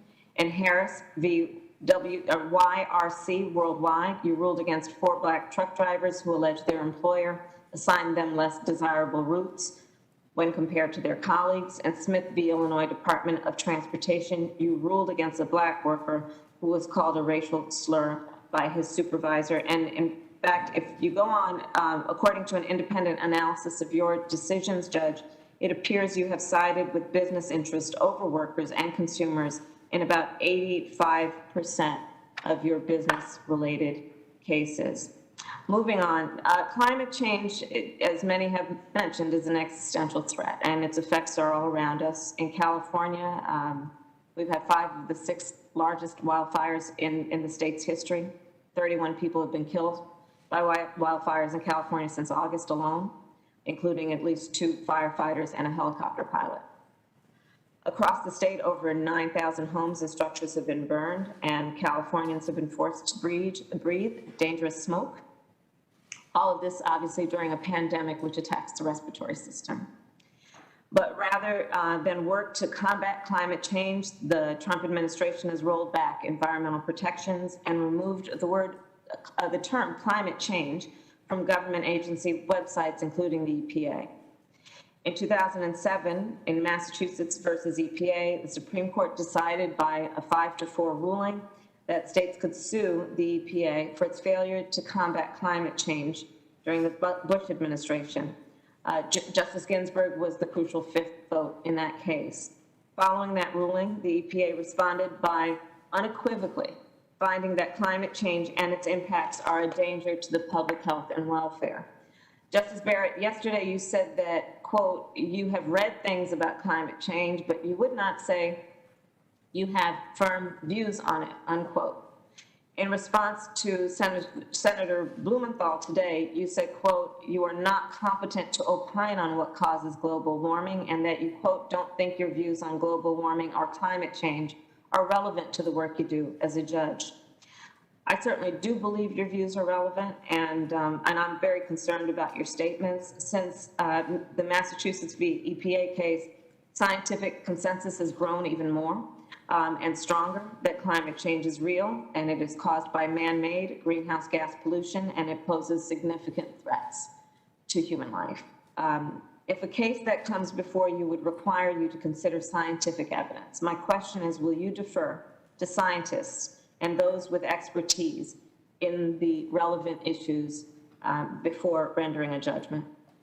If a case comes before me involving environmental regulation, I will certainly apply all applicable law, deferring when the law requires me to. And as I'm sure you know, Senator Harris, the Administrative Procedure Act does require courts to defer to agency fact-finding and to agency regulations when they're supported by substantial evidence.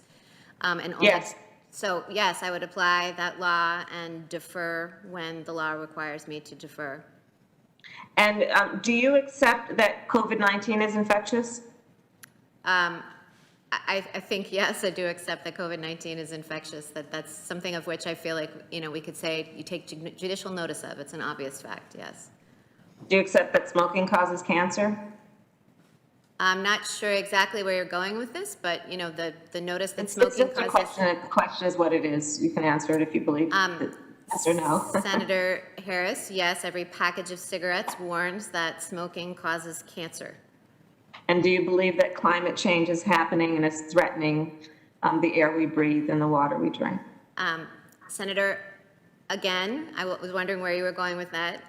You have asked me a series of questions that are completely uncontroversial, like whether COVID-19 is infectious, whether smoking causes cancer, and then trying to analogize that to eliciting an opinion on me that is a very contentious matter, opinion from me that is on a very contentious matter of public debate, and I will not do that. I will not express a view on a matter of public policy, especially one that is politically controversial, because that's inconsistent with the judicial role, as I have explained. Thank you, Judge Barrett, and you've made your point clear that you believe it's a debatable point. Mr. Chairman, these proceedings, I believe, lack legitimacy in the eyes of the people of our country. Americans are right now suffering from a deadly pandemic, and we are also suffering a historic economic crisis. The Senate should be working day and night to provide economic relief to families and not rushing a Supreme Court confirmation. We are also in the middle of an election. More than 12 million Americans have already voted. The American people want whomever wins this election to fill this seat. My Republican colleagues know that, I believe. This hearing has done nothing to alleviate the concerns raised about why this nominee was chosen and why this is being rushed when the American people deserve to be heard. So again, I would say, let us not pretend that we don't know what consequences rushing this confirmation will have for the American people. There are countless issues at stake, and to be candid, people are very, very scared.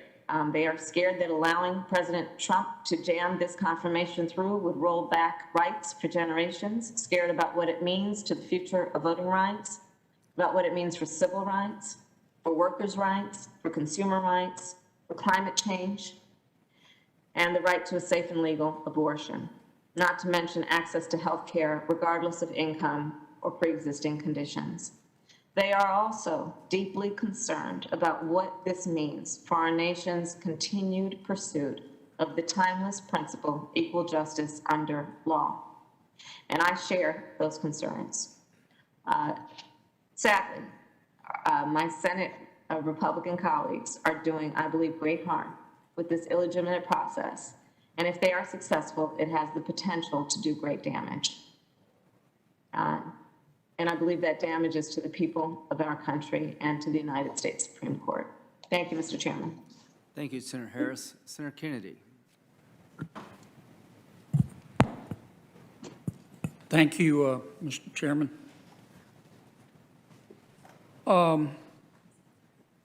Judge, let's try to answer some of Senator Harris's accusations.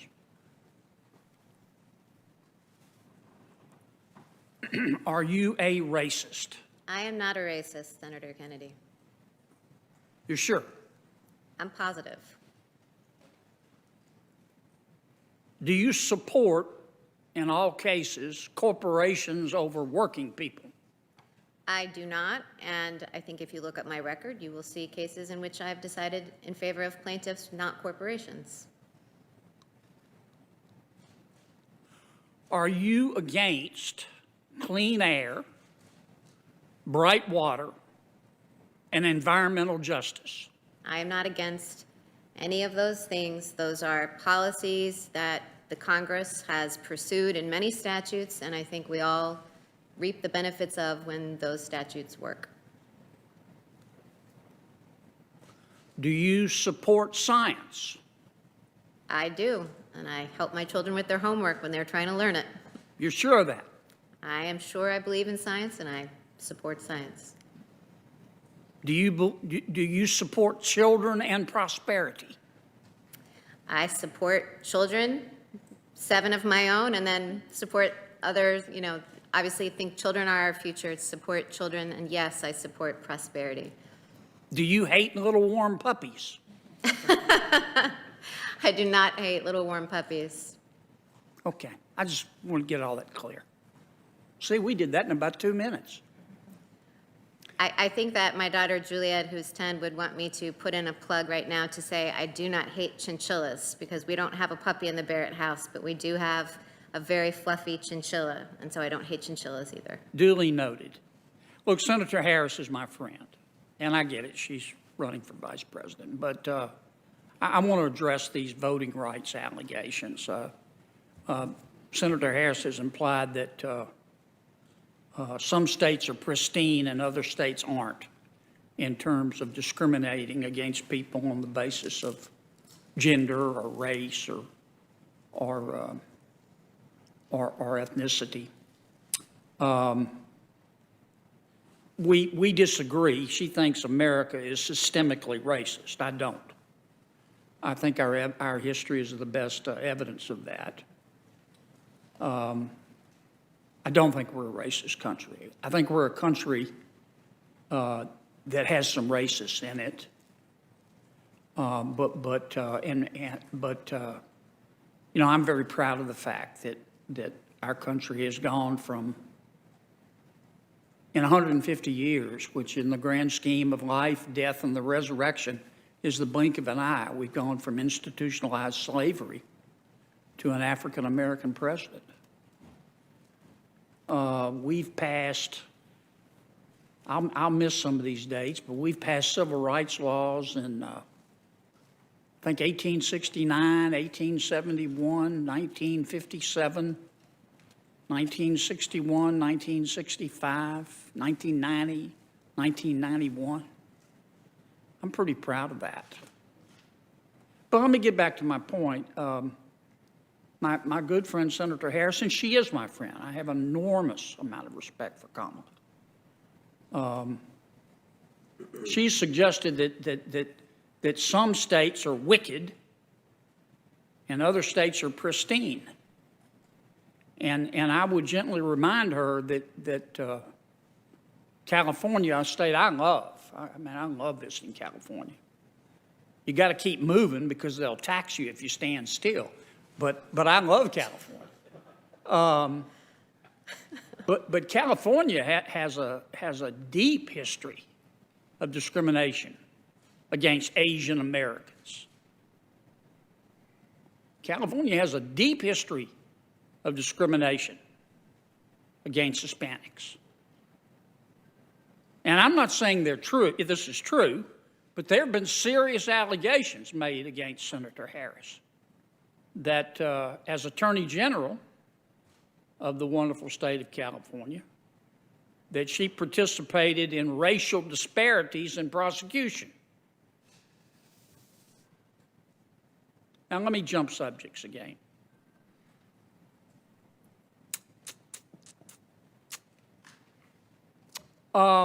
We've talked about precedent and stare decisis and why it's important. Mm-hmm. We need to have stability. Mm-hmm. People need to be able to rely on the law. Mm-hmm. But you're not suggesting that the United States Supreme Court never has, nor should it ever, reverse precedent if they think they got it wrong, are you? No, the Supreme Court has always acknowledged that there are circumstances in which it must be able to reverse precedent. And you mentioned reliance interests. How many Americans have relied on a particular decision by the United States Supreme Court as a factor in deciding whether to overturn that precedent? Yes. Reliance interests are not dispositive, are they? Reliance interests are not dispositive. For example, in Brown versus the Board of Education, I mean, clearly the South had an entire system of segregated schooling built up, and so they had relied on Plessy versus Ferguson, but reliance interests were not dispositive there because you do... There were a lot of reliance interests on Plessy v. Ferguson, weren't there? There were. So I think Brown illustrates that reliance interests are not dispositive. You have to look at all the factors in the stare decisis test. Okay. Yesterday, another friend, Senator Booker, Rhodes Scholar, hell of a tight end too, Stanford. He asked you if you, I wrote it down, empathize with people struggling to pay for health care. And of course you appropriately said yes. I mean, we all do. Under our Madisonian system of separation of powers and checks and balances, which branch of government is supposed to address the struggle that many Americans have to afford health care? Congress or the United States Supreme Court? Congress, Senator Kennedy. Let's talk just a second about state constitutions. I know you know this, but we forget sometimes that state constitutions preceded our federal constitution. Am I right? Mm-hmm. And in fact, there are parts of our federal constitution that were copied from state constitution. Mm-hmm. Having said that, there are a lot of provisions that are similar. For example, we know we have a Fourth Amendment in the federal Constitution. Many states have their own version of the Fourth Amendment. Yes. What happens when a state Supreme Court construes its Fourth Amendment differently than the United States Supreme Court construes the federal Fourth Amendment? So the state is free to construe its Fourth Amendment differently as a matter of state law, but of course, the federal Constitution also applies to the states through the Supremacy Clause. So a state isn't free to violate the Fourth Amendment. But one thing states often do, which I'm sure you know because of your interest in state constitutions, and we talked about the Louisiana Constitution yesterday, is that many states interpret their versions of the Fourth Amendment or other provisions to be even more protective of rights than is the United States Constitution. So the federal Constitution sets a floor. But not a ceiling. So if Louisiana wants to construe its Fourth Amendment as not having any exceptions to the warrant requirement, we could do that. States are free. They're free to fashion their policies as they want within the limits of the federal Constitution. And so the contours of the federal Fourth Amendment would not themselves prohibit Louisiana from doing that. Yeah, why does that make sense to you? Well, that's federalism. So my friend Judge Jeff Sutton on the Sixth Circuit has written a book called 51 Imperfect Solutions. And his point is that, we have all these laboratories of democracy, as they're called, the states, and it's federalism. Different states have different preferences. Their electorates can make different decisions in Louisiana than in Indiana than in California. And so if some states want to have greater protections, and many do, we allow those differences to flourish within the limits of the common denominator that we have, which is the United States Constitution.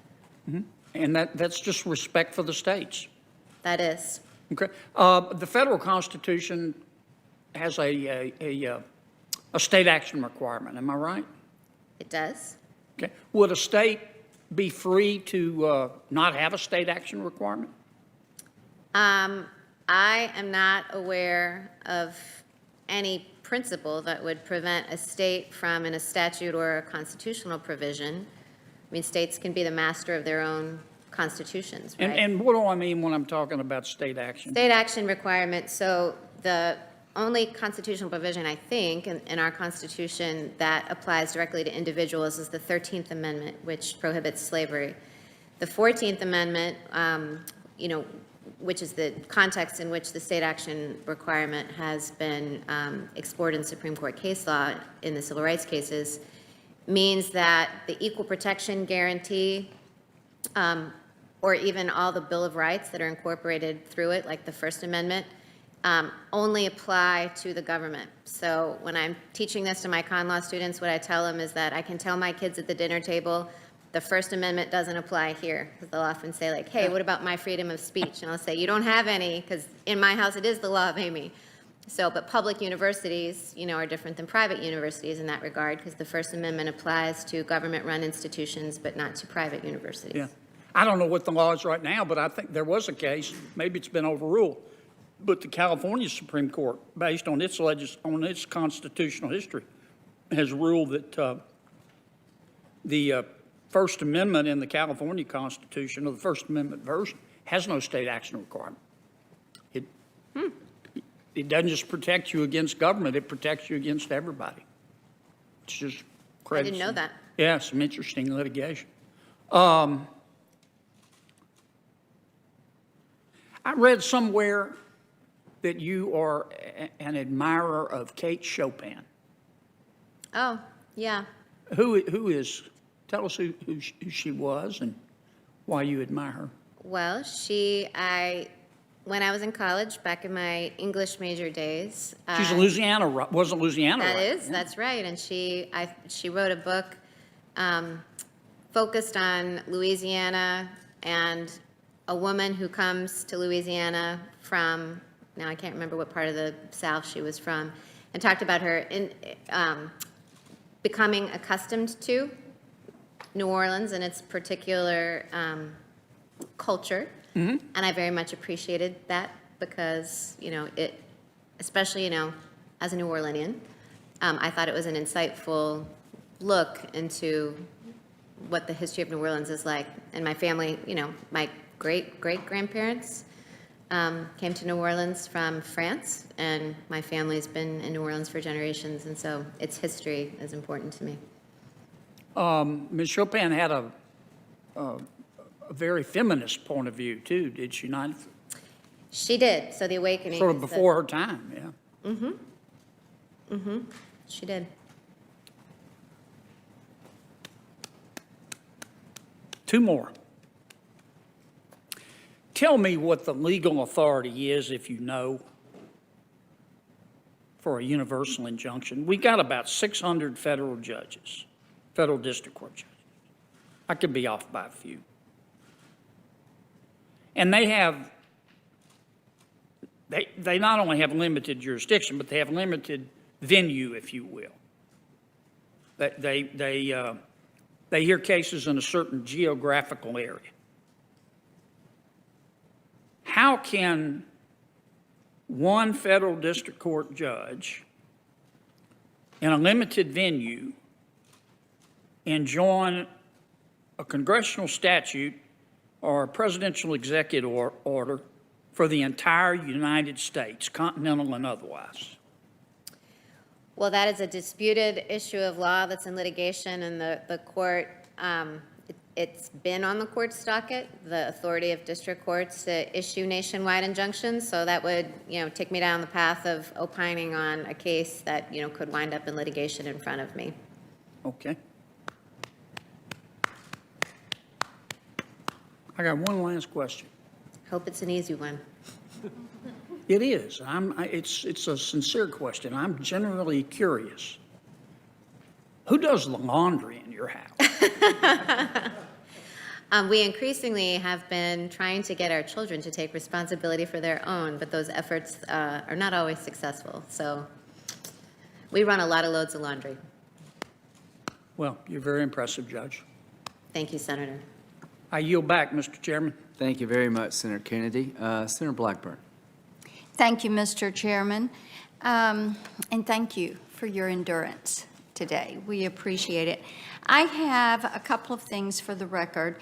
A letter in support of Judge Barrett from the Republican National Lawyers Association, and then also the op-ed that was in the Washington Post September 25th. It's by John Garvey.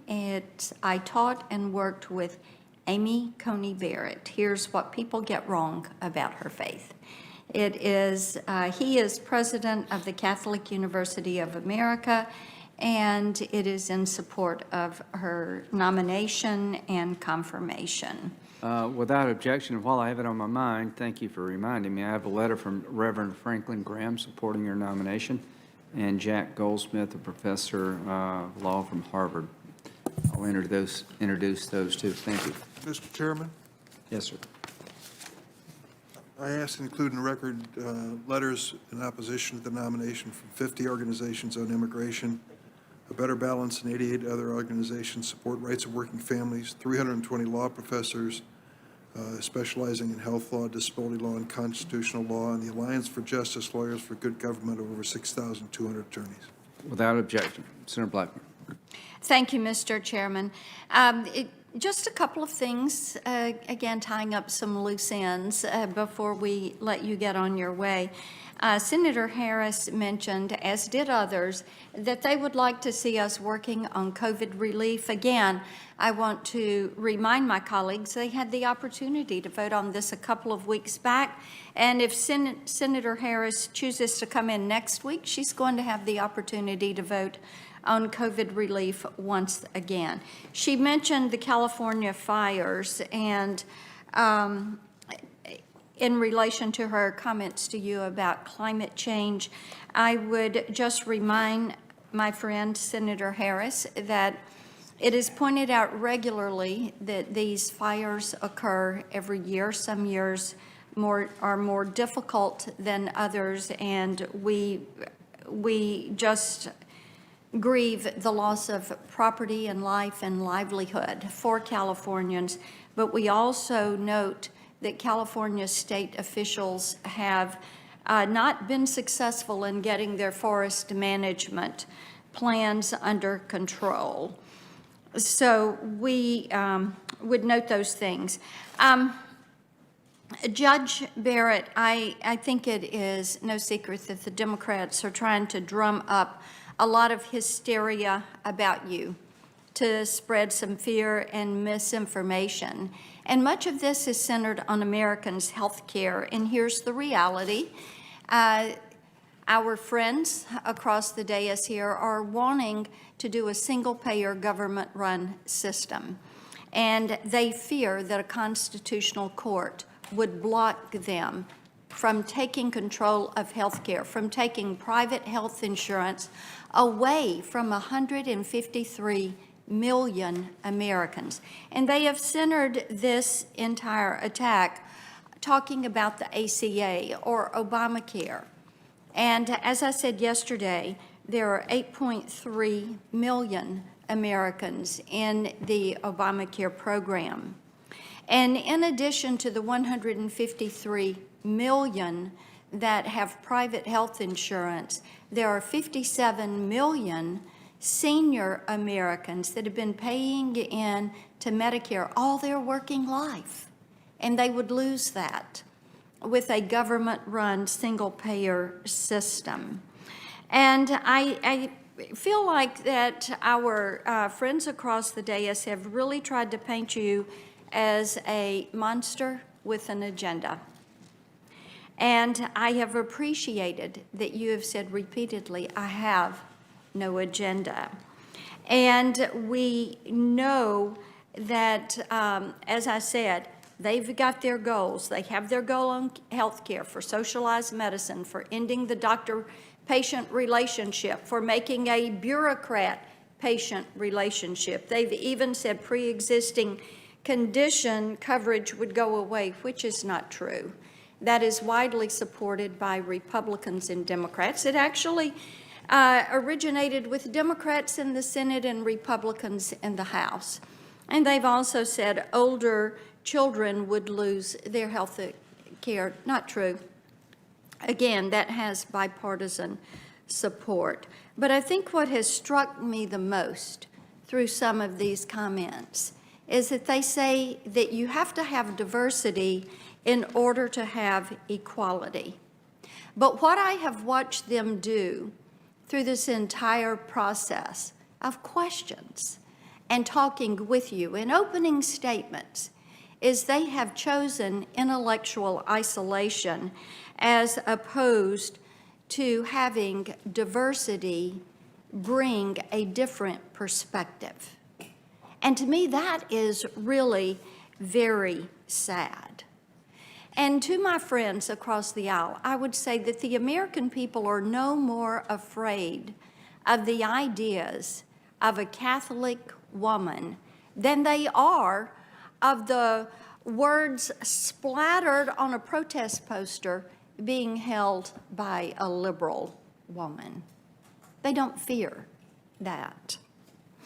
I've also found a few things said about you to be unnecessarily condescending, and I regret that. I know that some on the left think they can verbally pound you into submission to a more leftist agenda. I found it very curious that one of our colleagues even said that they fear you would usher in conservative activism on the courts. But one of the things that those of us on our side of the aisle continue to say, we don't want activist judges from either the left or the right. So my colleagues should be comforted in the fact we don't want judicial activism, period, end of sentence. We want jurists that are going to call balls and strikes, that are constitutionalists, textualists, originalists. That is important to us. And some of my colleagues on the other side of the dais have seemed to be quite amazed that you could balance career and family. And I would think that they would choose to praise you for finding a way to do the work that you feel called to do and balancing it all.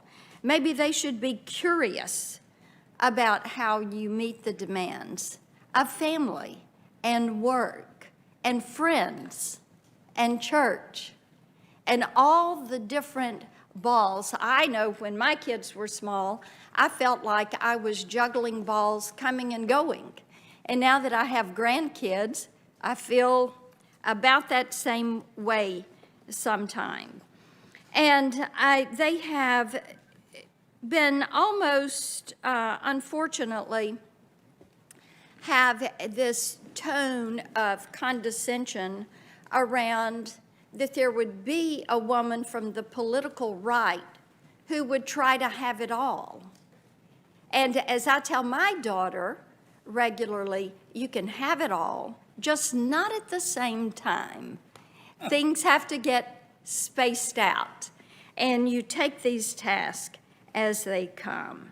And we see that what they have done is to continue to project their thoughts, their desires, their concerns onto the American people, using words about malicious, fear, terrified, scared. The American people are not afraid of you. They wanted to lecture you. I found it condescending the way they accused you of not understanding recusal rules. I appreciated that you were quite able to defend yourself on that point. When my team and I were talking about this, I told them, yesterday I sat here, now Senator Kennedy talked to you about a Louisiana author. I thought about a Nashville songwriter. In Nashville, we say everything begins with the song, begins and ends with the song. Now, one of my old neighbors, the late, great Eddie Arnold, had this song that was a great song. It was a love song, but the title of that is very applicable here. The song was called You Don't Know Me. And in one of our visits one day, I asked him about the story behind the song, which many times is more interesting than the lyrics themselves. And he said the story behind the song, what he had shared with the songwriter who wrote it, was that many times we miss the richness of a relationship because we don't stop and take the time to get to know someone. And that, I think, is what my colleagues did to you.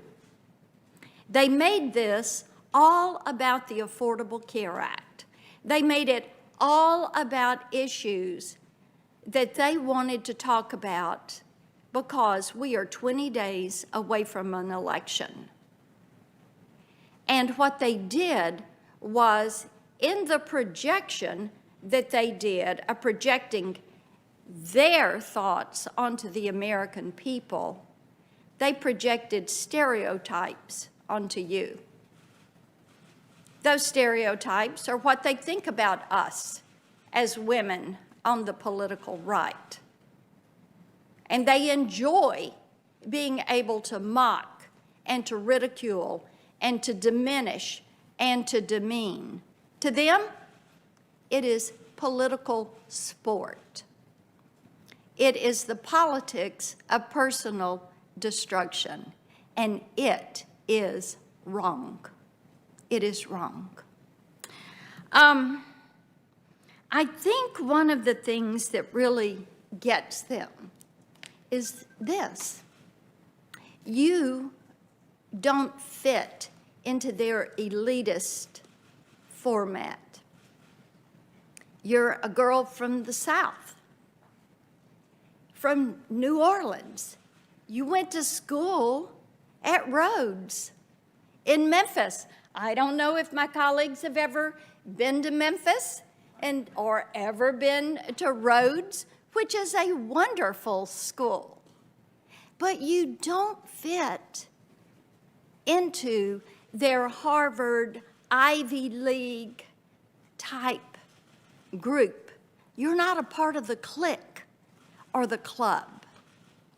So you left Rhodes, you go to Notre Dame, and people look at you and say, exceptional. She is doing great work. We're going to help her to get to a different spot in her career. And they did. They opened doors. You came to DC. You clerked. But, Judge, you messed up. You went back to Notre Dame. And you chose to teach and to have a family and to have friends and a sense of community. Right there in the middle of the heartland. And see, now they don't want to admit you got where you got. You earned it. Nobody gave you a shortcut. You earned it. And that is why we are so honored to support you. Thank you. I'd like to associate myself with those comments, Senator Blackburn. I'm going to tell you about where I grew up. I don't know why. It just seems to be a good way to end this thing. It's got nothing to do with anything. But I grew up in a small town called Central, South Carolina. And the first of my family to go to college, my dad owned a bar, a pool room, and a liquor store. And my mom ran the bar, and my dad ran the liquor store, and when I was old enough, I ran the pool room. This is why I think I'm a good senator. It's good training for this job. But I remember, speaking about country music, we had a piccolo. You know what a piccolo is, Judge? I don't know what a piccolo is. Well, you're too young. Piccolo is something you put money in to listen to the song. And the one song that I remember to my dying day, talk about country music titles, was "My Wife Ran Off with My Best Friend and I Miss Him."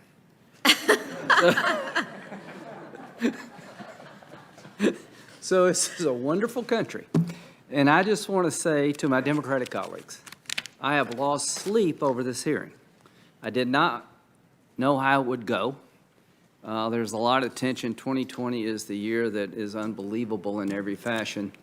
You've asked challenging questions of the nominee. You've asked probing questions of the nominee.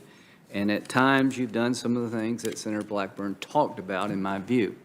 But thank you on behalf of the country for allowing us to get through this hearing in a fashion that I think is befitting of the Senate. To my Republican colleagues, thank you for being patient. But this is not about us, it's about you, Judge. I will end where we began. The hope was not to really change anybody's mind. I don't think that's possible in today's environment, and I say that accepting 2020 for what it is. But I'm hoping that people who did not know you better. I'm hoping that young women who are conservative see hope in you, what Senator Blackburn said. I hope people who've listened find your disposition reassuring. You're one of the most amazing human beings I've ever met in my life. And that's saying a lot because I've got to meet a lot of incredible people as a senator and otherwise, serving in the Air Force. Your knowledge of law is just unbelievable, deep and wide. Your judicial philosophy, I think, is very mainstream. You're exactly who a Republican would be looking at picking, not so much a Democrat.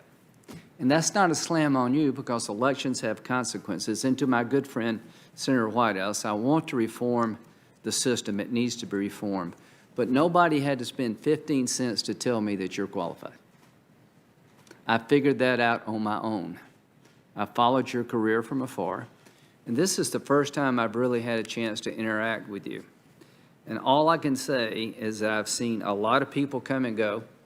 We've had some of the most talented people in this country sit where you're sitting. And you've acquitted yourself well. You have much to be proud of. Your children have much to be proud of in their mother. Your husband has much to be proud of in his wife. You have much to be proud of in terms of how you served your country thus far. And with Amy Barrett, the best is yet to come. So, in another time, in another place, you would get everybody's vote. It's not about you. It's about us. Somehow we have lost our way. There's no use blaming one side versus the other. It always seems to be that our people get treated pretty harshly. I voted for Sotomayor and Kagan because I saw in them the qualities that a Democratic president would be looking for and the character, the integrity that the public would appreciate and would be fitting of the job. Elections do have consequences. This vacancy came about through a tragic demise of one of the greatest women of any time. She did things that no other woman was able to do, and through her actions paved the way for women to achieve their goals. She has a different philosophy than you do judicially. That is okay. I hope it's okay that you can be pro-life and adhere to your faith and still be considered by your fellow citizens worthy of this job. I think you have met every test that any reasonable person could impose in terms of qualifications. I think you made every test in terms of disposition and character that the public could hope for in terms of having somebody sit at the table at the Supreme Court. You will be confirmed, God willing. You will have my full support. I see in you someone who's not only highly qualified to be in the court in every way possible, but somebody that has broken new ground in a positive way for the country. So what we will be doing now is go in closed session. The FBI evaluation will be presented to the committee. That's standard practice for every nominee. We will meet again here just in, where's the room?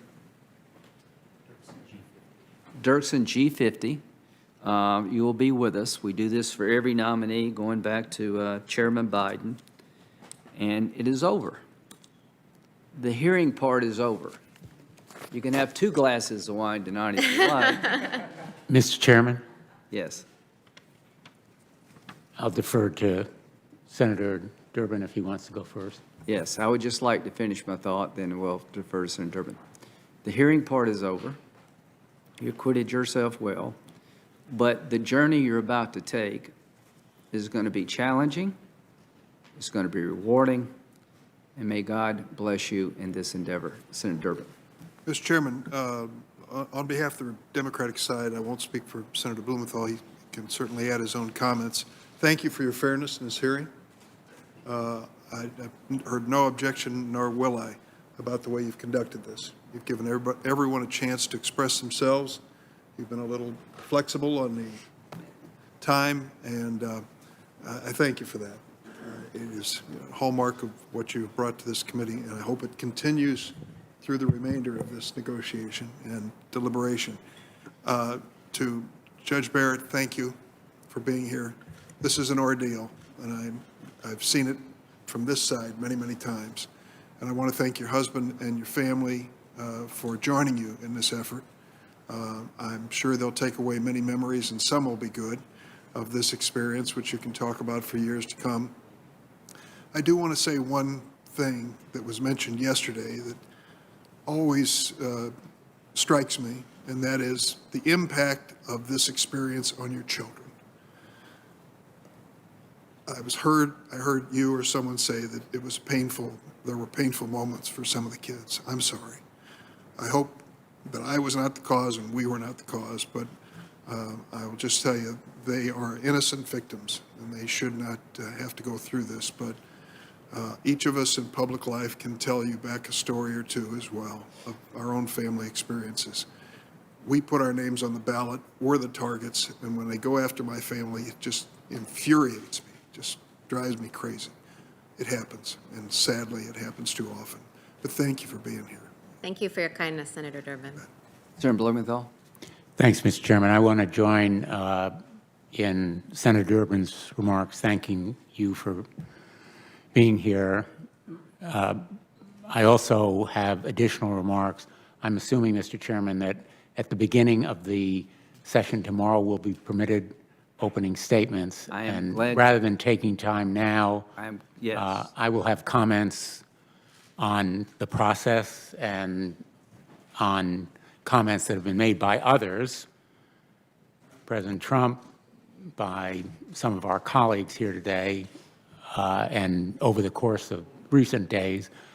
But I do thank you, Mr. Chairman, in giving us that opportunity first thing tomorrow before the markup begins. So, yeah, thank you very much. We're going to meet tomorrow at 9 o'clock. We'll have an executive business meeting. We're going to hold the nomination over consistent with the practice of the committee, and we'll talk among ourselves tomorrow and give everybody a chance to express themselves. We've got a panel, 4 and 4, 4 for, 4 against. We'll hear from them. We'll hear from the ABA, and we'll meet tomorrow at 9 o'clock, and we will gavel this part of the process to conclusion. We'll meet in Dirksen G50. God bless you. Judge Barrett, thank you very much. Thank you, Chairman.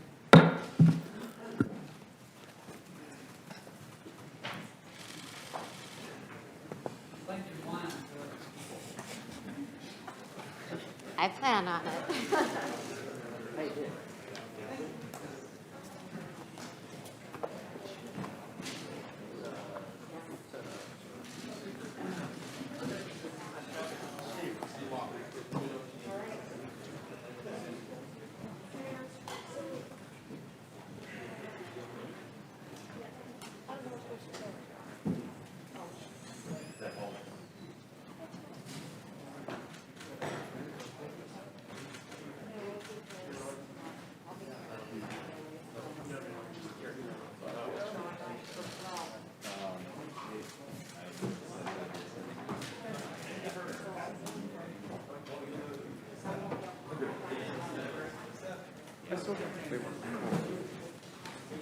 You know,